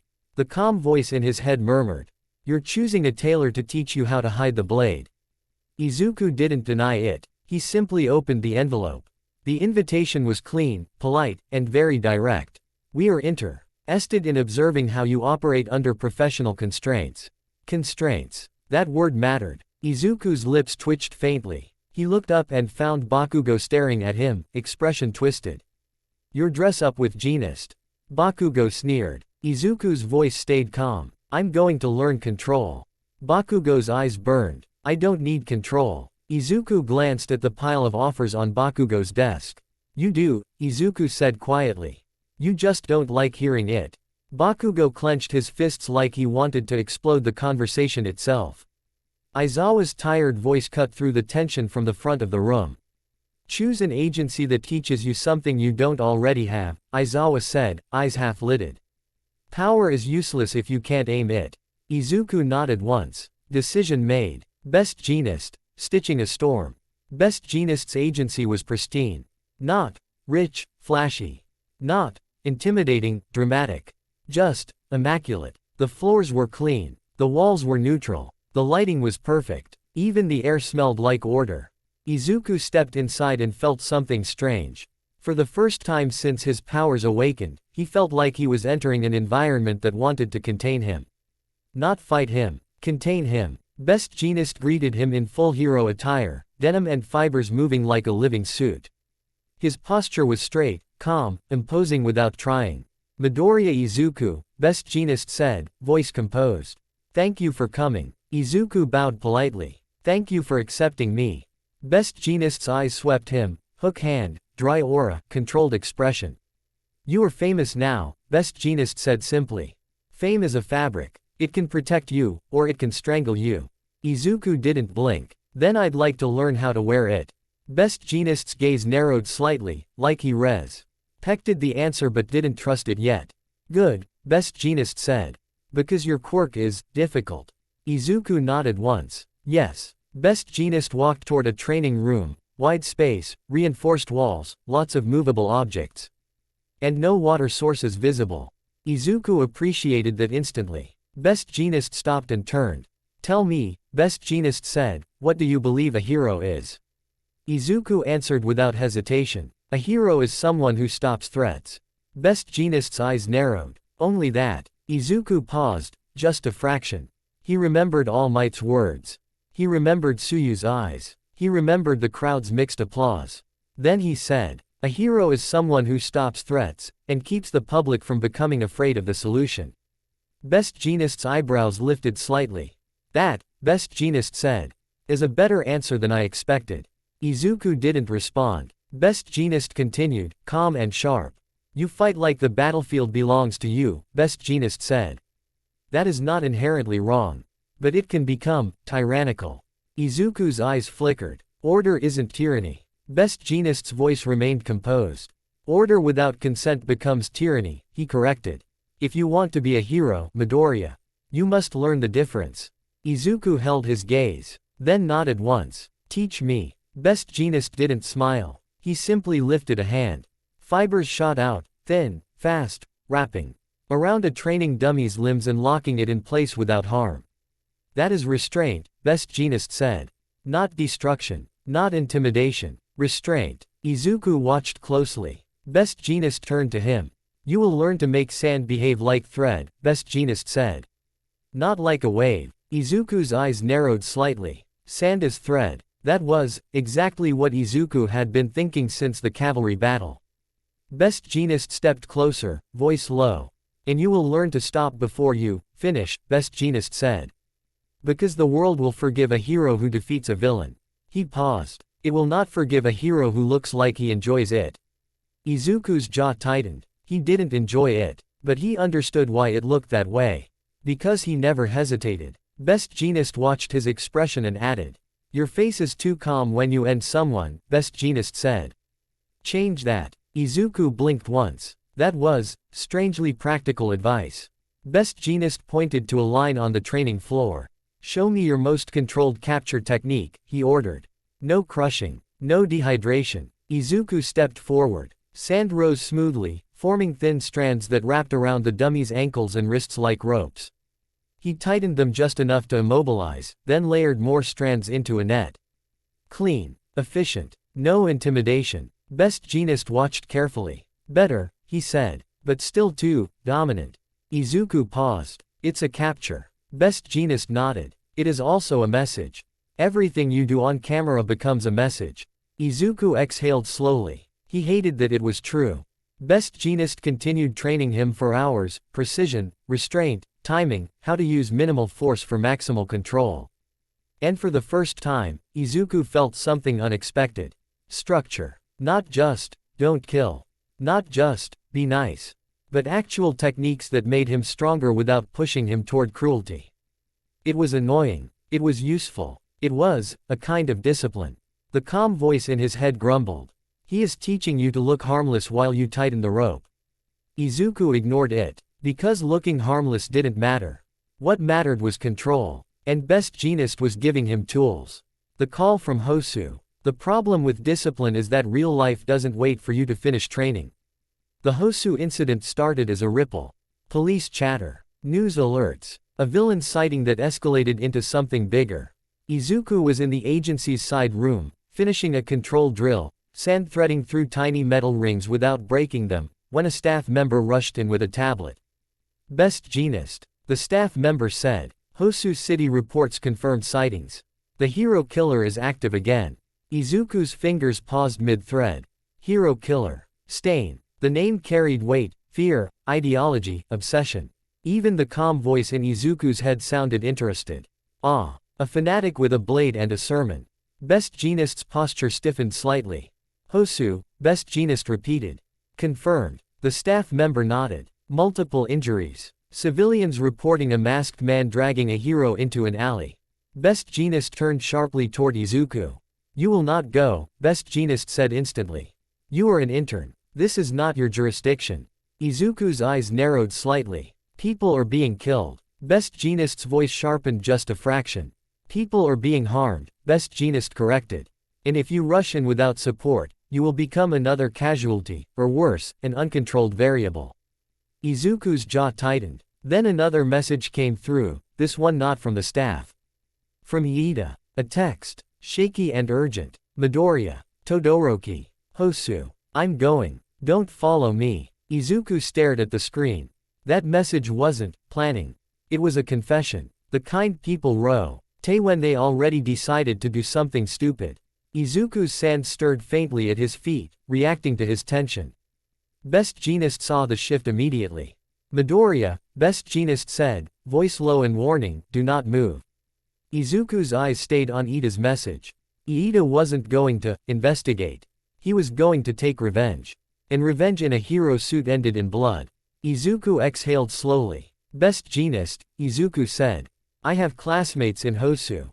Best Jeanist's gaze sharpened. Did they have authorization? Izuku's silence answered. Best Jeanist closed his eyes for a brief moment, like someone choosing the least bad option. Then he said, clipped. If you leave, Best Jeanist said, you do so to evacuate and restrain. Not to punish. Not to execute. Not to satisfy your personal philosophy. Izuku met his eyes. I understand, Izuku said. Best Jeanist stepped closer, voice quiet and hard. And if you are filmed, he added, remember what I tatted once. Then he turned and left. Hosu City, the smell of bloodlust. Hosu at night was loud. Neon lights, crowded streets, traffic noise, sirens in the distance. The city felt alive in a way that made Izuku uneasy, because life was noisy, chaotic, and vulnerable. He moved across rooftops like a drifting storm, sand stream carrying him, gliding fast but controlled. He avoided creating huge sand waves. He avoided drawing attention, until he felt it. Not a sense, like a quirk sensor. Something older. A pressure in his chest. A direction, like the air itself was pointing toward violence. The calm voice in his head whispered. Bloodlust leaves footprints. Izuku didn't like that he understood what it meant.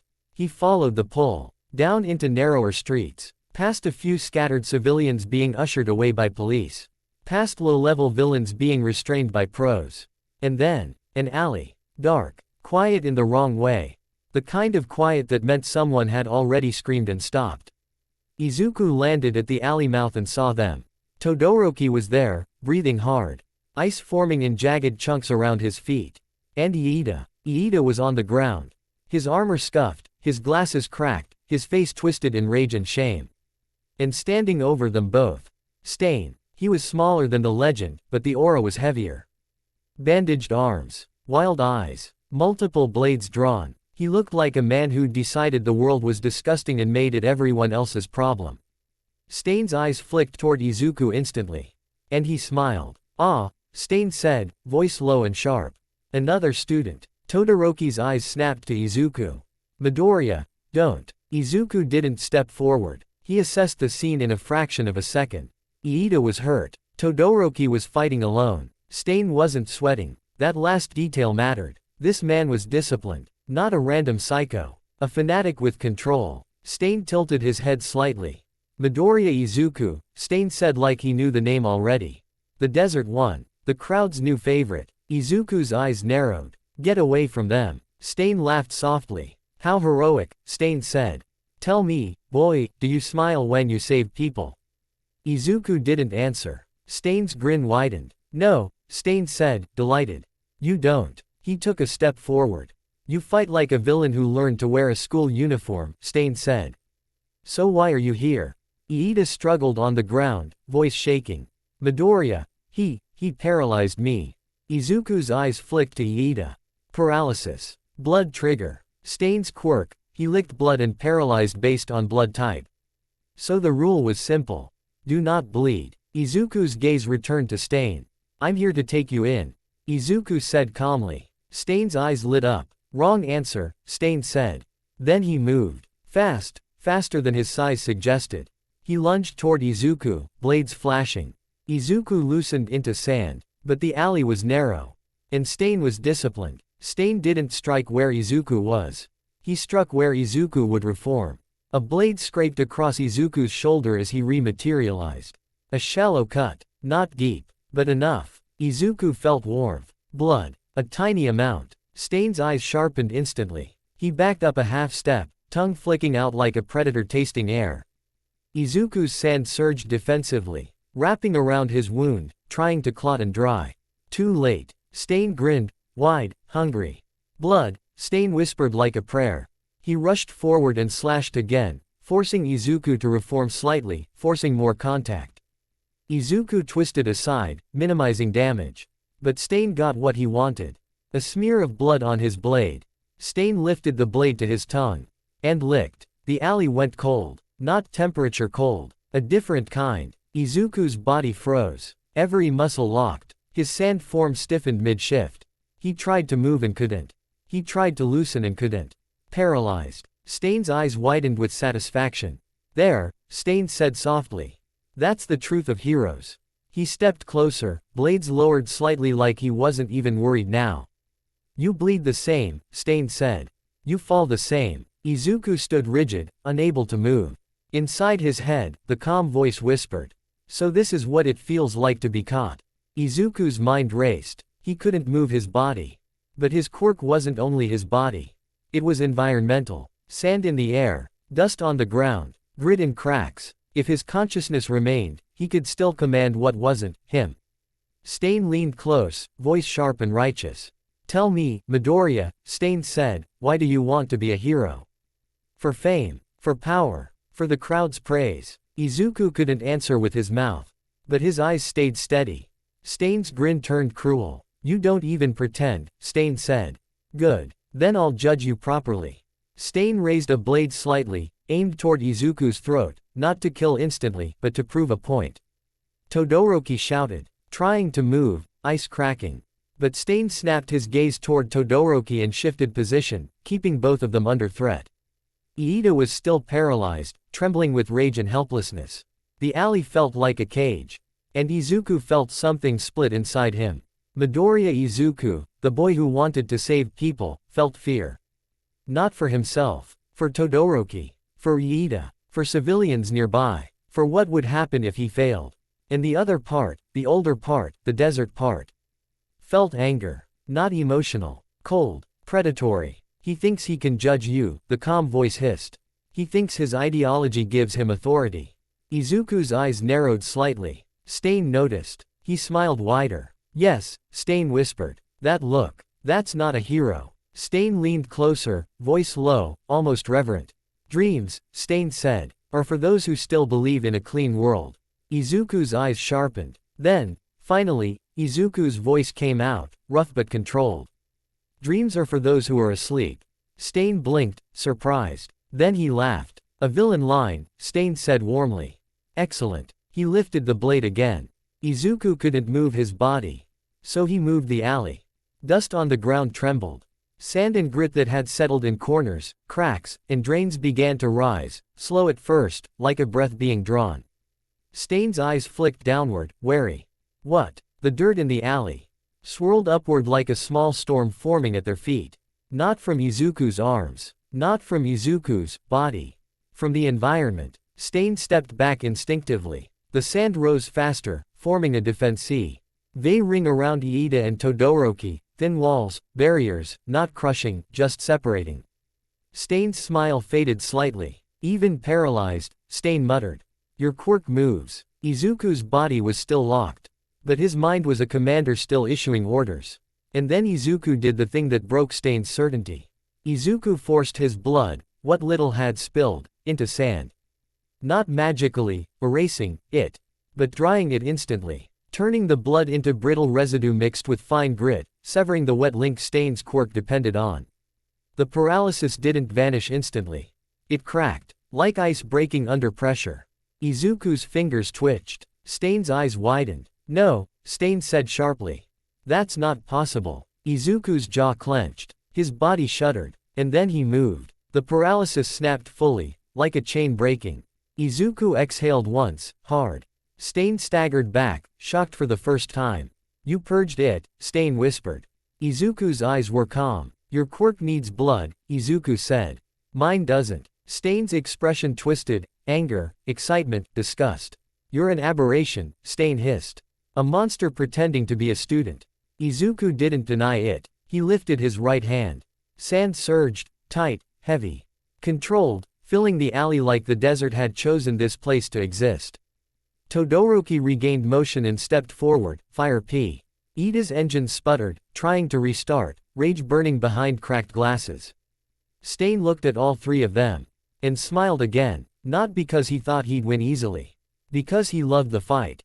"Good," Stain whispered. "Show me your truth." Izuku's sand tightened into a spiral.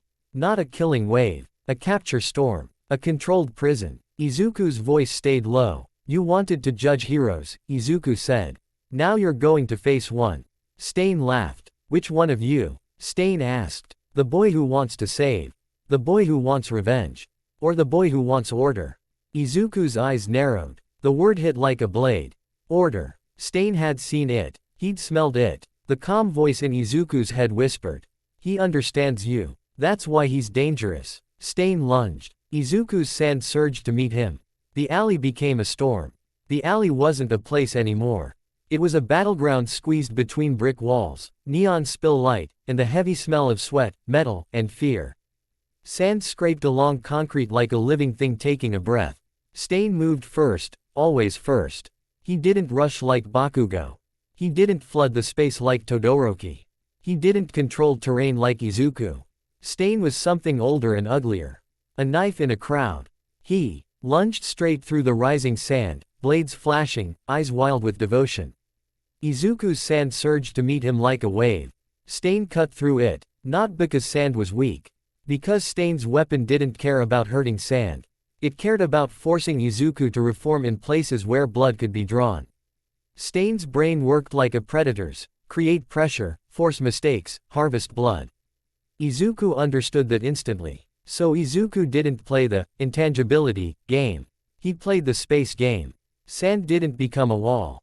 It became a maze. It filled the alley in layered currents, thin streams on the ground that grabbed ankles.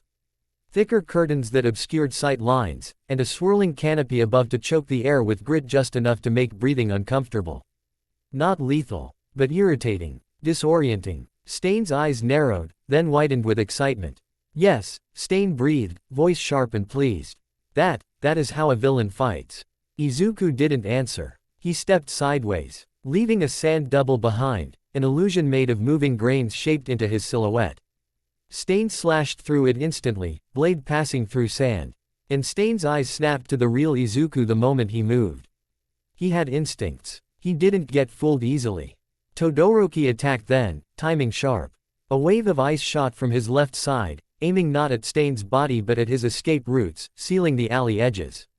Stain pivoted mid-lunge, slicing into the ice wall before it fully formed, then kicked off it like a springboard. Iida, finally moving, charged forward with a broken roar. Stein! His engines screamed, sending him straight at the hero killer like a missile of fury. Stain's grin widened. Ah, Stain said, delighted.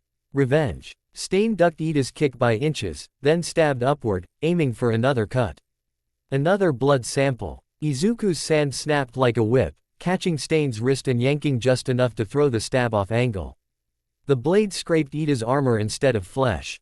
Iida stumbled past, rage blinding him. Izuku's voice cut through, sharp and controlled. Iida, calm down or you'll bleed. Iida didn't answer. He looked like he couldn't hear anything except his own anger. Stain moved like a dancer in a knife fight, sliding forward, stepping over sand currents as if his feet knew where danger was before his eyes did. He turned toward Todoroki next, blades raised. Todoroki's fire flickered, tension sharp in his posture. Stain's voice dropped, almost respectful.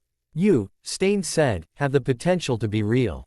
Todoroki's eyes narrowed. Shut up. Stain lunged at Todoroki. Izuku reacted instantly. Sand surged upward, forming a tight spiral around Stain's legs like a sudden storm column.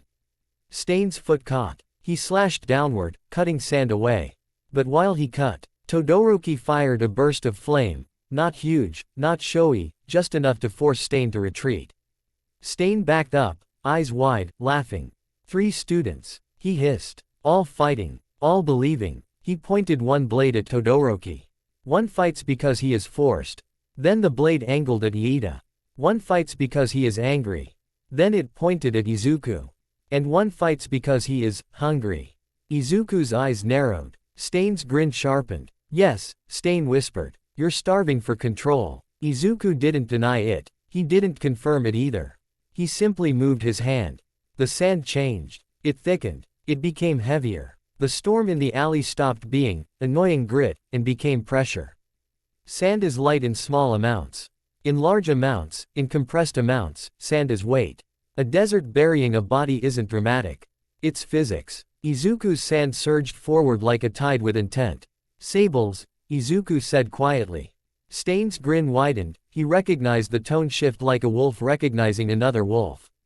Izuku's eyes stayed calm. Pesado. The sandstorm slammed into Stain like a moving wall of weight. It didn't slice. It didn't stab. It crushed air and space.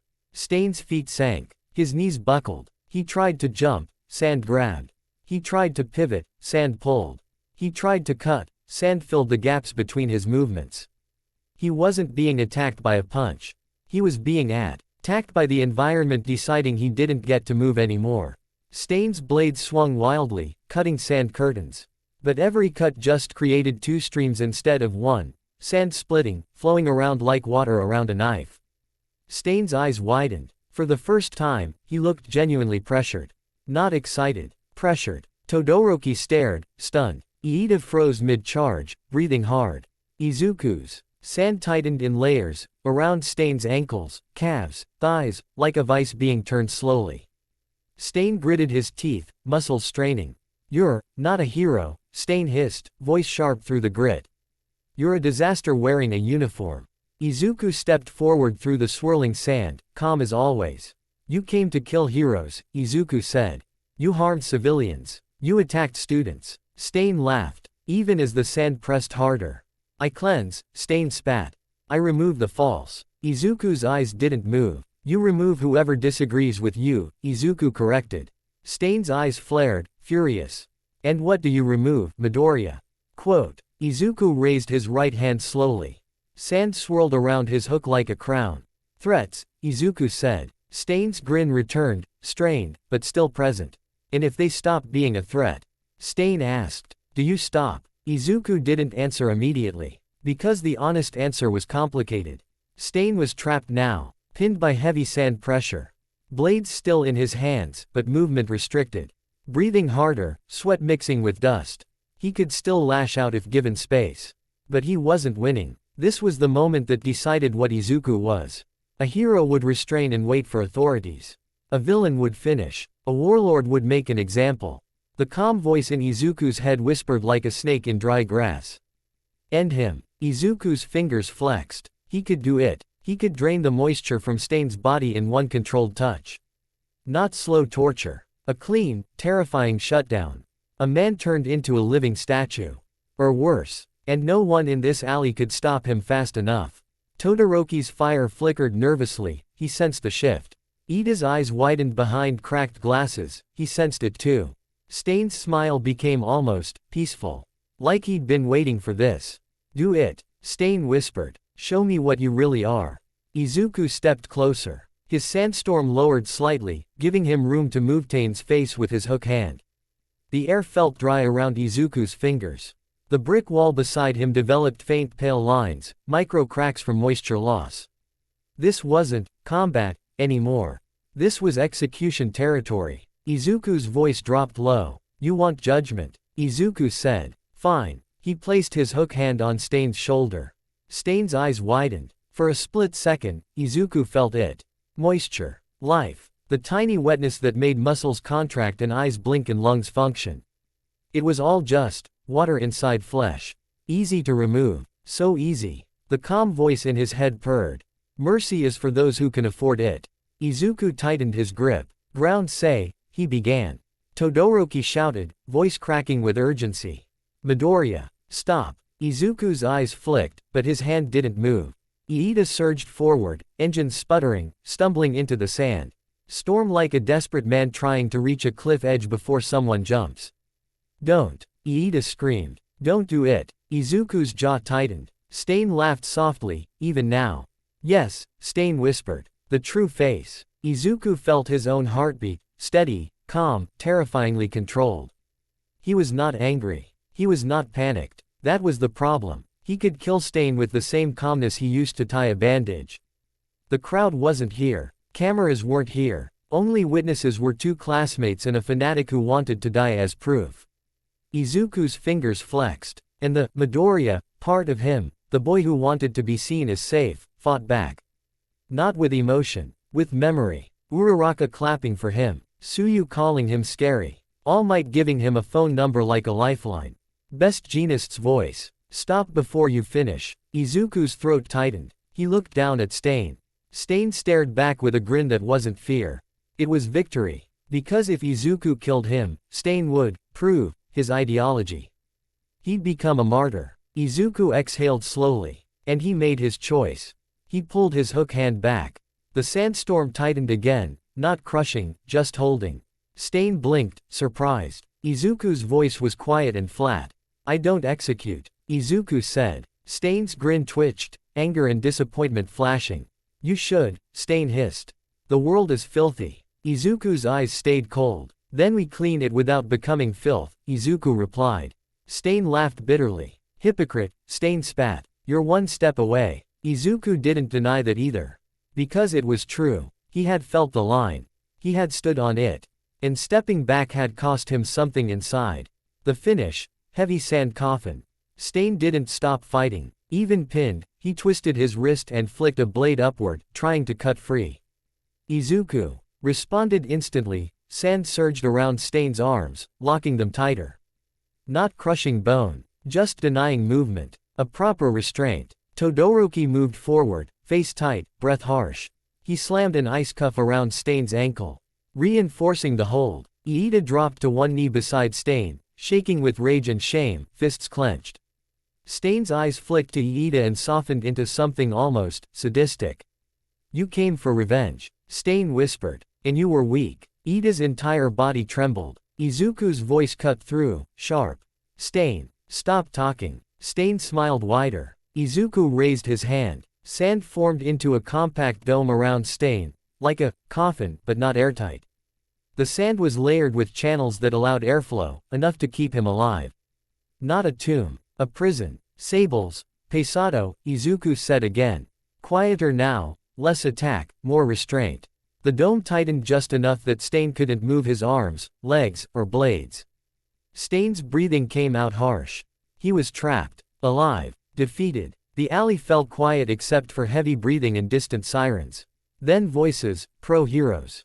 Over here, someone shouted. Footsteps rushed in, police, heroes, emergency response.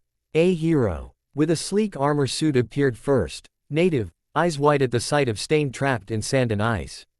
Then more pros flooded in, weapons ready, expressions tense. They stopped short, staring at the three students. At Iida kneeling, shaking. At Todoroki standing rigid, fire flickering nervously. At Izuku, calm, sand swirling faintly around his boots like a loyal animal. And at Stain, pinned and smiling even in defeat.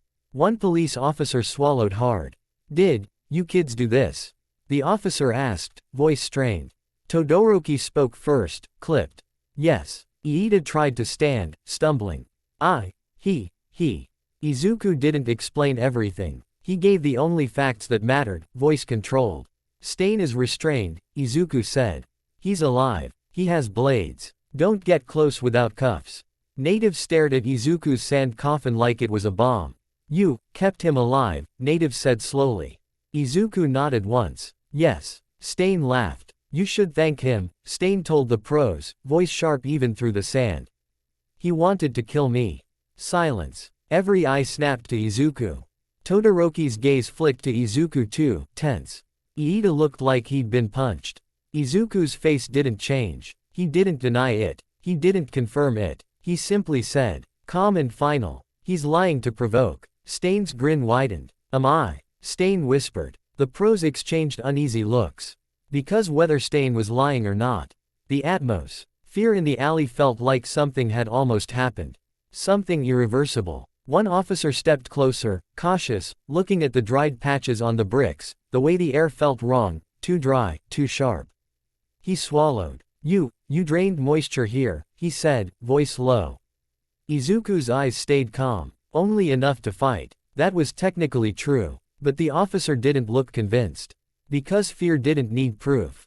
It needed a feeling, and Izuku's presence gave that feeling. Fallout. Terror in a hero suit.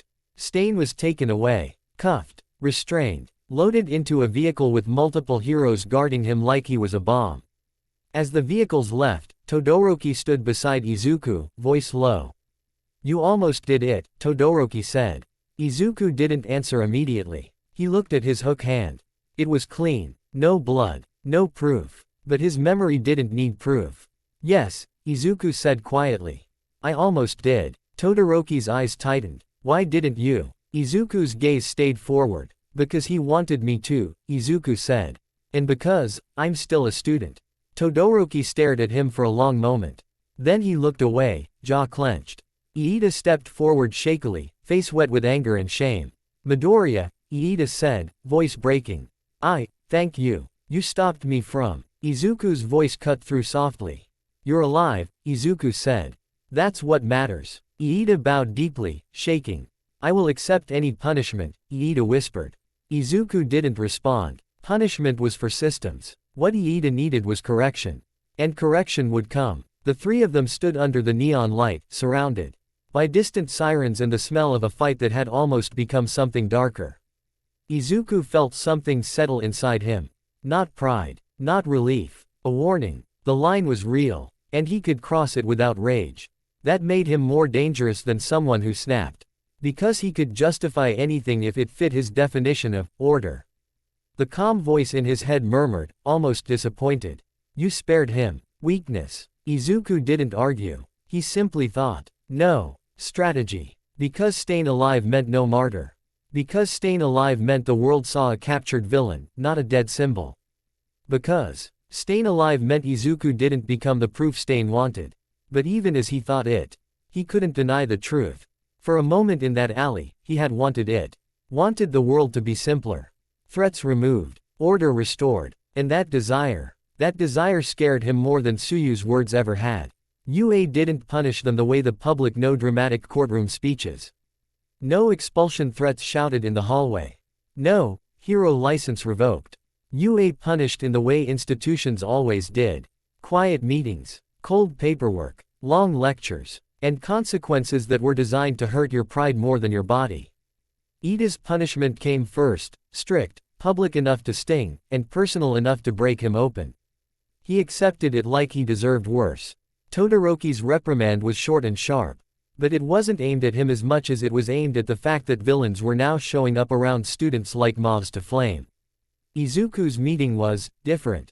He was called into a small office with Aizawa, Recovery Girl, and All Might. Aizawa looked exhausted. Recovery Girl looked annoyed. All Might looked worried. They didn't talk about Stain's ideology. They talked about what mattered. Control. Aizawa didn't waste time. You almost killed him, Aizawa said flatly. Izuku didn't deny it. Yes. Recovery Girl clicked her tongue. At least you're honest. All Might leaned forward, voice tight. Midoriya, why? Izuku didn't answer quickly. Because the real answer was hard to say without sounding like a villain. So he gave the clean truth. Because it would have ended the threat permanently, Izuku said. All Might's face tightened. That's not. Aizawa interrupted, eyes sharp. That's exactly the kind of thinking that gets heroes killed or corrupted, Aizawa said. Izuku met his gaze. Then teach me better thinking. Silence. All Might's eyes softened slightly, pain and pride tangled. Aizawa exhaled. You're getting lucky, Aizawa said. The public didn't see what almost happened. The police didn't file you as unstable. And your classmates didn't get traumatized worse than they already are. Izuku's jaw tightened slightly. I'm not unstable. Recovery Girl snorted. Everyone thinks they aren't. All Might looked at Izuku carefully. You keep saying, order, All Might said quietly. Do you understand how that sounds? Izuku's eyes didn't move. It sounds like people don't die. All Might's shoulders sagged slightly. Then he straightened. Midoriya, All Might said, voice firm, if you want to be a hero, you must learn to win without becoming feared. Izuku remembered Suyu's words again. He nodded once. I'm trying. Aizawa's gaze narrowed. Good, Aizawa said. Because you're about to be tested again. All Might's smile returned, weak but determined. The final exams, All Might said. Izuku's stomach tightened. Final exams meant combat pairs against teachers. Teachers didn't pull punches. Teachers didn't forgive arrogance. And teachers had authority. Authority mattered. Aizawa stood. Class dismissed, he said. Midoriya, stay disciplined, or the world will discipline you. Izuku nodded once. He understood. The pairing, the worst possible team. Final exam day arrived like a storm cloud. Students gathered in their training uniforms, lined up as Aizawa announced pairings with the enthusiasm of a man reading grocery lists. Some pairings made sense. Some were cruel. Then Aizawa's voice landed like a hammer.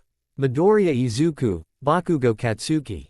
A pause. Some students gasped. Bakugo's head snapped up like he'd been shot.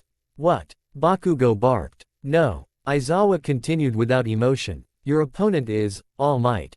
The room went silent. Not even Bakugo shouted. All Might. The symbol of peace. Even weakened, even limited by exam rules, All Might was a mountain you didn't climb. You survived him. Maybe. Bakugo's face twisted, rage and disbelief mixing.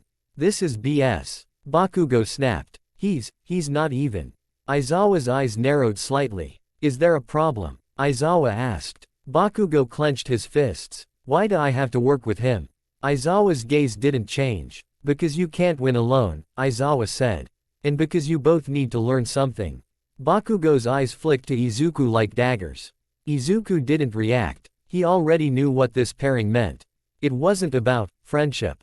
It was about forcing two volatile elements into one container to see if it explodes. All Might stepped forward, voice booming, smile bright. Now, All Might said. Don't look so worried. This is simply an exam. Bakugo didn't look worried. He looked insulted. Izuku looked at All Might's smile and saw the strain behind it. He understood. All Might would go hard. Not to hurt them. To prove something. To teach something. Or maybe, to see how far Izuku had drifted. Izuku's hook hand flexed slightly inside his glove. Bakugo muttered, low and venomous. I'm not listening to you. Izuku's eyes stayed forward. Then you fail. Bakugo's head snapped. What did you say? Izuku turned slightly, calm as always. I said you fail, Izuku repeated. Because you can't beat All Might alone. Bakugo's teeth bared. I can beat anyone. Izuku's voice stayed flat. Then why are you still angry at losing? Izuku asked. Bakugo froze. Not because the question was deep. Because it hit a nerve. Bakugo's eyes went wild, rage flaring. He took a step forward like he might explode Izuku's face off. Aizawa's scarf shifted slightly in warning. All Might's smile tightened. Izuku didn't flinch. Bakugo raised his hand. Izuku moved. Not with sand. With his left fist. A clean, fast punch to Bakugo's jaw. Bakugo's head snapped sideways. The room erupted in gasps. Bakugo staggered back, eyes wide in disbelief. You, Bakugo spluttered. Izuku's voice was low and controlled. Grow up, Izuku said. Or get out of my way. Bakugo's breathing turned ragged. He looked like he wanted to kill Izuku. But something inside him, pride, maybe, kept him from screaming in front of everyone. Aizawa's eyes narrowed. He didn't scold Izuku. He just said, tired. Take your exam. All Might watched Izuku carefully. There was no anger on All Might's face. Just a complicated sadness. The battlefield, a city to turn into a desert. They were brought to a mock city zone, buildings, streets, alleys, fake storefronts, and a visible exit gate on the far side. The goal was simple. Either defeat All Might, or escape through the gate. Escape was the realistic option. Bakugo and Izuku stood at the starting line. All Might stood across from them, smiling. Remember, All Might boomed. This is a test of your teamwork. Bakugo's jaw clenched. TCH. Izuku's eyes narrowed slightly, scanning the terrain. A city was good for sand. A city had dust and cracks, loose soil, construction grit, debris. Even if it was a controlled environment, UA always left materials for quirks to interact with. Izuku's mind already ran through options. Smokescreen. Terrain manipulation. Force All Might to lose sight. Use buildings as funnels. Get to the gate. Then the buzzer sounded. Begin. All Might vanished. Not literally. He moved. A blur of muscle and wind. The ground shook. Bakugo reacted first, blasting backward to avoid the initial impact. Izuku slid sideways on a sand stream, moving into an alley to break line of sight. All Might landed where they had stood, cracking the ground with sheer weight. He smiled, but his eyes were sharp. Running away. All Might boomed. Bakugo roared back, shut up. Bakugo blasted forward, launching himself toward All Might like a missile. Izuku didn't chase. He didn't fight the mountain head-on. He watched the mountain's feet. All Might's movement created wind pressure. Wind could move sand. Wind could also reveal patterns. Bakugo's explosions lit the air. All Might dodged easily, stepping aside, grabbing a lamppost and using it as a bat. He swung it. Bakugo barely avoided being smashed into a wall. Izuku's sand surged upward, catching the lamppost mid-swing. Thickening around it to slow them. His eyes flicked toward Izuku. Good. All Might shouted. Using your quirk to control the battlefield. Izuku didn't answer. He didn't want praise. He wanted distance. He turned and sprinted, not away from All Might, but toward the gate through a maze of buildings. Bakugo saw it. Hey! Bakugo yelled. Don't leave me. Izuku glanced back, calm.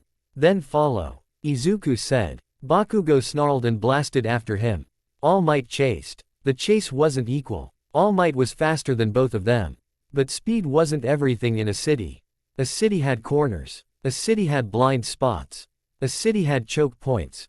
Izuku used all of it. He sent sand into the streets behind them, turning the road into loose dunes that slowed All Might's footing slightly. Not enough to stop him. Enough to buy seconds. All Might landed anyway, smashing through dunes like they were nothing. Bakugo cursed. This is useless. Izuku snapped back, voice sharp. It's not to stop him. It's to make him look where I want. Bakugo blinked mid-flight, confused. Izuku didn't explain further. He formed sand into thin threads along building edges, like tripwires. Not to trip All Might, but to create vibration signals. He could feel the sand's movement and know where All Might was without seeing him. Like sonar, All Might closed distance. Bakugo turned and fired a massive explosion at a storefront, blowing up debris to block the path. All Might punched through the debris like it was paper. He was smiling, but his breathing was heavier than he wanted them to notice. Izuku noticed. All Might had limits. Time. Stamina. He was using the exam to push himself too. Izuku's mind clicked. We don't beat him. We outlast him. Or we escape before he catches. Izuku turned into a side street. All Might followed. Bakugo followed, reluctantly staying near Izuku because staying alone was worse. All Might's voice boomed again. You two can't keep this up forever. Izuku murmured to Bakugo, low enough that only he could hear. Stop trying to win. Start trying to leave. Bakugo's eyes flared. I'm not running. Izuku's voice stayed cold. Then you're failing. Bakugo's teeth bared. But he didn't argue. Because All Might was already there, closing distance like doom. Izuku lifted both hands. And did it. He turned the city into a desert. Sand poured out of cracks, sidewalks, gutters, and street seams, rising like the ground was liquefying into dunes. The streets became a shifting ocean of grit. Not enough to swallow buildings. Enough to flood the streets with loose movement. Then Izuku tightened control. The sand lifted upward into the air. Not as a wave, as a storm. A sandstorm smokescreen. The city street vanished behind a wall of swirling grit. Visibility dropped to almost zero. The crowd watching on screens gasped. Teachers leaned forward. All Might paused for half a second, forced to. Because even All Might couldn't see. Bakugo coughed. What the hell? Bakugo snarled, wiping grit from his face. Izuku tossed him a glass sand visor plate, like a crude shield for his eyes. Bakugo caught it, startled. You made this. Bakugo snapped. Izuku didn't answer. He pushed the storm harder. All Might's silhouette blurred in the sand. Izuku's sand threads along walls vibrated. He knew exactly where All Might was. Bakugo didn't. So Izuku gave Bakugo the only thing he needed. A direction. Left. Izuku said. 3 meters. Then up. Bakugo hesitated, then, angrily, trusted the call. He blasted upward and sideways, using explosions to leap across rooftops where the sandstorm was thinner. Izuku followed, gliding on sand streams, using rooftops as stepping points. All Might moved too, smashing through the storm like a titan in fog. But he was slower. Not by much, but enough. Izuku's eyes locked on the gate ahead. They were close. All Might was behind. Bakugo was almost there, but he suddenly slowed, shoulders tense. Izuku noticed instantly. Bakugo's pride. He didn't want to escape. He wanted to win. And that hesitation would kill them both. Izuku's voice sharpened. Bakugo, Izuku said. Move. Bakugo snarled, turning. I'm not. All Might burrs. He threw the sandstorm onto the street below them, arms raised, ready to grab them and end the exam by force. The moment compressed. Escape gate ahead. All Might behind. Bakugo hesitating. Izuku made a decision. A warlord decision. A teammate decision. He grabbed Bakugo's collar with his left hand and yanked him forward. Bakugo stumbled. What the? Izuku shoved him toward the gate. Run, Izuku ordered. Bakugo's eyes flared. He hated being commanded. But the sandstorm behind them roared, and All Might's shadow loomed. Bakugo ran. Glass shrapnel grenades. Dirty teamwork. All Might leapt upward, almost catching them. Izuku reacted instantly. He didn't throw sand. He threw structure. He shaped sand into compressed spheres, dense cores. Bakugo's explosions were heat. Heat turned sand to glass. Izuku shouted over the storm. Bakugo. Blast these. Bakugo looked back, furious. Why should I? Izuku's eyes were cold. Because you want to win, Izuku said. This is how. Bakugo gritted his teeth. He blasted the spheres. The explosions hit the sand cores. They flashed into glass instantly, shattering into sharp, glittering fragments that filled the air like a hailstorm of razor light. Not aimed at All Might's face. Aimed at the space around him, forcing him to shield his eyes, forcing him to slow, forcing him to lose momentum. All Might threw his forearms up instinctively. Glass fragments pinged off his costume and arms. Not cutting deep, UA costumes were reinforced. But it worked. All Might's jump faltered. He landed heavier, coughing as sand and fine glass dust hit his throat. Good. All Might boomed through a cough. Now that's teamwork. Bakugo stared, surprised that it worked. Then his rage returned. Don't praise me. Bakugo barked. Izuku didn't waste time. He kept pushing them toward the gate. All Might charged again. Izuku kept the sandstorm thick, using wall vibrations to track him. Bakugo blasted another sand core, creating another burst of glass shards, forcing All Might to shield again. It was dirty. It was effective. It was teamwork born from necessity, not friendship. They reached the gate. All Might lunged one last time. Izuku snapped a sand wall behind them and hardened it into dense sandstone for half a second, just enough to delay All Might's grab. Bakugo blasted forward through the gate. Izuku followed instantly. The buzzer blared. Exam passed. Sandstorm died slowly as Izuku relaxed control. Dust settled. Glass fragments melted into harmless glitter in the street. All Might stood behind the gate, breathing hard, smiling despite the exhaustion. Bakugo stood on the ground, panting, fists clenched, furious and confused. Izuku stood beside him, calm, water bottle already in hand. All Might's voice softened slightly. You both passed, All Might said. Because you stopped fighting each other long enough to fight the problem. Bakugo didn't answer. He looked at Izuku like he didn't know what to do with him. Izuku didn't gloat. He simply said, calm and final. You're strong. Izuku told Bakugo. But strength without direction is just noise. Bakugo's jaw tightened. Then, unexpectedly, Bakugo spoke, low, bitter. You're still annoying, Bakugo muttered. Izuku's mouth twitched slightly. I know, Izuku said. All Might watched them both, smile strained but real. He looked relieved. Not because they bonded. Because they didn't collapse. Because they didn't kill each other. Because they passed. And because, for once, Izuku used his power like a hero under pressure.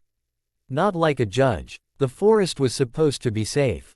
That was the whole point. UA didn't take traumatized first years fresh off USJ, sports festival pressure, and the stain incident, and then toss N. Not intentionally. Not publicly. So the training camp was sold as a reset. A secluded mountain lodge. Pro heroes running drills. A controlled environment where students could push their limits without cameras, reporters, or villains breathing down their necks. That's what they told the students. That's what they told the parents. And that's what Izuku told himself as the bus climbed higher into the mountains and the air got colder, cleaner, less city heat, less crowd humidity, less human noise. But Izuku had learned something over the last few months. Safe was just a word people used when they wanted to sleep. He sat near the window, watching the trees blur past. Bakugo sat a few rows away. Arms crossed, jaw set like he was still furious about passing the exam by escaping instead of winning. Todoroki sat quietly, gaze unfocused, like his mind was still stuck in that alley with Stain's voice. Uraraka and Tsuyu chatted softly, trying to pull everyone back toward normal. Iida sat rigidly, posture stiff, as if his shame had become a spine brace.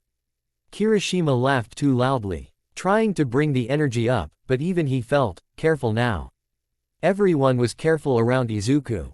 Not openly, not insultingly, just in the tiny ways people were around something that might bite. They didn't sit too close. They didn't joke too freely. They didn't ask him for help unless it was necessary. Izuku pretended he didn't notice. That was part of control too. The calm voice in his head whispered with faint amusement. They're learning. Izuku ignored it. He took a sip from his water bottle anyway. Forest air was damp. Not flood zone damp, but enough that it clung in your lungs. Enough that it threatened to make his sand feel heavy if he didn't stay sharp. His glove rested in his lap, hook hidden beneath fabric. He flexed his fingers once and felt the sand eye inside him shift like it was always listening. He wasn't here to get stronger. He was here to get better. Bigger power wasn't a solution if it made people fear him more. But he couldn't deny the reality either. The villains weren't slowing down. So neither could he. The wild pussycats. When the bus finally stopped and the students stepped out, the mountain air hit them like a slap, cold enough to wake you up. Clean enough to feel suspicious. A lodge sat tucked among tall pines. Beyond it, forest sprawled like a living maze. Izuku's sand twitched faintly at his boots. The ground here had dirt, grit, tiny rocks, good material. But it was also full of moisture. Pine needles held dew. Soil was damp. Leaves were wet. He'd have to manage carefully. Before anyone could settle, the pro-heroes arrived. The wild pussycats burst into view with dramatic flair. Pixie Bob, Mandalay, Tiger, and Ragdoll. Loud, confident, and aggressively cheerful. "Welcome," Pixie Bob shouted, hands on hips. "We're gonna make you stronger." Kaminari cheered. Mineta cheered too loudly. Bakugo looked like he wanted to explode the entire concept of enthusiasm. Pixie Bob's gaze swept across the class and landed on Izuku. Her smile didn't fade, but her eyes sharpened. Professional assessment. "Sand Kid," she called. "You're the one who turned the stadium into a desert, right?" Izuku nodded once. "Yes." Pixie Bob grinned wide. "Good. I love terrain quirks. We're gonna have fun." That sounded like a threat. Mandalay stepped forward, calm and kind. "Before we begin, we'll move immediately to the training site." Tiger cracked his knuckles. "And don't get comfortable." Ragdoll waved sweetly. "Hi." Then Mandalay's voice suddenly echoed in everyone's head. "Listen up, students." Everyone flinched. Jiro slapped her ear instinctively. "What?" Mandalay smiled. "Telepathy. It helps with coordination." Izuku noted the detail and filed it away. Telepathy meant communication without sound. If villains attacked, Mandalay could coordinate evacuation instantly. That was good, but it also meant if villains attacked, they expected attacks enough to have telepathy ready. Izuku's eyes narrowed slightly. The calm voice whispered, "Safe, huh?" They started moving into the forest almost immediately. No warm-up, no stretching, no gentle introduction. Pixie Bob pointed at the woods and shouted, "Your first task is simple." She raised her arms dramatically. "Survive." Then she slammed her hands into the earth. The ground erupted. Walls of soil and rock rose like waves. The path split. Students screamed as the forest rearranged itself into a chaotic obstacle course. Kirishima yelled, "Awesome." Kaminari screamed, "Not awesome." Izuku didn't scream. He watched. Pixie Bob wasn't just throwing dirt around. Shish. He was reshaping the battlefield with intent. She was controlling the map. Izuku respected it instantly. The class scattered instinctively, some leaping, some climbing, some using quirks to move faster. Izuku didn't run. He let sand gather under his feet, gliding upward as a dirt wall rose in front of him. He flowed over it smoothly, landing on the other side without losing balance. A few students nearby stared. "Of course he's fine," Siro muttered. "He's basically a natural disaster." Izuku pretended he didn't hear. He followed the shifting terrain with calm precision, not competing, not panic. Just moving like he belonged in changing landscapes. Bakugo blasted through obstacles like he was angry at the mountain for existing. Todoroki froze walls and climbed them with clean efficiency. Ruraka floated herself and bounced awkwardly between terrain shifts, trying not to panic. Iida sprinted hard, engines roaring, determined to redeem himself through sheer effort. Tsuyu hopped and stuck to surfaces calmly, eyes sharp. Always calculating. Izuku watched them all, not judging, measuring. In a crisis, everyone revealed their default settings. Bakugo, aggression. Todoroki, control. Iida, duty. Uraraka, heart. Tsuyu, survival. Izuku's default, order. He didn't love it. He accepted it. The lodge and the pressure. By the time the class reached the lodge area again, some sweaty, some bruised, some laughing nervously, they were already exhausted. Pixie Bob clapped excitedly. "Great, now that you've had a little warm-up." Everyone groaned. Pixie Bob grinned wider. "We start real training." Aizawa stood off to the side. Sleeping bag draped over his shoulders like a cape of exhaustion. He looked half dead, but his eyes were sharp. "You're here to grow," Aizawa said, voice flat. "And why?" "Oh, we're here to learn what you can't do yet." Izuku felt Aizawa's gaze land on him for a moment. Aizawa didn't say anything, but Izuku could read the message. Don't slip. All Might wasn't present at the camp. That alone made Izuku uneasy. All Might's absence meant UA was trying to reduce attention, reduce risk. Or All Might couldn't afford to be here because his body was too fragile.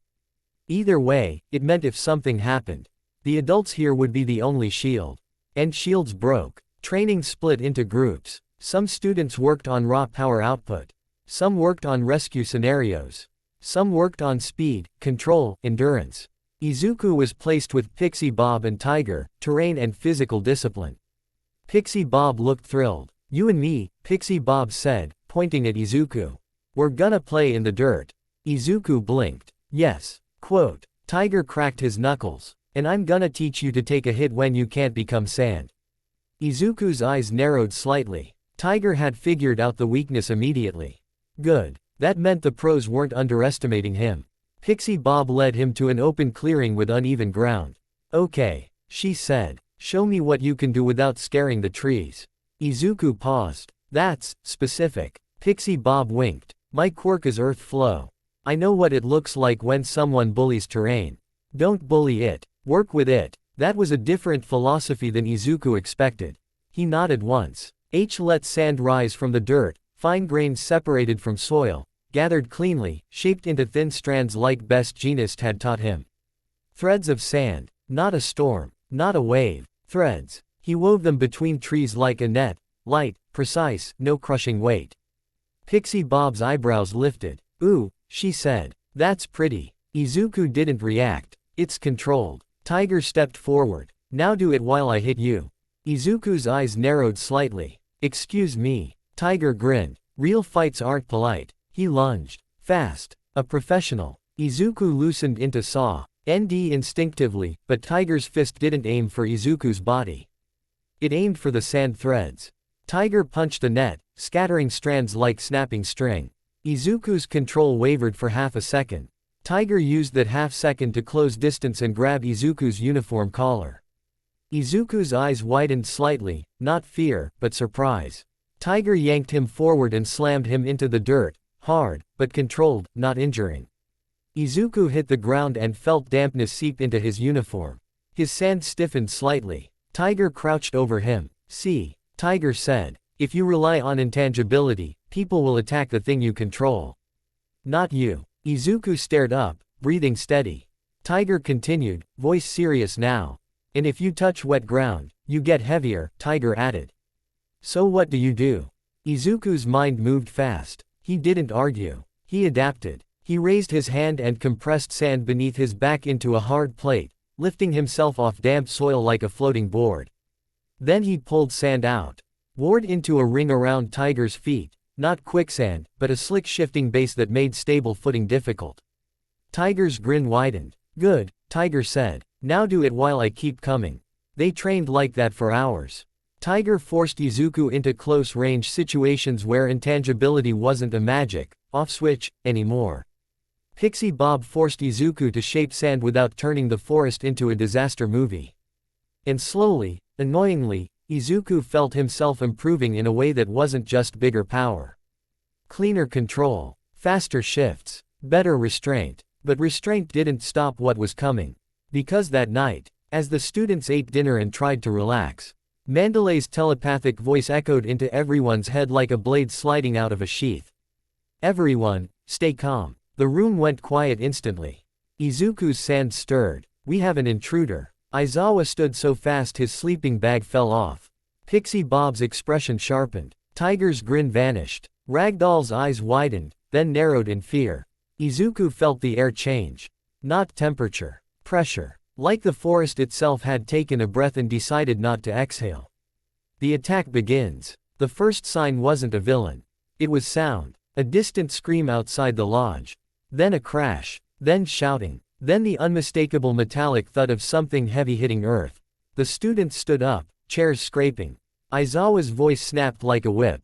Stay inside, he ordered. Bakugo snarled, like hell.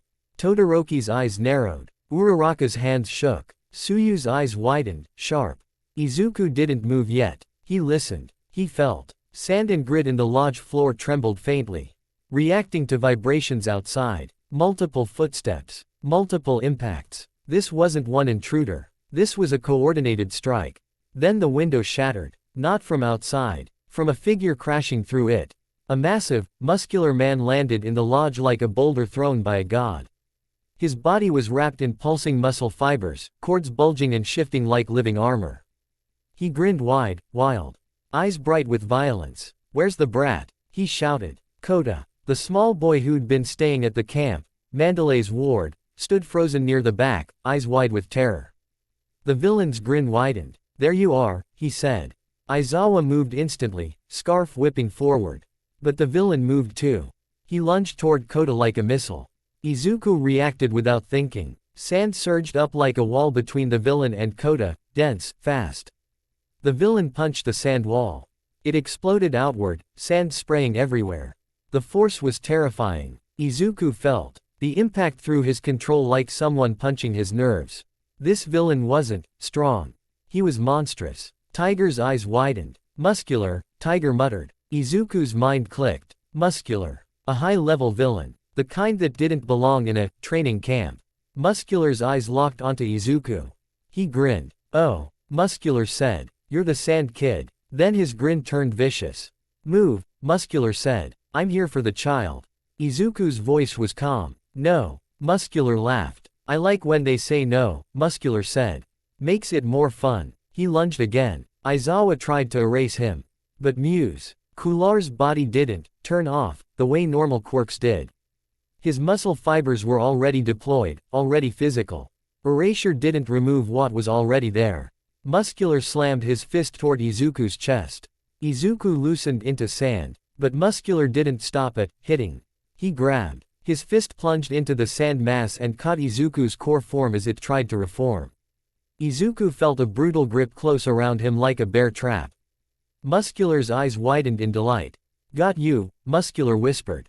Izuku's sand stiffened, humidity, pressure, panic trying to turn him heavy. He forced calm. He pressed sand into a hard plate between his body and Muscular's grip, creating space.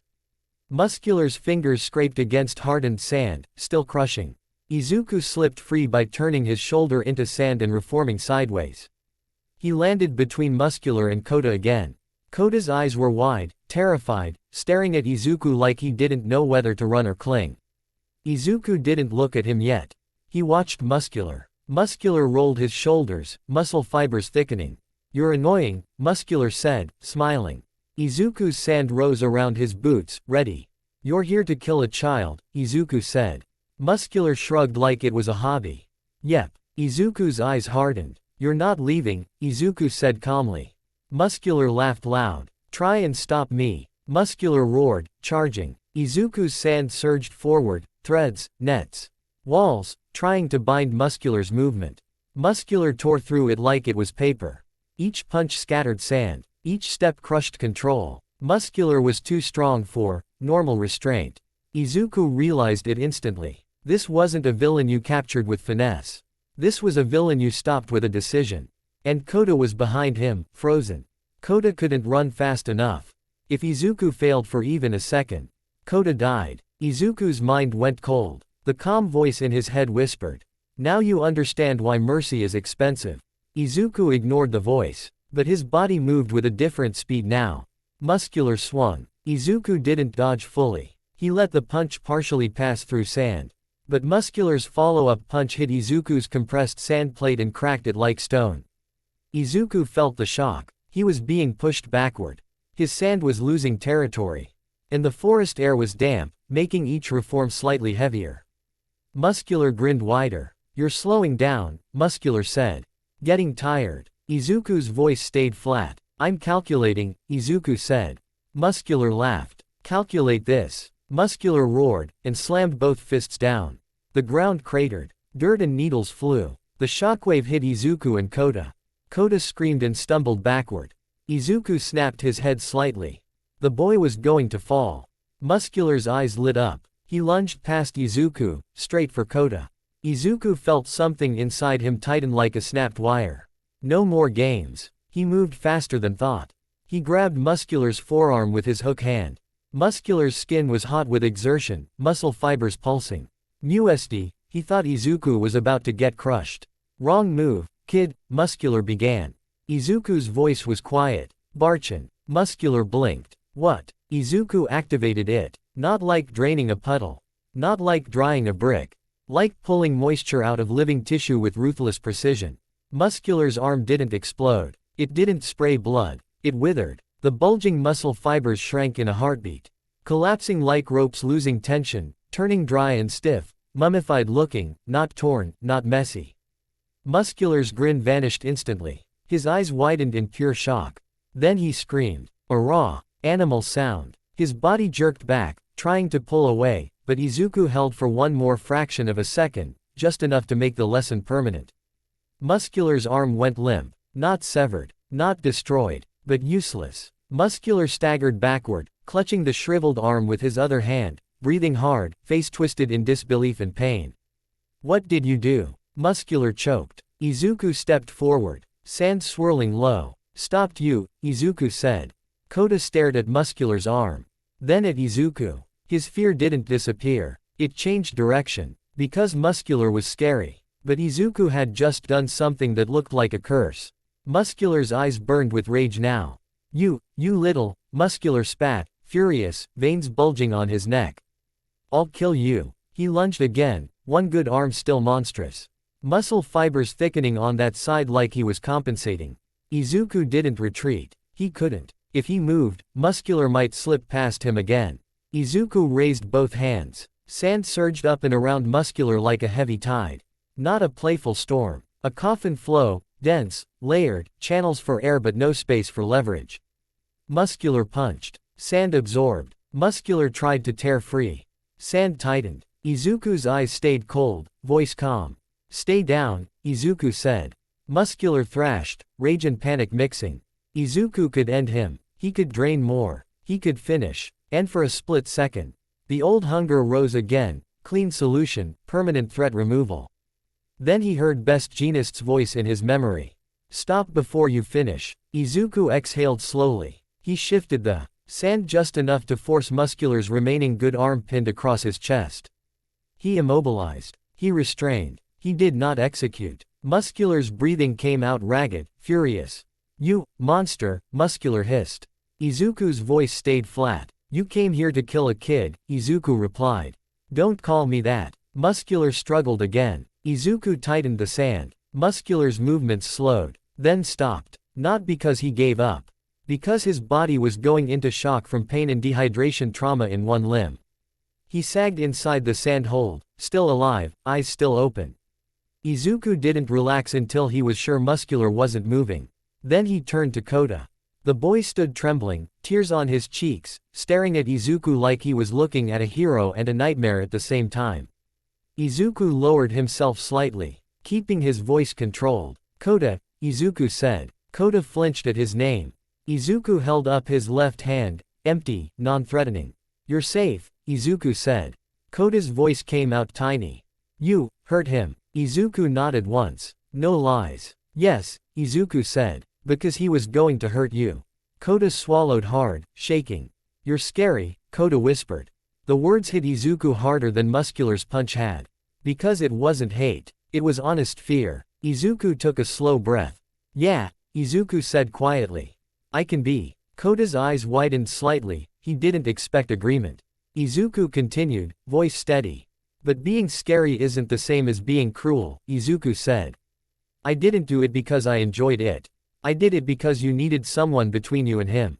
Kota stared, trembling. Izuku glanced toward the lodge.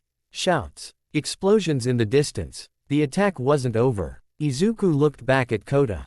I'm going to move you, Izuku said. I need you to trust me for 10 seconds. Can you do that? Kota hesitated, breathing quick. Then he nodded, barely. Izuku stepped closer and formed a sand platform under Kota's feet, smooth, stable, lifting him gently like an elevator. Kota gasped but didn't fall. Izuku guided the platform behind him, keeping Kota close without touching him. He didn't want to scare him more. And as they moved, muscular trapped and breathing behind them, Izuku felt something settle in his chest. Not pride, not satisfaction, a warning, because he had used Barchan without hesitation, because he had needed to, and because the line had been close again, closer than he wanted. The calm voice in his head whispered, "See, this is what you are for." Izuku ignored it. He kept moving, because the forest was still full of villains. And Class 1A was still out there. The forest didn't feel like a forest after the attack. It felt like a crime scene that was pretending to still be nature. Trees were snapped. Dirt was torn open in long trenches where quirks had ripped the earth. Scorch marks smoked quietly in the shadows. The air smelled like pine, sweat, and panic, like the world had tried to be peaceful and failed. Izuku stood at the edge of the lodge clearing with sand still swirling faintly around his boots, watching pro-heroes move like a coordinated army. Not the loud, smiling kind of army people saw on TV. The real kind. Quick commands, sharp eyes, silent understanding, medics treating injuries with efficiency, captured teams sweeping the perimeter, evac squads guiding students toward safe zones. Kota sat on a bench wrapped in a blanket, staring into SP. Ace, like his brain hadn't accepted that he was still alive. Izuku had stayed near him until Mandalay arrived, face pale but steady, and pulled Kota into a fierce hug. Kota didn't cry. He just held on. Over like letting go would make the nightmare start again. Mandalay looked up at Izuku with an expression that was equal parts gratitude and alarm. "Thank you," she said softly. Izuku nodded once. "He's safe." Mandalay's eyes flicked toward the sand still lingering in the air around Izuku. She lowered her voice. "That villain," she said carefully. "Muscular. What you did." "I restrained him," Izuku answered. Mandalay hesitated. "You," dried his arm. Izuku's jaw tightened. He didn't like that it sounded like a curse when put into words. "He tried to kill a child," Izuku said flatly. Mandalay looked like she wanted to argue morality, but she didn't. Instead she simply nodded, slow, weighed down. "I know," she whispered. Izuku watched her go back to Kota, then turned his gaze toward the deep forest where distant impacts still echoed. Because the camp attack wasn't a single fight. It was a coordinated operation. Someone planned it. Someone sent multiple villains into a training camp full of minors. Someone was escalating. And if someone was escalating, it meant the next move would be bigger. The calm voice in his head drifted up like smoke. Wars don't de-escalate. Izuku ignored it. But he couldn't deny the logic. Hours passed in fragments, roll call, injuries treated, terrified students gathered, teachers barking orders. Aizawa's face looked like stone carved by exhaustion. He moved from group to group, checking on students, counting heads, checking names, making sure no one was missing. That was the real terror of a villain raid. Not the fighting, the counting, because every time the list didn't match, your stomach fell through the floor. Finally, Aizawa stopped in front of the class group. His eyes were sharp. "Everyone accounted for," Aizawa said. Relief surged like a wave through Class 1A. Some students sat down hard like their bodies had been holding tension with pure will. Kirishima laughed nervously. Uraraka held her hands together, trembling. Suyu exhaled, slow. Then Aizawa's gaze shifted slightly. The relief in the air didn't fully settle. Because one name wasn't being said. Look at Izuku when he spoke again, but his voice tightened. "Bakugo," Aizawa said quietly, "is missing." Silence. Like the forest itself stopped breathing. Kirishima's smile vanished instantly. Todoroki's eyes narrowed. Ida's posture stiffened. Uraraka's mouth opened slightly, shocked. Even Kaminari stopped shaking long enough to whisper, "No." Izuku felt sand stir at his feet, reacting to the sudden pressure in his chest. Not grief. Not panic. A different thing. A mission. Because missing didn't mean lost. Missing meant taken. And taken meant intent. Aizawa's voice stayed flat, but the tension under it was real. "We have reason to believe the League of Villains extracted him during the chaos," Aizawa said. "Pro-heroes are tracking. Police are tracking. This is not your job." Bakugo's name hung in the air like a challenge. Izuku remembered Bakugo's face in the finals: rage, humiliation. The refusal to bend. Villains didn't kidnap people for fun. They kidnapped assets. And Bakugo, violent, loud, powerful, looked like an easy asset to convert. Izuku's eyes narrowed. They think they can recruit him. The idea was almost insulting. Bakugo was a lot of things. But he wasn't obedient, which meant the League wasn't just kidnapping him. They were gambling on his anger. And anger was unpredictable. That meant Bakugo's life was genuinely at risk. Because villains didn't keep what they couldn't control forever. The calm voice whispered, "Extraction." Izuku swallowed once, slow. Aizawa dismissed the students for medical checks and transport back to UA. But that night, long after everyone should have been sleeping, the class didn't sleep. Not really. They sat in the dorm common area, lights dim. Voices low, like speaking loudly might summon another attack. Kirishima paced. Uraraka sat curled up, eyes red. Iida kept apologizing to no one, like guilt was a muscle he couldn't stop flexing. Todoroki sat near the window, staring at the dark outside like he was trying to freeze the night itself. Izuku sat quietly with his water bottle, watching them all. Eventually, Kirishima stopped pacing and slammed his fist lightly against the wall. "We can't just sit here," Kirishima said, voice tight. "That's Bakugo." Iida snapped upright, face strained. "We must follow procedure." Kirishima glared. "Procedure isn't gonna save him if they. He couldn't finish the sentence. Uraraka's voice came small. "The heroes will find him, right?" Todoroki finally spoke, low. "They might," Todoroki said. "But the League moves fast." Silence again. All eyes drifted, slowly, toward Izuku. Because whether they liked it or not, Izuku had become the one who talked like battles were math. Izuku didn't want their eyes. But he didn't lie either. "If they took Bakugo," Izuku said calmly, "it's because they want something." Kirishima swallowed. "Recruit him." Izuku nodded once. Iida's eyes widened. "That is probable," Izuku cut in gently. "Not guaranteed." Uraraka hugged herself tighter. Bakugo would never join them. Izuku's voice stayed flat. "I agree," Izuku said. "Which means they'll switch tactics."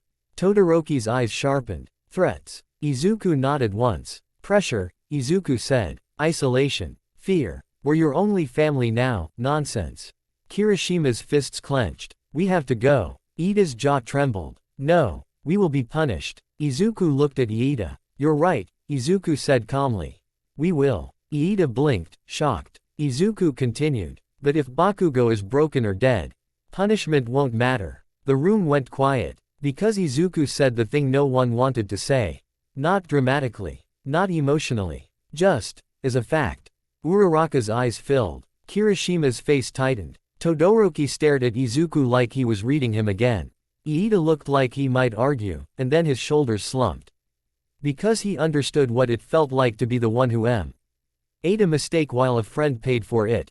Izuku exhaled slowly. "If we do this," Izuku said, "we do it right." Kirishima leaned in. "Right how?" Izuku's eyes stayed steady. "Like an extraction," Izuku said. "Not like heroes. Not like students." He paused. "We go in, we get Bakugo, we leave. No fights unless necessary. No speeches." Todoroki's voice was quiet. "We need intel." Izuku nodded. "And a route," Izuku said. "And a fallback." Uraraka swallowed. "How do we even find them?" Everyone looked to Yaoyorozu, who had been quiet until now, hands clasped in her lap.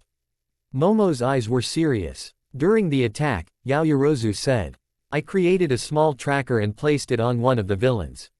I believe it was, Mr. Compress." Kirishima's eyes widened. "You did that?" Momo nodded, voice controlled. "I did not have time to inform anyone." Izuku looked at her with genuine respect. "That's good work," Izuku said. Momo's cheeks flushed slightly, then her expression hardened again. "The tracker signal is weak," Yaoyorozu added. "But it's still active." Izuku nodded once. "Then we have a location," Izuku said. "Now we need roles." He looked around the room, Kirishima, Todoroki, Iida, Uraraka, Yaoyorozu, Tsuyu. And a few others listening in. He didn't want to bring many.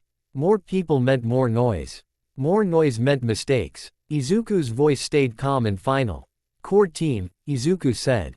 "Me, Todoroki, Kirishima, Yaoyorozu, Iida." Quote. Iida flinched. "Me." Izuku nodded. You're fast and disciplined. You don't panic. Iida looked like he wanted to argue he did panic. But he didn't. Todoroki didn't object. Kirishima nodded immediately. Yaoyorozu swallowed but nodded too. Uraraka's eyes widened, hurt. What about me? Izuku looked at her. He didn't soften much, but his voice lowered slightly. Someone needs to stay and raise alarm if we don't return, Izuku said. And someone needs to keep the rest of the class from doing something reckless. Uraraka's hands clenched. Tsuyu spoke quietly. That makes sense, Ribbit. Uraraka swallowed hard, eyes wet, but she nodded. Okay, she whispered. Bring him back. Izuku stood. Then we move, Izuku said. Kirishima looked at him, voice tight. Midoriya, are you sure? Izuku's eyes narrowed. No, Izuku said honestly. But I'm certain sitting still won't help. The calm voice in his head murmured. Command suits you. Izuku ignored it. He just grabbed his water bottle. And his glove. And the hook under it, like a promise. Kamino Ward. Kamino at night looked like a city trying to forget itself. Old buildings, narrow streets, harsh street. Lights that made everything feel like a surveillance photo. The air smelled like exhaust and rain threatening to fall. Izuku hated the rain threat. He kept his movements controlled. They traveled quietly, using public transport until close. Then rooftop movement when necessary. Yaoyorozu kept checking the tracker. The signal is strongest here, she whispered, pointing toward an industrial block. Todoroki's eyes scanned the rooftops. Too quiet. Kirishima swallowed. This is bad. Izuku's voice stayed low. We're not here to fight, he reminded them. We're here to take Bakugo and leave. Iida nodded, jaw clenched. Understood. They approached the area slowly, keeping to shadows, keeping distance. Izuku sent thin sand threads along the ground like feelers, mapping vibrations, checking for footsteps, listening with the earth. The building they reached looked abandoned. Boarded windows, rusted fences, a warehouse-like structure with a side entrance barely visible. But, abandoned, was a costume. Izuku could feel movement inside. Multiple heartbeats. Multiple footfalls. Todoroki whispered, how many? Izuku closed his eyes for half a second, feeling sand vibrations through cracks. 5, Izuku said. Mabirishima's knuckles tightened. And Bakugo. Izuku felt for a different vibration, fast, angry pacing. Yes, Izuku said. He's alive. They moved. Yaoyorozu created a small tool, quiet. Like a thin metal wedge to pry a side panel loose without noise. Iida held tension like he was holding breath. Todoroki's hand glowed faintly, ready to freeze if needed. Izuku's sand threaded round the entrance like a silent net, ready to close and block if someone charged out. They slipped inside. The air was stale, dusty, dry enough to breathe without fear. Izuku felt relief, small, controlled. Then voices. Villain voices. Laughter. He'll come around, someone said, lazy. Another voice, deeper, amused, answered. Or he'll break. Either way, it's entertaining. Izuku's eyes narrowed. They moved deeper along a hallway. Keeping to shadows. A door ahead was cracked open. Light spilled through. Inside, they saw him. Bakugo was tied to a chair. Not gagged. Not beaten into unconsciousness. Just restrained. His eyes were blazing with hatred, his body tense like he'd been trying to explode his way free since the moment he got captured. League members stood around him. Shigaraki sat slouched like a bored king. Fingers twitching. Kurogiri stood nearby like a calm shadow.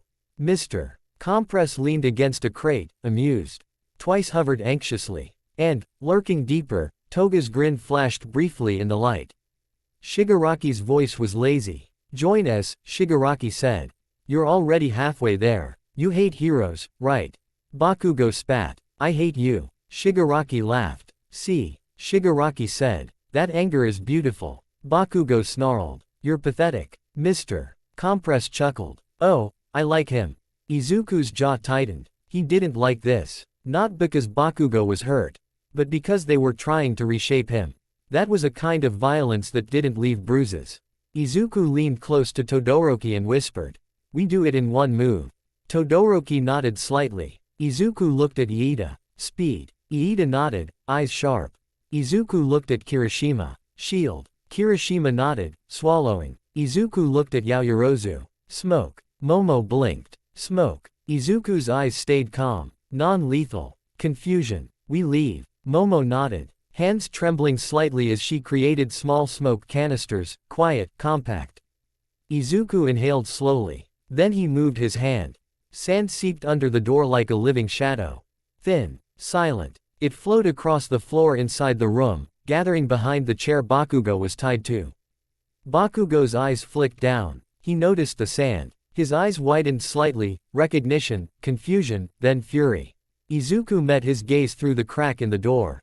Bakugo's lips moved without sound. Deku. Izuku didn't answer. He just mouthed one word back. Now. Yaoyorozu rolled the smoke canisters through the crack. They clinked softly. Toga's head snapped toward the sound. What was? The smoke detonated, thick and sudden, flooding the room with gray fog. Chaos. Shigaraki stood instantly, coughing. Twice panicked. Oh no, Mr. Compress laughed. A show. Kurogiri's mist flared, shifting, reacting. And in that exact second, Iida burst through the doorway like a rocket. Recipro. He roared, cutting himself off to keep volume down. He slammed into the chair, grabbing Bakugo and ripping the restraints loose with pure force. Bakugo didn't resist, pure instinct understanding the play. Kirishima followed, hardening his body into a shield, blocking the doorway as the League lunged blindly through smoke. Todoroki stepped in behind Kirishima and flashed ice outward, quick, controlled, free. Zing the floor just enough to disrupt villain footing, not trapping anyone permanently. Izuku's sand surged behind Bakugo, lifting him and Iida slightly like a moving platform. Then Izuku tightened his hand. The sand behind them rose like a curtain, blocking vision, swallowing sound, creating separation. Bakugo coughed through the smoke and snarled, voice low and furious. What the hell are you doing here? Izuku's voice stayed flat. Extraction, Izuku said. Argue later. Bakugo's eyes widened, then narrowed in rage. I don't need. Move, Izuku cut in coldly. Bakugo froze at the tone. Because it wasn't Deku's old trembling voice.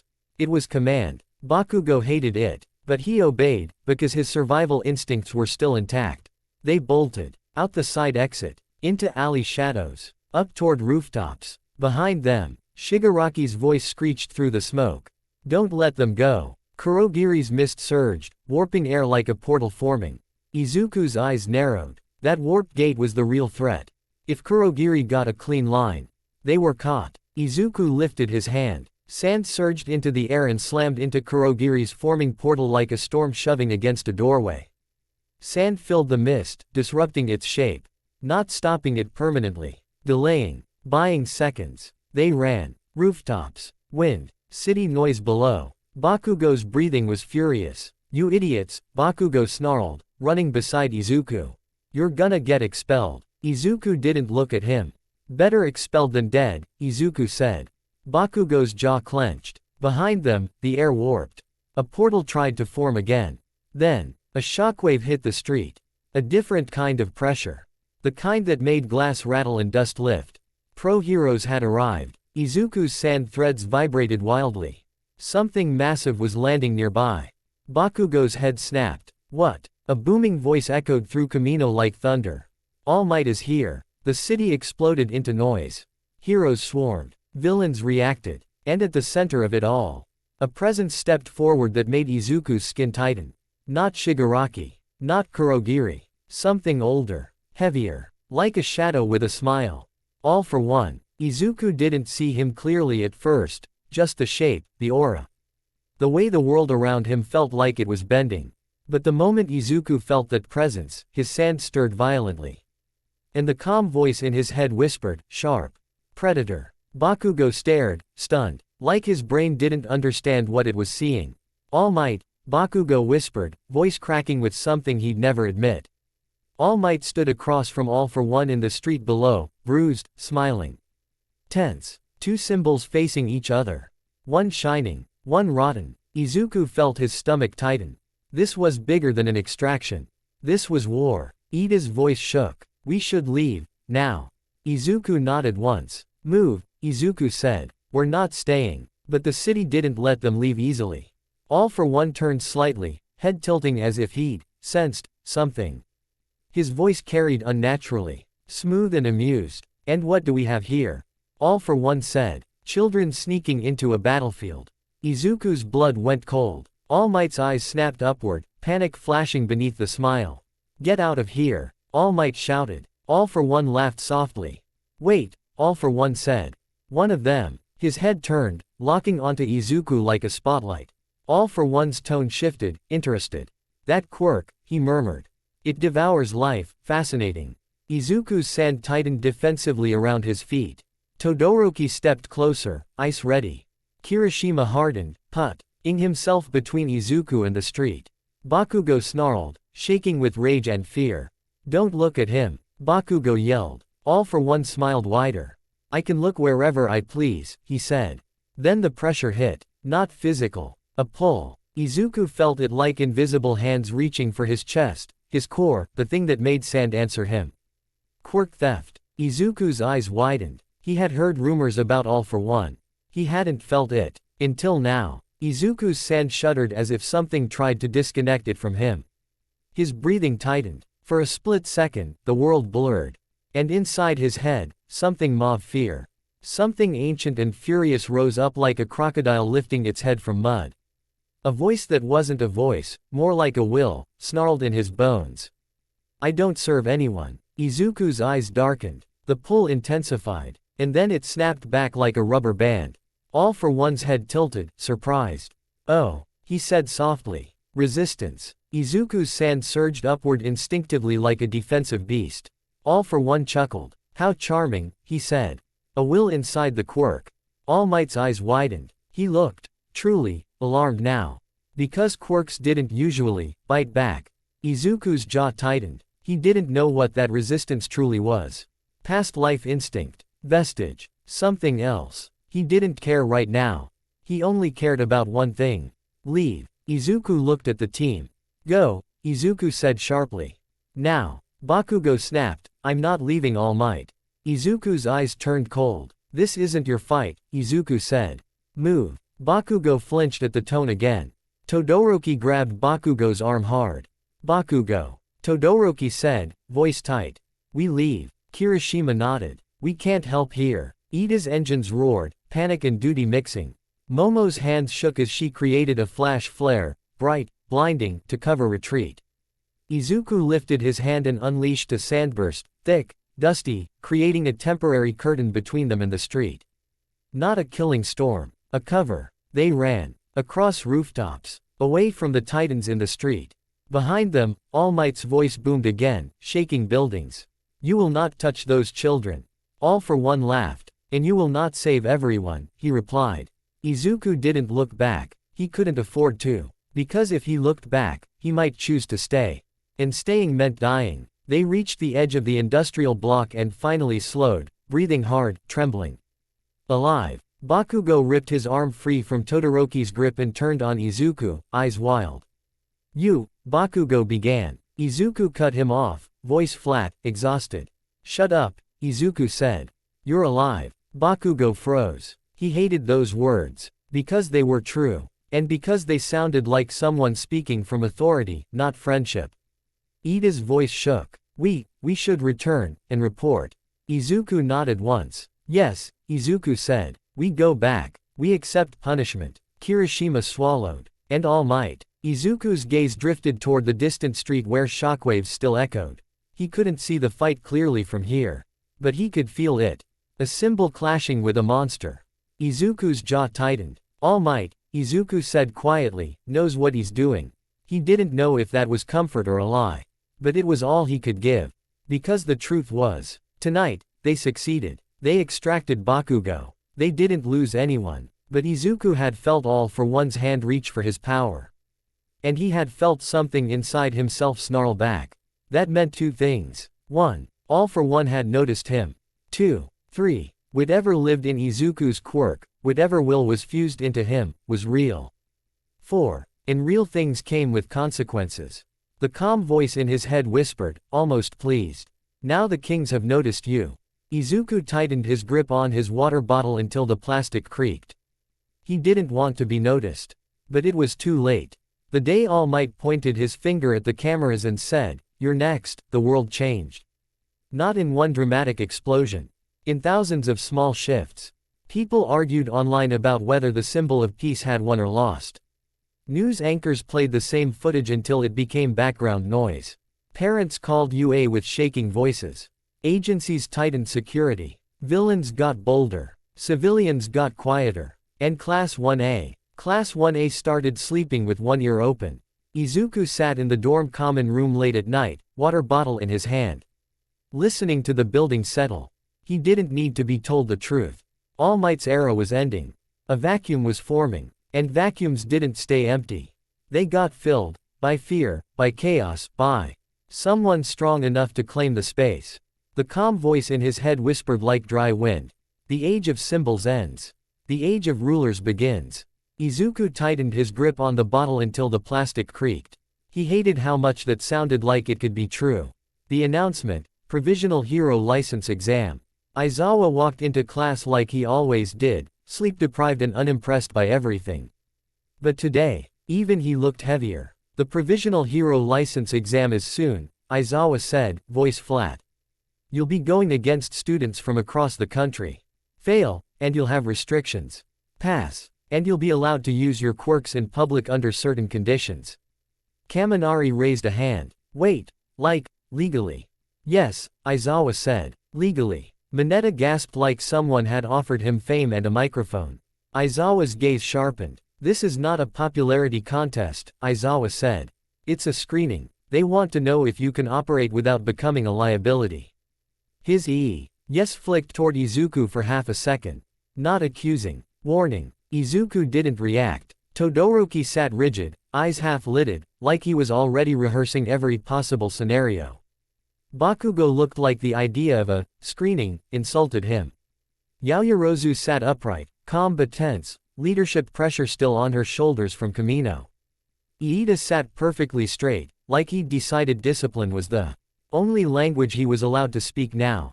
Aizawa continued. You will be targeted, he said. Not because you're weak. He paused. Because you're famous. The class went quiet. Because that was true. UA wasn't just a school anymore. It was a symbol, a headline, a target, and in the middle of it stood a boy with sand in his veins and a reputation that made even pro-heroes hesitate. The ride to the exam. The exam was held in a massive stadium-like facility. Multiple schools arrived at once, dozens of buses, hundreds of students, all wearing different uniforms, all carrying different arrogance. The air outside the facility buzzed like a hornet nest. This feels like a villain convention, Shiro muttered. It's worse, Tsuyu said calmly. It's a teen villain convention, Ribbit. Kirishima laughed nervously. Manly. Izuku stayed quiet, scanning. Groups formed in clusters, eyes sharp, quirks visible in subtle ways. Some students stared openly at UA's class. Whispers followed them. That's Todoroki. That's Bakugo. That's the sand guy. I heard he almost killed Stain. No way. I heard he turned a stadium into a desert. He's creepy. Izuku didn't correct anything, because correcting rumors didn't matter. Winning did. Inside the facility, the announcers laid out the rules. First phase, combat style. Students would compete in an open zone. The goal was to score hits on other students using special targets. Enough points and you pass. Second phase, rescue simulation. Hero work wasn't only fighting, it was saving. Everyone understood the first part. Too many students underestimated the second. Izuku listened carefully. Because the second phase was where people like him got judged hardest. Not by power, by restraint. Phase 1 begins. When the gates opened, the arena was massive, urban terrain. Scattered cover, elevated platforms, and far too many students packed into the same space. A loud horn blared. Begin. It was chaos immediately. Students rushed in waves. Quirks ignited. The air filled with explosions, ice, wind blades, energy beams, and screaming. Todoroki froze a lane instantly, creating a defensive corridor for UA to move through. Bakugo blasted upward to gain aerial position, snarling like a hawk that wanted blood. Iida sprinted forward, engines roaring, trying to score clean hits. Kirishima hardened and took point, acting as a wall. Yaoyorozu began creating support G-capture tape. Signal flares. Izuku didn't rush. He lifted his hand slightly. Sand seeped from cracks in the arena terrain, dust, grit, loose debris, gathering like a quiet tide around his boots. He watched the battlefield like it was a map. Because the problem with Phase 1 wasn't power. It was numbers. Too many enemies. Too many angles. Too many surprises. And UA had something the other schools didn't. They'd fought villains for real. They'd learned that panic killed faster than punches.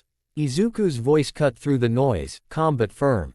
Formation. Some of the class glanced at him. Bakugo yelled from above, "Don't command me." Izuku didn't look up. "I wasn't talking to you," Izuku said. Bakugo choked on outrage mid-flight. But it worked. Because the rest of the class, those who'd seen Izuku in USJ, in Hosu, in Kamino, instinctively moved closer. Not because they liked being controlled. Because they trusted results. Izuku's sand rose in thin threads like best J. Enist's fibers, forming a subtle web across the ground. Not a storm. A sensor net. Every footstep vibrated through it. Izuku could feel movement patterns like ripples on water. Todoroki glanced at him. "You're mapping." Izuku nodded once. "Yes." Kirishima blinked. "That's kinda awesome." Izuku didn't smile. "It's necessary." A group from another school rushed them, students with speed quirks, blade quirks, projectile quirks. They saw UA clustered and assumed, easy target. Izuku raised one finger. Sand shifted beneath the oncoming group, just a shallow sink, enough to throw off footwork. The attackers stumbled. In the same moment, Todoroki sent a low ice sweep, not to trap, just to force balance loss.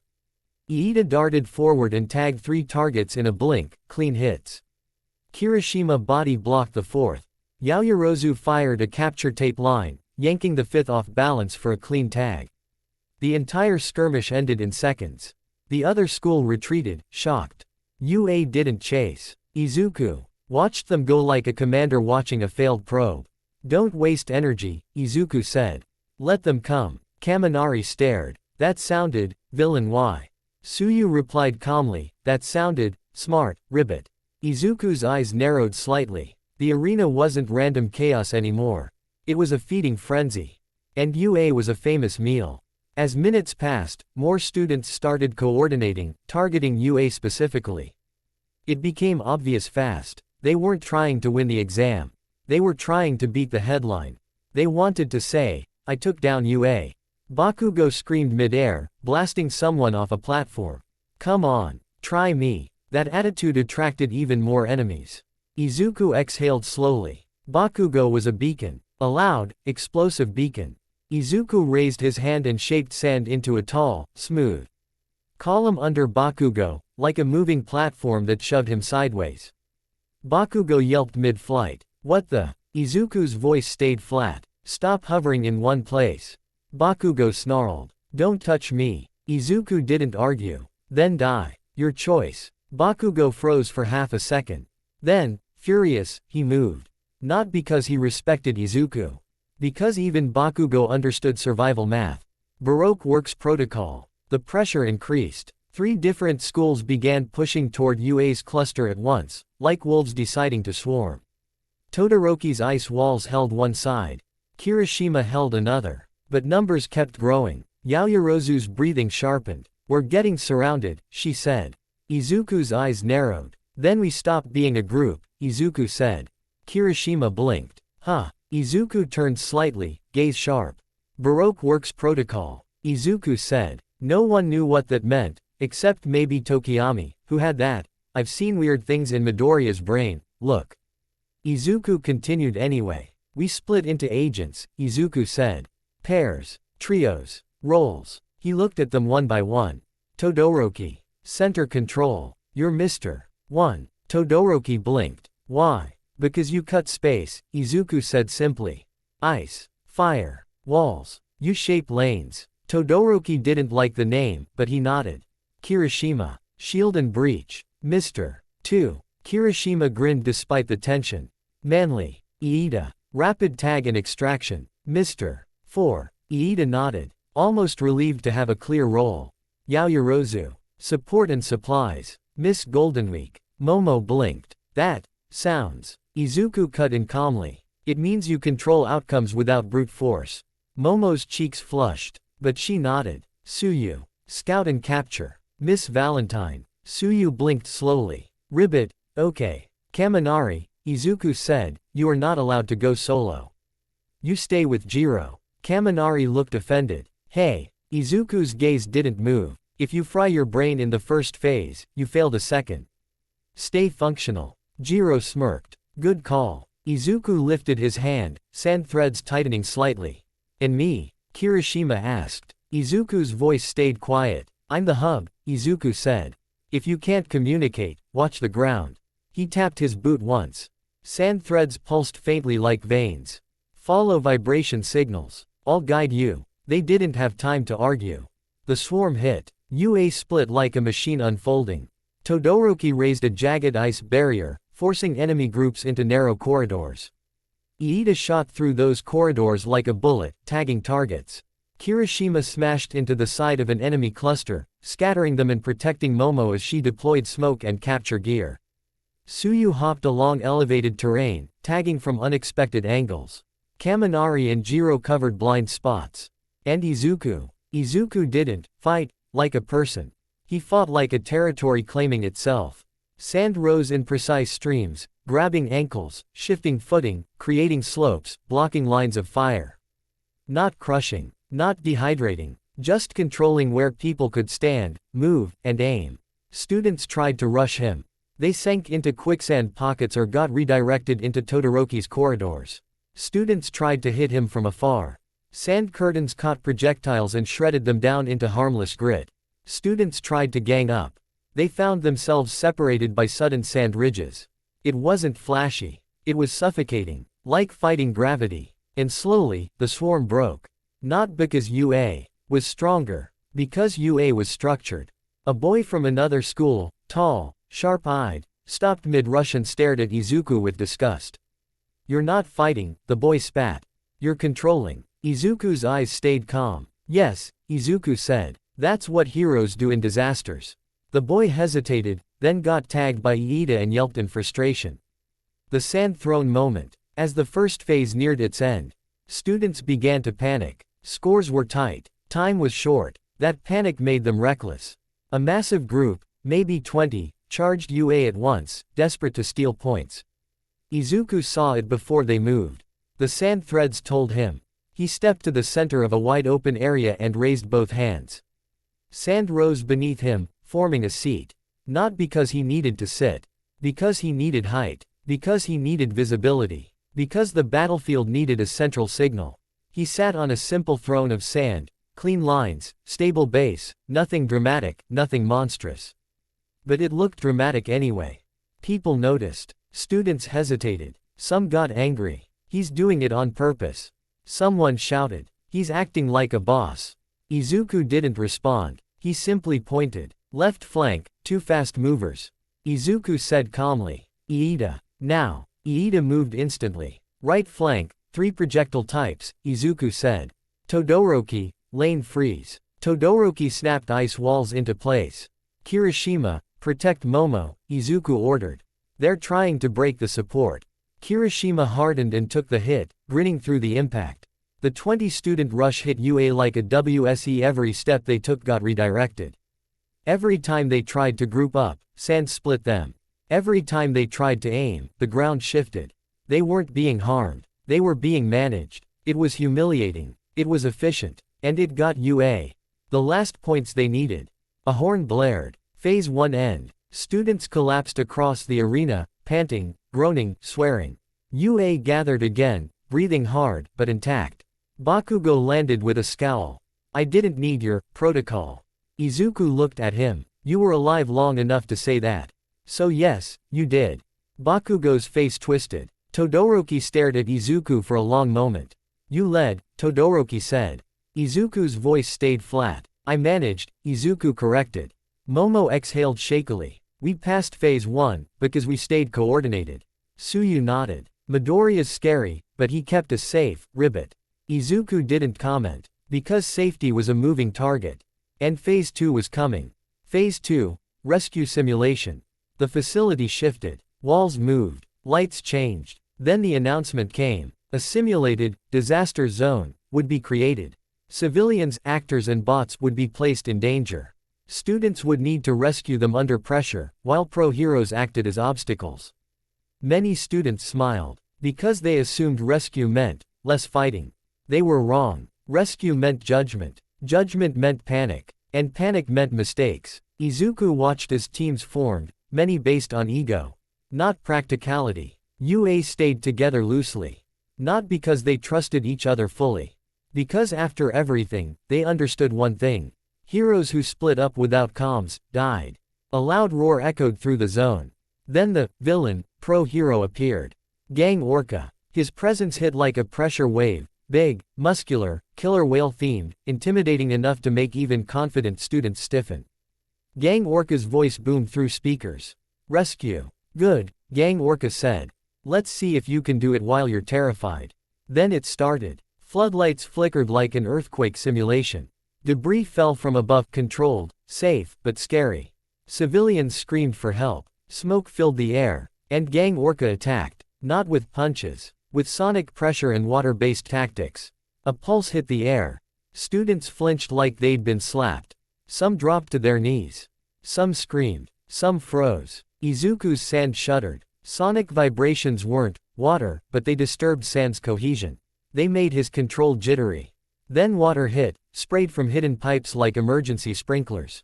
Izuku felt it instantly. His sand form tightened. He got heavier. Not immobilized, but threatened. Gang Orca was a natural counter to him. Aizawa's words returned. You'll be judged by what you can't do yet. Izuku exhaled slowly. He didn't retreat. He adapted. Protocol, Izuku said quietly to his team. Rescue roles. Momo nodded and began creating basic medical kits and stretchers. Iida became evacuation, fast runs carrying civilians out. Uraraka, who wasn't, earlier, was allowed in this phase and immediately became vital, lifting debris without hurting civilians. Tsuyu scouted for trapped people in tight spaces. Kirishima took debris hits and cleared paths. Todoroki used ice carefully, creating ramps and stabilizing structures without causing collapse. Bakugo, surprisingly, used controlled blasts to clear smoke and debris, less screaming, more precision. Izuku stayed central, mapping. His sand threads couldn't spread as far in wet zones, so he shifted strategy. He compressed sand into glass-like plates, stable, water-resistant surfaces that didn't clump as easily. He laid them like stepping stones across wet ground, creating safe routes for evac. Gang Orca noticed. Midoriya, Gang Orca boomed, voice amused. You're trying to build roads. Izuku didn't answer. Gang Orca unleashed another sonic pulse. The plates vibrated. Some cracked. Izuku felt it like pain.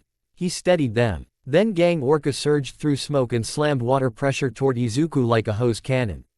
Izuku's sand stiffened instantly, too much water. He felt his body lock halfway. Danger. For 1 second, his heart thumped harder. Then he forced calm. He didn't try to go intangible. He didn't try to out-sand water. He did something else. He grabbed debris. Fine grit. Powdered concrete. Dry dust from broken walls. He pulled it into a tight vortex, not a storm, a focused jet. Sand blaster. Izuku murmured. He fired it. A compressed stream of dry grit shot into the water spray, breaking it apart, reducing coherent pressure into scattered droplets. Then the T carried through and struck Gang Orca's mask area, not hard enough to injure, but enough to irritate. Gang Orca flinched slightly. Izuku used that fraction. He pulled sand along the ground into a rising spiral around Gang Orca's legs, tight.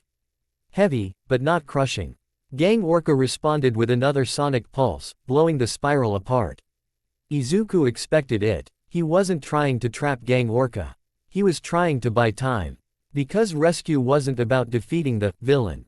It was about saving the civilians while the villain tried to stop you. Izuku shouted calmly, clear, direct. Evac Route B is compromised, switch to Route C. Iida moved instantly, rerouting civilians. Momo adjusted supply drops. Uraraka lifted a collapsed beam and freed a crying, civilian, bot. Tsuyu guided 2 lost kids, actors, out of smoke. Kirishima took a falling slab on his shoulder, grunting, and held it long enough for Todoroki to freeze it into stability. Bakugo, still grumpy, blasted a hole in a wall and cleared a shortcut. Move, Bakugo yelled. I'm not failing because of fake screaming. A civilian screamed louder. Bakugo flinched. Shut up. Izuku looked at him. Bakugo, tone. Bakugo snapped. Don't. Then Bakugo saw a child actor coughing in smoke. His expression flickered, something uncomfortable. He turned away quickly and blasted smoke outward anyway, clearing air. He didn't speak again. Gang Orca appeared again. Water and sonic pressure slamming into the area where Iida was carrying a civilian. Iida stumbled. The civilian almost fell. Izuku reacted instantly. He sent a dense sand cushion under the civilian, soft catch, preventing injury. Then he hardened sand into a curved deflector, redirecting the next water blast away from Iida's path. Gang Orca's eyes narrowed. Oh. Gang Orca boomed. You're learning. Izuku's voice stayed flat. Yes. Gang Orca grinned. Good. Learn faster. He unleashed a sonic roar that vibrated the entire zone. Students panicked. Some dropped civilians to cover their ears. Some ran. Some failed immediately. Izuku felt his sand tremble violently. The vibrations threatened to loosen his control completely. His vision blurred for a moment. His lungs tightened, air pressure weird. Water missed everywhere. He could feel his weakness trying to clamp down. And in that moment, he made a choice. He didn't fight Gang Orca. He fought the environment. He pulled S. And inward, tight compression, forming a thick glass sand dome over his team's immediate area. Not sealed. Just a barrier. The dome dampened the sonic vibrations slightly, deflecting mist, creating a calmer pocket.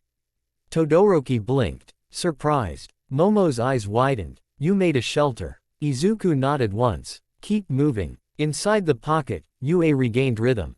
Outside, other teams fell apart. Gang Orca watched, impressed. Then he lunged, trying to breach the dome. Izuku held the structure just long enough, and then released it on purpose, letting it collapse outward like falling sand glass, fork. In Gang Orca to step back to avoid stepping on sharp fragments, still safe, but inconvenient. That gave Iida an opening. Iida sprinted through the newly cleared lane and delivered the last civilian to safety. A horn blared. Phase 2 end. Students collapsed agated, dirty, panting, but functional. Gang Orca stepped forward, arms crossed, towering. He looked at Izuku. Midoriya, Gang Orca said, voice firm, you were countered. Izuku didn't deny it. Yes. Gang Orca nodded. And you still prioritized rescue. Izuku's eyes stayed steady. That's the point, Izuku said. Gang Orca's mouth twitched slightly, approval. Good. Gang Orca said. Because if you used that, drying, power on civilians in panic, you'd be disqualified forever. A hush went through nearby students who overheard.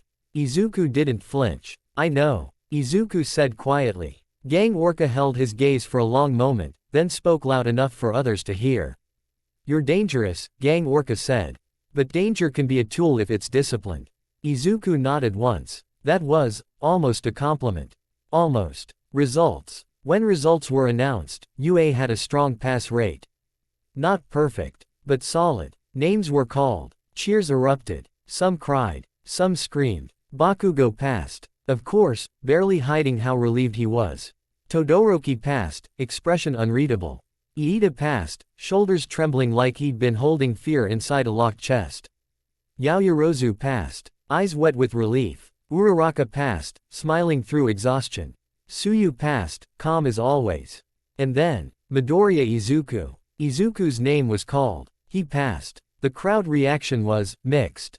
Some students looked annoyed, some looked afraid, some looked impressed. Izuku didn't react much. He simply accepted the temporary license card when it was handed over. A thin piece of plastic that said, "You are trusted, conditionally." He felt the weight of it more than the medal from the sports festival. Because this wasn't applause. This was permission. Permission could be revoked. As they boarded the bus back, Kirishima leaned close. Dude, Kirishima whispered, that dome thing. That was heroic. Izuku stared out the window. It was efficient. Kirishima grinned anyway. Same thing. Izuku didn't answer. Because it wasn't the same thing. Not yet. But maybe, it could become the same thing if he kept choosing restraint when it mattered. The calm voice in his head murmured, faint and annoyed. You're being shaped. Izuku stared at the license card in his hand. Maybe. But shaping wasn't always chains. Sometimes shaping was armor. And if armor kept people alive, then he could live with it. The provisional license sat in Izuku's wallet like a thin blade. Not heavy. Not dramatic. Not magical. Just a small piece of plastic that said, "You're allowed to act. Conditionally." The word conditionally mattered more than the license itself. Because after Kamino, after Stain, after the training camp raid, Izuku understood something most first years didn't. Being allowed to act didn't mean you were trusted. It meant people were watching to see what you'd do with permission. And Izuku had a habit of doing things that made people nervous. So he adjusted. Not by becoming softer. By becoming smarter. He trained every morning with a bottle of water nearby, not to drink, but to remind his body of its weakness. He worked on hardened sand shields that resisted moisture longer. He practiced compressing sand into glass plates and shaping sand into thread-thin strands that could bind without crushing. He practiced looking like a hero without losing the edge that kept him alive. Best Jeanist's words stayed in his head like stitches. Fame is a fabric. It can protect you, or it can strangle you. Izuku wasn't trying to be loved. But he refused to be strangled. Night Eye's door. When the time came for work studies, U.A. went quiet. Not because students weren't excited. Because this time, it wasn't training. It was the real world.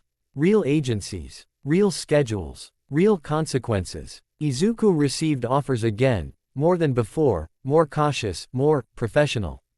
Some were blunt. Your quirk is ideal for suppression and containment. Some were flattering. Your battlefield control is unparalleled for your age. Some felt wrong. We specialize in high-risk threat removal. Izuku didn't like that last phrase. Threat removal was what villains called killing when they wanted to sound clean. Still, one agency name kept appearing in conversations like a holy word. Sir Night Eye. All Might's former sidekick. A top pro with a reputation for precision, intelligence, and results. A man with a quirk that could see the future, at least, pieces of it. Students talked about him like he was a judge in a courtroom. If you impressed Night Eye, you were legit. If you didn't, you weren't. All Might didn't say anything when Night Eye's name came up in class, but Izuku noticed the tension in his shoulders. A complicated history. A wound that didn't like being poked. That alone made Izuku curious. Not because he wanted drama. Because he wanted information. So when an opportunity opened, through formal channels, through recommendations, through a quiet request, Izuku went. Night Eye's agency was sharper than Best Jeanist's. Less polished. More surgical. Everything about it screamed, results matter more than feelings. Izuku respected that. He was brought into a room where Sir Night Eye sat behind a desk with neat stacks of paperwork. Tall. Glasses. A calm expression that felt like it had never once been surprised in his life. Beside him stood a blonde hero in armor-like gear, serious posture, bright eyes. Mirio Tagata. Izuku recognized him instantly. He'd seen Mirio fight in training footage, untouchable, relentless, smiling like a true hero. Night Eye didn't stand. He looked at Izuku like he was reading a file. "You are Midoriya Izuku," Night Eye said. Izuku bowed politely. "Yes, sir." Night Eye's gaze lingered on Izuku's right hand, hidden under glove fabric. The hook. The symbol. The quiet threat. "I've read the reports," Night Eye said. USJ. Sports Festival. Hosu. Kamino. Provisional exam. Izuku didn't react. "Yes." Night Eye's voice stayed calm. "You are effective," he said. "But effectiveness is not the only metric." Izuku met his eyes. "I understand." Mirio smiled softly, friendly. "You're the sand guy. I've heard a lot." Izuku nodded once. "Likewise." Night Eye leaned forward slightly. "Tell me," Night Eye said, "why do you want to be a hero?" The question was common. But Night Eye didn't ask it like a teacher. He asked it like a prosecutor. Izuku answered carefully. "To stop threats," Izuku said. Night Eye's eyes narrowed slightly. "That's not an answer. That's a function." Izuku didn't flinch. "Then I'll be more specific." He took a slow breath. "I want to prevent people from being harmed," Izuku said. "By removing threats efficiently." Night Eye's mouth didn't move, but his eyes sharpened. "Remove," Night Eye repeated. Izuku realized the trap, so he corrected himself. "Stop," Izuku said. "By stopping threats." Night Eye stared for a moment. Then he stood. He walked around the desk and stopped directly in front of Izuku. Close enough that Izuku could smell the clean scent of office coffee. Night Eye spoke quietly. I have a quirk, Night Eye said, that shows me outcomes. Izuku nodded. I know. Night Eye's eyes didn't blink. When I look at you, Night Eye said, I see a path where you win. Quote. Izuku didn't relax, because Night Eye didn't sound impressed. And I see, Night Eye continued, a path where your wins cost something you won't be able to buy back. Izuku's jaw tightened slightly. Mirio's smile faded. Night Eye lifted a hand. May I? He asked, fingers poised near Izuku's face, where he could activate his quirk through eye contact and touch. Izuku hesitated for the smallest fraction, then nodded once. Yes, Izuku said, if you need to. Night Eye touched Izuku. The world didn't change visually. But Izuku felt it. A pressure. A shift. Like a door opening inside his skull. Night Eye's eyes went distant for a second. He stepped back. Mirio leaned in, worried. Sir. Night Eye's expression stayed composed, but his voice tightened. I see, Night Eye said quietly. A future where you become something the public will obey, not trust. Izuku didn't respond. Night Eye pointed toward the door. I won't take you, Night Eye said. The words landed clean. No insult. No anger. Just refusal. Izuku nodded once. I understand, Izuku said. Mirio looked conflicted, like he wanted to argue. But Night Eye's gaze stayed hard. You need guidance, Night Eye said. Not permission. Izuku's eyes narrowed slightly. Then why refuse to guide? Night Eye's voice sharpened. Because my guidance would not change what I saw, Night Eye said. And because the moment you feel justified, you won't stop. Quote. Silence. Izuku stood still. Not offended. Not wounded. Just, filed the information away. Because refusal wasn't pain. Refusal was a data point. He bowed again. Thank you for your honesty. Izuku said. Then he turned to leave. At the door, Mirio spoke softly. Midoriya, Mirio said. Izuku paused. Mirio's smile returned, but it was gentler now. You're not doomed, Mirio said. Futures can change. You just have to choose them. Izuku looked at him. I choose, Izuku said. Mirio's eyes softened. Then keep choosing the right thing. Izuku didn't promise. He just nodded once. And left. Outside. The air felt colder. Not because of weather. Because now he knew. A man who could see outcomes had looked at him and said, you might become a problem. Izuku didn't like being predicted. He especially didn't like being condemned. The calm voice in his head whispered, annoyed. He sees sand and calls it a storm. Izuku tightened his glove. Then I'll prove him wrong. The unexpected choice, fat gum. Most students chased prestige, big agencies, famous names, camera-friendly heroes. Izuku chose the opposite. He chose a hero whose reputation wasn't built on flash. Fat gum, a hero known for rescue, protection, and absorbing damage for others, literally and socially. Some classmates were confused. Bakugo scoffed. You're gonna go intern with a pillow. Izuku looked at him. Better a pillow than a spotlight. Bakugo bristled. TCH. Todoroki didn't comment, but Izuku noticed his eyes linger, like he understood why Izuku avoided being judged again by another symbol. Fat Gum's agency was warm. Not sloppy. Not weak. Warm. There were snacks in the lobby.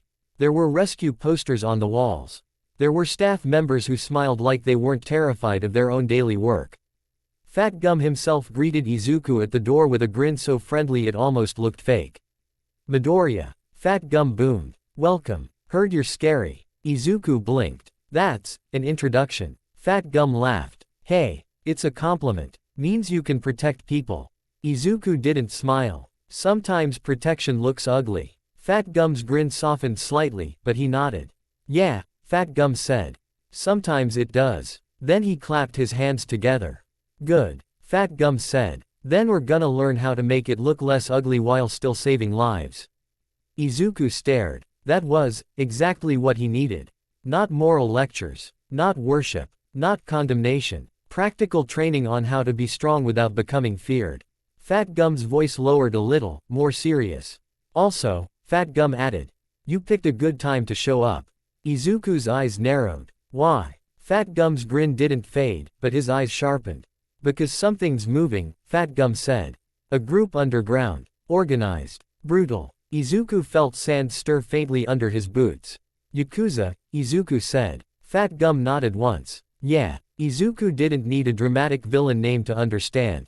Organized crime wasn't random chaos. It was structure. And structure meant rules. Rules meant predictability. Predictability meant you could plan, unless your opponent could rewrite the rules. Fat Gum guided Izuku through patrol routines, rescue priorities, and the reality of hero work. Not every day was fighting. Most days were preventing accidents, calming civilians, and stopping small crimes before they became big crimes. Izuku learned quickly. He was good at reading crowds. He could sense panic like a change in pressure. He could use sand to stabilize broken pavement, create ramps for ambulances, or cushion falls. He restrained petty criminals without bruising them. And the more he did that, the more he understood something uncomfortable. Hero work wasn't about winning. It was about reducing harm. Reducing harm was harder than defeating an enemy. Because harm came in 1,000 forms. Still, inevitably, the big thing found him. It always did. Eri, a small ghost in a big coat. It happened on a rainy evening. Not heavy rain, but enough. Enough to make Izuku keep his water bottle tight in his hand and keep his sand controlled, compressed, and cautious. Fat Gum and Izuku were walking a back street when Izuku felt something wrong. Not danger. Not bloodlust. A different kind of wrong. A presence like a tiny animal pressed into a corner. Fat Gum felt it too, his smile faded slightly. Then they saw her. A small girl. Pale. Trembling. Hair like a soft cloud around her head. A huge coat swallowing her body. Her eyes looked empty. Like she'd been taught that looking hopeful was a mistake. She took one step toward them. Then froze. Because behind her stood a man. Tall. Thin. Gloved hands. A calm expression that didn't belong in the same world as a frightened child. Another man hovered nearby, masked, quiet, carrying menace like a tool. The tall man smiled politely. Good evening, he said. Fat Gum's posture shifted instantly, protective, alert. Evening, Fat Gum replied, voice friendly but tense. Who's the kid? The man looked down at the girl. My daughter, he lied smoothly. The girl flinched at the word. Izuku saw it. The flinch was small, but it was loud in the language of fear. Izuku's sand RRED, instinct wanting to separate the child from the man. But rain speckled the street. And Izuku didn't have enough information. The calm voice in his head whispered. Take her. Izuku ignored it. Fat Gum smiled warmly at the girl. Hey there, Fat Gum said gently. You okay? The girl's lips trembled. She didn't answer. She just stared at Izuku's glove. Like she sensed something dangerous in him. The tall man chuckled softly. She's shy, he said. We should be going. The girl suddenly grabbed Fat Gum's sleeve, tiny fingers digging in like claws. Please, she whispered. One word, barely audible, but it hit Izuku's brain like a siren. Fat Gum stiffened. The tall man's smile didn't fade. But his eyes sharpened. Fat Gum's voice stayed friendly. Kid, Fat Gum said softly, what's your name? The girl swallowed. Eri, she whispered. Izuku's sand tightened under his skin. Names mattered. Because if the child said her name, it meant she was begging to be seen as a person. The tall man stepped forward slightly. Eri, he said gently, come here. Eri flinched. The masked man shifted, threatening without words. Fat Gum's smile remained, but his body tensed like a shield preparing to take a hit. Izuku made a small move. He let a thin strip of hardened sand slide across the wet pavement, forming a subtle barrier line between Eri and the men. Not a wall. Not an attack. Just a line of ownership. The tall man noticed instantly. His eyes flicked down, then up. He looked at Izuku like he'd just found an interesting insect. I see, the tall man said softly. You're the student. Fat Gum's eyes narrowed. Midoriya. Izuku didn't take his eyes off the man. You're lying, Izuku said calmly. The tall man smiled politely. Am I? He asked. Eri's fingers trembled against Fat Gum's sleeve. Fat Gum's voice stayed gentle. Sir. Fat Gum saw scared, we can help. The tall man's smile widened slightly. How kind, he said. Then his eyes went cold. But you won't. The masked man moved. Fast. A strike toward Fat Gum. Fat Gum absorbed it with his body, grunting, but staying upright. Izuku's sand surged, forming a hardened shield plate to block a second movement. Rain splattered the shield, making it slick. The tall man stepped closer to Eri and placed a hand on her head. Eri stiffened like she'd been turned into stone. Fat Gum's eyes widened. Izuku felt something in the air twist. Not water. Not sound. Reality. Like matter itself was being told to change shape.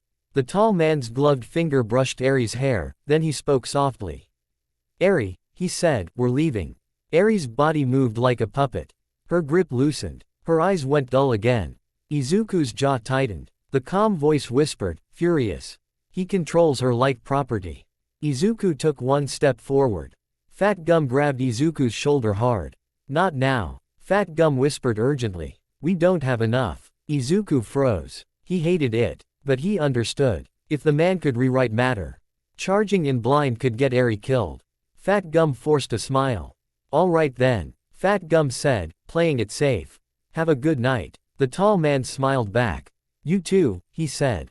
Then he left, taking Eri with him. Eri looked back once. Her eyes met Izuku's. For a fraction of a second. The emptiness cracked. A tiny plea. Then the man's hand tightened on her head and her eyes dulled again. They vanished into the rain.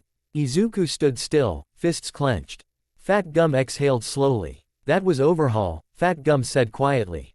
Izuku's eyes narrowed. "You know him." Fat Gum nodded. "We've heard the name. Shi Hasaikai. Yakuza." Izuku's voice was low. "He's using a child," Izuku said. Fat Gum's grin was gone now. "Yeah," Fat Gum said. "And if we rush without proof, he disappears with her forever." Izuku's sand tightened. "Then we get proof," Izuku said. Fat Gum nodded once. "That's the plan," Fat Gum said. "Welcome to real hero work." Izuku stared into the rain. Rain was water. Water was weakness. But tonight, water also meant delay. And delay meant a child suffered longer. Izuku didn't like that math. But he accepted it. Because rushing could make it worse. Still, he swore silently. "I'm bringing her back." The raid, underground rules. The investigation moved fast after that. Not movie fast, paperwork fast, surveillance fast, coordination fast. Fat Gum connected with other agencies. Information flowed. Quiet meetings happened with other pros. Eventually, the case tightened into a clear target, Shi Hasaikai's underground operation. Izuku wasn't the center of the investigation. He wasn't supposed to be. But his memory of Ares Yes became a fuel he didn't need permission to burn. When the raid finally happened, it was planned like surgery. Teams assigned, entry points mapped, rescue priorities emphasized, and one key detail made Izuku's skin prickle.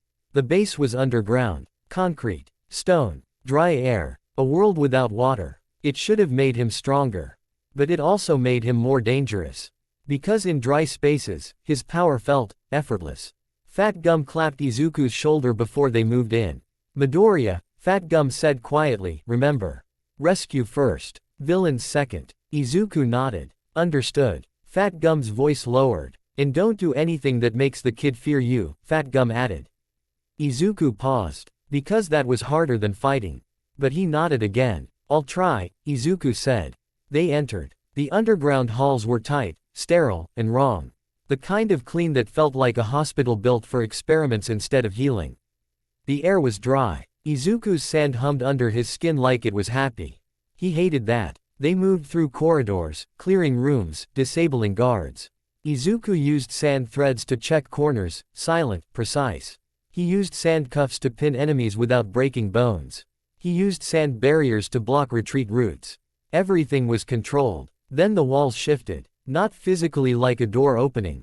The wall itself moved. A section of concrete folded, then reformed behind them like the hallway had decided it didn't want them there. Pros shouted. "Overhaul's quirk." Someone yelled. Izuku's eyes narrowed. "He's rearranging the base," Izuku muttered. Fat Gum's voice tightened. "He can disassemble and reassemble matter," Fat Gum said. "Walls, floors, people." Izuku's sand tightened. "People," Izuku repeated. That meant Overhaul could kill with a touch. Or worse. Izuku felt his heartbeat steady. This wasn't muscular. This wasn't Stain. This was a man who could rewrite the battlefield, and the bodies on it. They pushed forward anyway. Because Eri was somewhere inside. And time mattered. Overhaul. Deconstruction versus sand. They found him in a wide chamber. Bright lights. Medical equipment. Crates. A raised platform like a lab. And there, in the middle. Overhaul. Wearing gloves. Mask covering his face. Eyes calm. Eri stood behind him, small and still, like a shadow that forgot it was allowed to move.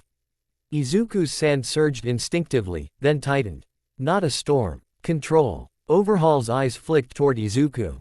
Recognition. Ah, Overhaul said. You're the student from the alley. Izuku's voice was calm. Let her go, Izuku said. Overhaul sighed like he was annoyed. I can't, Overhaul said. She's essential. Eri flinched. Fat Gum stepped forward, voice firm but controlled. Overhaul, Fat Gum said, this ends now. Overhaul's eyes didn't blink. You heroes are always loud, Overhaul said. Always touching things with dirty hands. He glanced at Izuku's sand. You, Overhaul said, are especially filthy. Izuku's eyes hardened. Overhaul lifted one gloved hand. The floor beneath them cracked. Then rose. Spikes of concrete formed like teeth. Prose scattered. Izuku stayed still. Sand flowed under his boots, lifting him just enough to avoid the spikes. Overhaul's eyes narrowed. So you float, Overhaul said. Izuku didn't answer. Overhaul slammed his palm to the ground. The floor ruptured into shards that shot upward like spears. Izuku snapped his hand. Sand rose into a dense shield plate, hard, glass-like, blocking the shards. They shattered against it. Dry air filled with dust. Overhaul stepped forward. And you hardened, Overhaul noted. Izuku responded with sand threads, thin, fast, wrapping toward Overhaul's wrist. Overhaul touched the sand thread with one finger. It disintegrated, not exploded, not burned, just undone. Then the sand MB led into a jagged stone spike, aimed back at Izuku. Izuku's eyes widened slightly. Overhaul wasn't just destroying, he was recycling, using Izuku's own material. Izuku loosened into sand to avoid the spike. Overhaul's eyes sharpened. He slammed his palm toward Izuku's sand body. Izuku shifted back instantly. Because if Overhaul touched his core, he could potentially rewrite him. But Izuku's body wasn't flesh the normal way. It was sand. A million moving pieces. Overhaul could rearrange pieces. But could he catch the center? That was the stalemate. Overhaul couldn't grab what wouldn't stay still. Izuku couldn't bind someone who could undo his bindings with a touch. They circled. Overhaul's voice was calm. Your quirk is annoying, Overhaul said. Izuku's voice stayed flat. Your crimes are worse, Izuku replied. Overhaul's eyes flicked to Eri. You don't understand, Overhaul said. I'm curing society. Izuku's sand tightened. You're using a child, Izuku said. Overhaul's voice sharpened slightly. Don't talk about her like she's human, Overhaul said. She's a resource. Eri flinched again. Izuku felt something cold rise behind his ribs. The line. The execution line. The calm voice whispered. Resource. I didn't move yet. He had to do this right. If he killed Overhaul, Eri might be harmed in the chaos. If he went too hard, Eri might fear him worse than she feared Overhaul. Izuku did what he always did when emotions threatened to control him. He made a plan. He needed a way to limit Overhaul's hands. Because Overhaul's hands were the weapon. Gloves or not, touch was touch. Izuku's eyes flicked to Overhaul's posture. Overhaul never let his hands get bound. He kept space. He kept floors shifting. He kept control. So Izuku needed one opening. One moment. One mistake. Or one tool. And Izuku had one. Not a lethal poison. Not a real-world toxin. A quirk-disrupting sedative. A specialized compound designed by professionals for villain capture operations, delivered through a reinforced tip on his hook. Not something he could make in a kitchen. Not something he could teach anyone to replicate. Just a piece of hero equipment, legal in raids, meant to immobilize without killing. A solution built for people exactly like Overhaul, touch-based instant kill threats. Izuku's hook shifted subtly. Overhaul noticed. He tilted his head. What's that? Overhaul asked, curious. Izuku didn't answer. He attacked. Sand surged forward in a wide wave, not to crush, but to force Overhaul to step back. Overhaul touched the sand, disassembled it, turned it into concrete spikes again. Izuku expected that. He used the spikes as cover, slipping through them as sand, reforming behind Overhaul at a blind angle. Overhaul reacted fast, pivoting, palm ready. Izuku didn't try to bind the palm. He went for the wrist. His hook hand flashed forward and scraped Overhaul's glove, just enough contact. The reinforced tip punctured the glove material. The sedative delivered. Overhaul froze for half a second. Not paralyzed. Just delayed. A human delay. A blink too long. Izuku used that blink. Sand surged up around Overhaul like a closing vault, thick, layered, channels for air but no space for arms. Overhaul tried to slam his hands outward to disassemble the sand. His fingers moved sluggishly. The sedative dulled his precision. Not enough to knock him out instantly. Enough to make his quirk less perfect. Izuku tightened the sand, thread structure inside, reinforcing like rebar. Overhaul's eyes widened. "You," Overhaul hissed. "You cheated." Izuku's voice stayed calm. "No," Izuku said. "I used tools." Overhaul struggled harder. The sand shook. But Izuku held it, compressing, not crushing. A capture coffin. Overhaul's breathing turned ragged. "You think this saves her?" Overhaul spat, eyes burning. "Without me, she's nothing." Izuku's eyes hardened. "She's a child," Izuku said. "That's enough." Then Izuku turned. Eri stood behind the platform, trembling. Her eyes were wide. Not relief. Fear. Because her whole world had been Overhaul's hands. Now Overhaul was trapped, but the air still felt dangerous. Izuku stepped toward her slowly, lowering his hook hand so it wasn't raised like a threat. "Eri," Izuku said quietly. Eri flinched. Izuku stopped moving instantly. He remembered Fat Gum's instruction. "Don't do anything that makes the kid fear you." So Izuku did something he'd never done in battle. He made something small. He lowered his gaze to the ground and let sand gather in his palm, fine, clean, shaped carefully. Not a weapon. A toy. He shaped it into a tiny teddy bear, round head, little ears, stubby arms. He hardened it lightly so it wouldn't crumble. Then he placed it on the floor between them, like an offering. Eri stared at it. Her lips trembled. Izuku's voice stayed soft and steady. "I'm not going to hurt you," Izuku said. "You don't have to come near me. But, you can take that." Eri didn't move. Overhaul's voice snarled from inside the sand coffin. "Don't touch anything," Overhaul shouted. "It's dirty." Eri flinched at his voice. Izuku's jaw tightened. He didn't look at Overhaul. He simply tightened the sand coffin slightly, enough to muffle sound. Not to harm, to silence. Then he looked back at Eri. "It's okay," Izuku said. Eri's eyes flicked between Izuku and the teddy bear. Slowly, like her body didn't trust permission, she reached out with one trembling hand. She picked up the sand teddy. It was warm from Izuku's palm. Eri stared at it like it was impossible. Her eyes watered. Izuku didn't smile. He just knelt, carefully, keeping distance. "You're safe now," Izuku said. Eri whispered, voice tiny. "I don't want to break things." The sentence didn't make sense at first. Then it did. Eri wasn't afraid of being punished. She was afraid of herself. Izuku's throat tightened slightly. "You won't break anything here," Izuku said calmly. "And if you do, we'll fix it." Eri's eyes widened. "Fix it." No yelling. No fear. No resource. Just fix it. Fat Gum stepped in beside Izuku. Voice gentle. "You did great, kiddo," Fat Gum told Eri softly. Eri clutched the teddy bear to her chest like it was the first thing she'd ever been allowed to own. Izuku's sand coffin held Overhaul. Overhaul's eyes burned with hatred through the cracks. "You think you won," Overhaul hissed. "You don't understand what you just took." Izuku looked at him finally, voice flat. "I understand enough," Izuku said. Then he turned away. Because Overhaul wasn't the priority. Eri was. Aftermath. The cost of saving. The raid ended with paperwork, medical checks, and quiet shock. Eri was brought out wrapped in a blanket, held carefully by heroes like she was made of glass. Because she was, in a way. Not physically, but emotionally. As they moved through the corridor toward the exit, Eri clung to the sand teddy bear like it was her anchor. She glanced up at Izuku once, eyes wide, uncertain. Izuku kept his expression calm and non-threatening. He didn't want to scare her with intensity. He didn't want to scare her with coldness. He wanted to be stable. Like a wall that didn't move. Fat Gum walked beside him, voice low. You handled that better than I expected, Fat Gum murmured. Izuku didn't look at him. I did what was necessary. Fat Gum hummed. Yeah, but you also made a toy. Izuku paused. I didn't want her to think I was another monster, Izuku said quietly. Fat Gum's grin softened. Good, Fat Gum said. Because that's the difference. Izuku didn't respond. Because he knew the truth. He had felt the line again. Overhaul's words, resource, had made his blood go cold.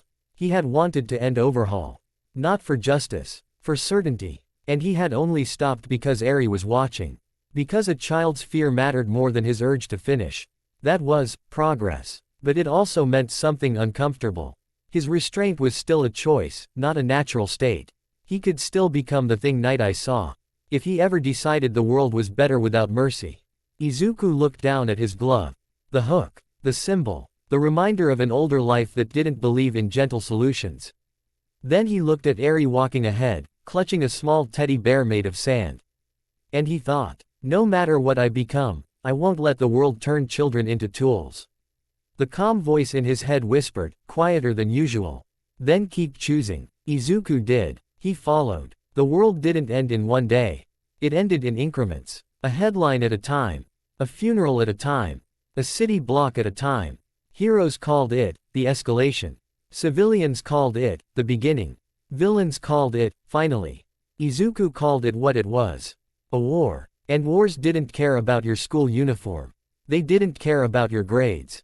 They didn't care that you were 16 and still learning how to be gentle. They only cared whether you could stand between people and disaster. Izuku stood. He stood because he had to. And because somewhere deep inside him, something old and dry understood war like it was a native language. The war montags. The months blurred into a chain of scenes, stitched together by exhaustion. Izuku standing on a rooftop at dawn, eyes half-lidded. Sand spiraling around him like a quiet halo as he scanned the city for movement. Izuku in a collapsed apartment building, using sand threads to hold a broken ceiling in place while medics pulled civilians out. Izuku training in a dry warehouse at midnight, compressing sand into glass plates until his hands shook, learning to make shields that could survive water pressure and sonic disruption. Izuku in a briefing room. Hearing names like Gigantomachia, Paranormal Liberation Front, AFO's remnants, and watching the adults' faces when they tried to pretend those names weren't terrifying. UA stopped being a school and became a factory for frontline bodies. Some students thrived in crisis. Others broke quietly. Izuku didn't break, but he felt the cracks forming in places he didn't talk about. Because every time he used his power in public, cameras caught it. And every time cameras caught it, the public reacted the same way. They were relieved and afraid. People liked being saved. They didn't like being saved by someone who looked like a force of nature. He heard the whispers on the street. Thank you. Stay away. Is he a hero? He's like a villain, but on our side. Izuku didn't argue. He didn't correct. He saved who he could. That was the job. And still, it wasn't enough. Because the war didn't stop moving. It moved toward something worse. Toward a monster that walked like an earthquake. Gigantomachia. The March of the Mountain. They got the call at night. Not a polite call. Not a scheduled briefing. A siren call. Gigantomachia is moving. When a creature like Gigantomachia moved, it wasn't a fight. It was a natural disaster choosing to have teeth. Heroes scrambled. Evac routes activated. Cities braced like they were about to be hit by a meteor. Izuku Street. Ood on an elevated highway platform with multiple pro-heroes, some veterans, some rookies, all pale with tension, watching distant trees shake. The ground trembled. Then the horizon shifted. A silhouette. He rose out of the dark like a mountain standing up. Gigantomachia. Massive. Grotesque. A living siege engine. His footsteps cracked roads miles away. His breathing sounded like wind. Pros beside Izuku swallowed hard. A veteran hero whispered, "How do you stop that?" Izuku's voice was calm. "You don't stop it," Izuku said. "You redirect it." The hero stared. "How?" Izuku looked at the terrain. Wide valley ahead. Urban zone behind them. Forest to the side. He made a decision instantly. He stepped forward and raised both hands. Sand answered. Not in a small swirl. In a rising tide. Every speck of dust in the air. Every grain of grit in the road cracks. Every loose particle in construction rubble. Every patch of dry soil on the slopes nearby. It all rose. The air thickened with a dry whisper. Izuku's eyes sharpened. Evac teams. Izuku said, voice cutting through the comm channel, push civilians east. I'll build a barrier west. A pro-hero snapped, you can't build a barrier big enough. Izuku didn't argue. He just did it. Desert barrier, the Great Dune Wall. The earth in front of Gigantomachia turned into a rising desert. Sand piled in waves, compressing and rising, shaping itself to a vast wall stretching across the valley like an artificial dune ridge, thick, layered, reinforced with glass sand segments inside for structure. Not a wall to stop Gigantomachia. A wall to slow him. To break his stride. To force him to climb. To buy minutes. Minutes saved lives. Gigantomachia hit the first ridge. The impact shook the world. Sand exploded outward like a storm. Izuku's body led from feedback, like his nervous system was wired to a continental plate. He tightened the wall again, adding layers, compressing, stabilizing. Gigantomachia roared, angry, not confused. He started climbing. Every time his foot dug in, Izuku shifted sand under it, making it unstable, forcing him to waste effort. Gigantomachia's pace slowed. Pros watching stared like they were witnessing a myth. He's actually slowing him. Someone whispered. Izuku's jaw clenched. Because slowing wasn't stopping, Gigantomachia climbed over the ridge anyway. But his stride broke. His rhythm died. His moment, his most dangerous weapon, was reduced. Evac teams poured civilians away from the predicted path. Helicopters lifted families from rooftops. Ambulances escaped before the roads collapsed. People live because the monster took longer to reach them. Gigantomachia dropped down the other side of the dune wall and roared again, furious. Izuku didn't relax. He created a second ridge. Then a third. Hain of dunes like stepping stones designed to slow a titan. His sandstorm stretched for kilometers. His body shook with strain. Not because he was tired. Because controlling that much matter felt holding back the ocean with both hands. A pro-hero near him shouted, Midoriya. You'll burn out. Izuku's voice stayed flat. Not yet, Izuku said. The calm voice in his head whispered, please. This is what a king does. He shapes the land. Izuku ignored it. But he couldn't deny the truth. For the first time, he wasn't fighting a villain. He was fighting geography. And winning seconds. Seconds were everything. Eventually. A coordinated strike from multiple heroes and sedative strategies built by professionals, not a single miracle, began taking effect on Gigantomachia's system. He stumbled. He slowed further. And finally, after hours that felt like years, he collapsed. Not defeated by one hero. Defeated by an army. Izuku's dunes settled. His body swayed slightly. He drank water immediately, small controlled sips. His weakness always waited. He couldn't afford to ignore it. A pro-hero stared at him like Izuku wasn't human anymore. What are you? The hero whispered. Izuku looked at him, expression calm. Tired. Izuku answered. The final battle. Dust against decay. The war narrowed. Like a noose tightening. All roads led to one thing. Shigaraki. Or rather, Shigaraki wearing all for one like a second skin. A body built to hold gods. A mind pulled in two directions. A quirk that didn't just destroy objects. It destroyed meaning. Decay turned cities into powder. And Izuku controlled powder. That made him both the perfect counter and the perfect victim. Because dust belonged to him. But decay could turn everything into dust. Including his defenses. Including people. The battlefield was wide, ruined streets. Shattered buildings, smoke, fear. Heroes moved like desperate ants around a monster. Izuku stood near the front line with Todoroki and a handful of top pros. His costume was changed now, more reinforced. Hook gauntlet gleaming with gold alloy plating, water-resistant shield plates clipped at his waist. He looked older. Not by years. By expression. Shigaraki stepped forward. White hair whipping in the wind, eyes hollow and hungry. All for One's voice sometimes bled through his mouth like a second speaker. Sand, All for One murmured through Shigaraki, amused. You again. Izuku's eyes narrowed. You tried to take it, Izuku said calmly. Shigaraki smiled. Wrong, broken. Still can, Shigaraki hissed. Izuku didn't answer. Because talking to Shigaraki felt like talking to a storm that used to be a person. The fight began like lightning. Shigaraki slammed his hand to the ground. Decay rippled outward, faster than thought, turning streets into collapsing powder. Heroes leapt back, barely avoiding being eaten by the wave. Izuku didn't leap back. He stepped forward. Sand surged upward, meeting Decay like a tide meeting a sinkhole. Decay turned the front layer into dust instantly.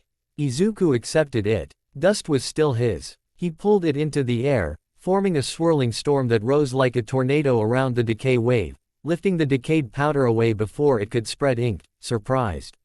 Izuku's storm wasn't stopping Decay. It was removing fuel. Decay needed contact, needed surfaces, needed continuous terrain. Izuku turned continuous terrain into airbow. RNE chaos, dust that couldn't transmit decay across the ground the same way. The battlefield became three-dimensional. Sand, dust, air. Shigaraki roared and leapt forward, trying to close distance. Izuku's sand formed spikes and walls. Shigaraki decayed them on touch, but every decayed fragment became dust, dust that Izuku controlled. Shigaraki was creating material for Izuku's storm. A feedback loop. All for One's voice hissed in annoyance. Clever, he muttered. Izuku's eyes stayed cold. Order, Izuku said quietly. He wasn't claiming a throne. He was claiming control. Todoroki moved behind him, freezing a lane. Creating stable safe zones for medics and evac.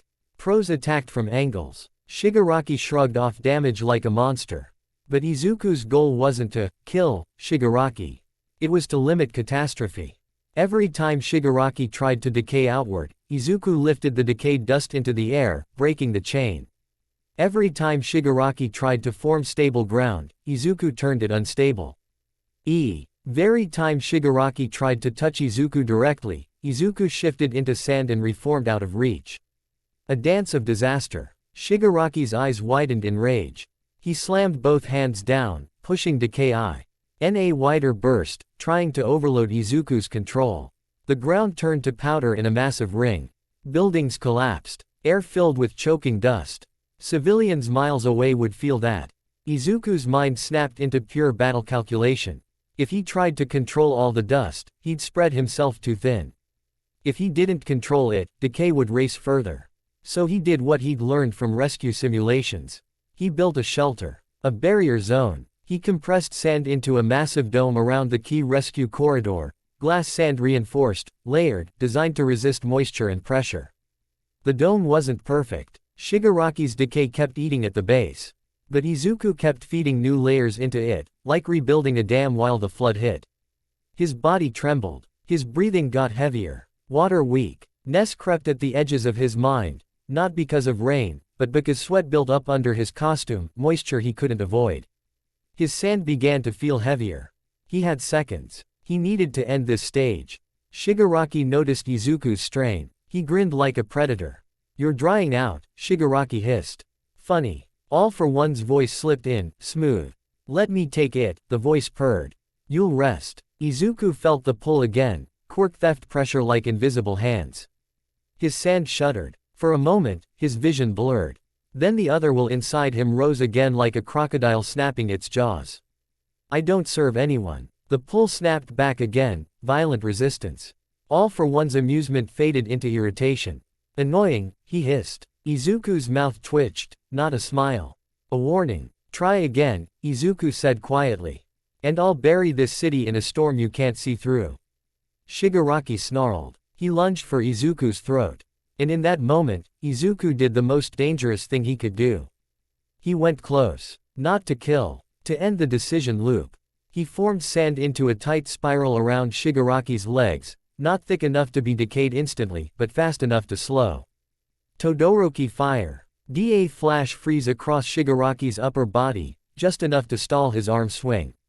Pros struck in that opening, coordinated hits, containment tech, everything the hero world could throw at a monster.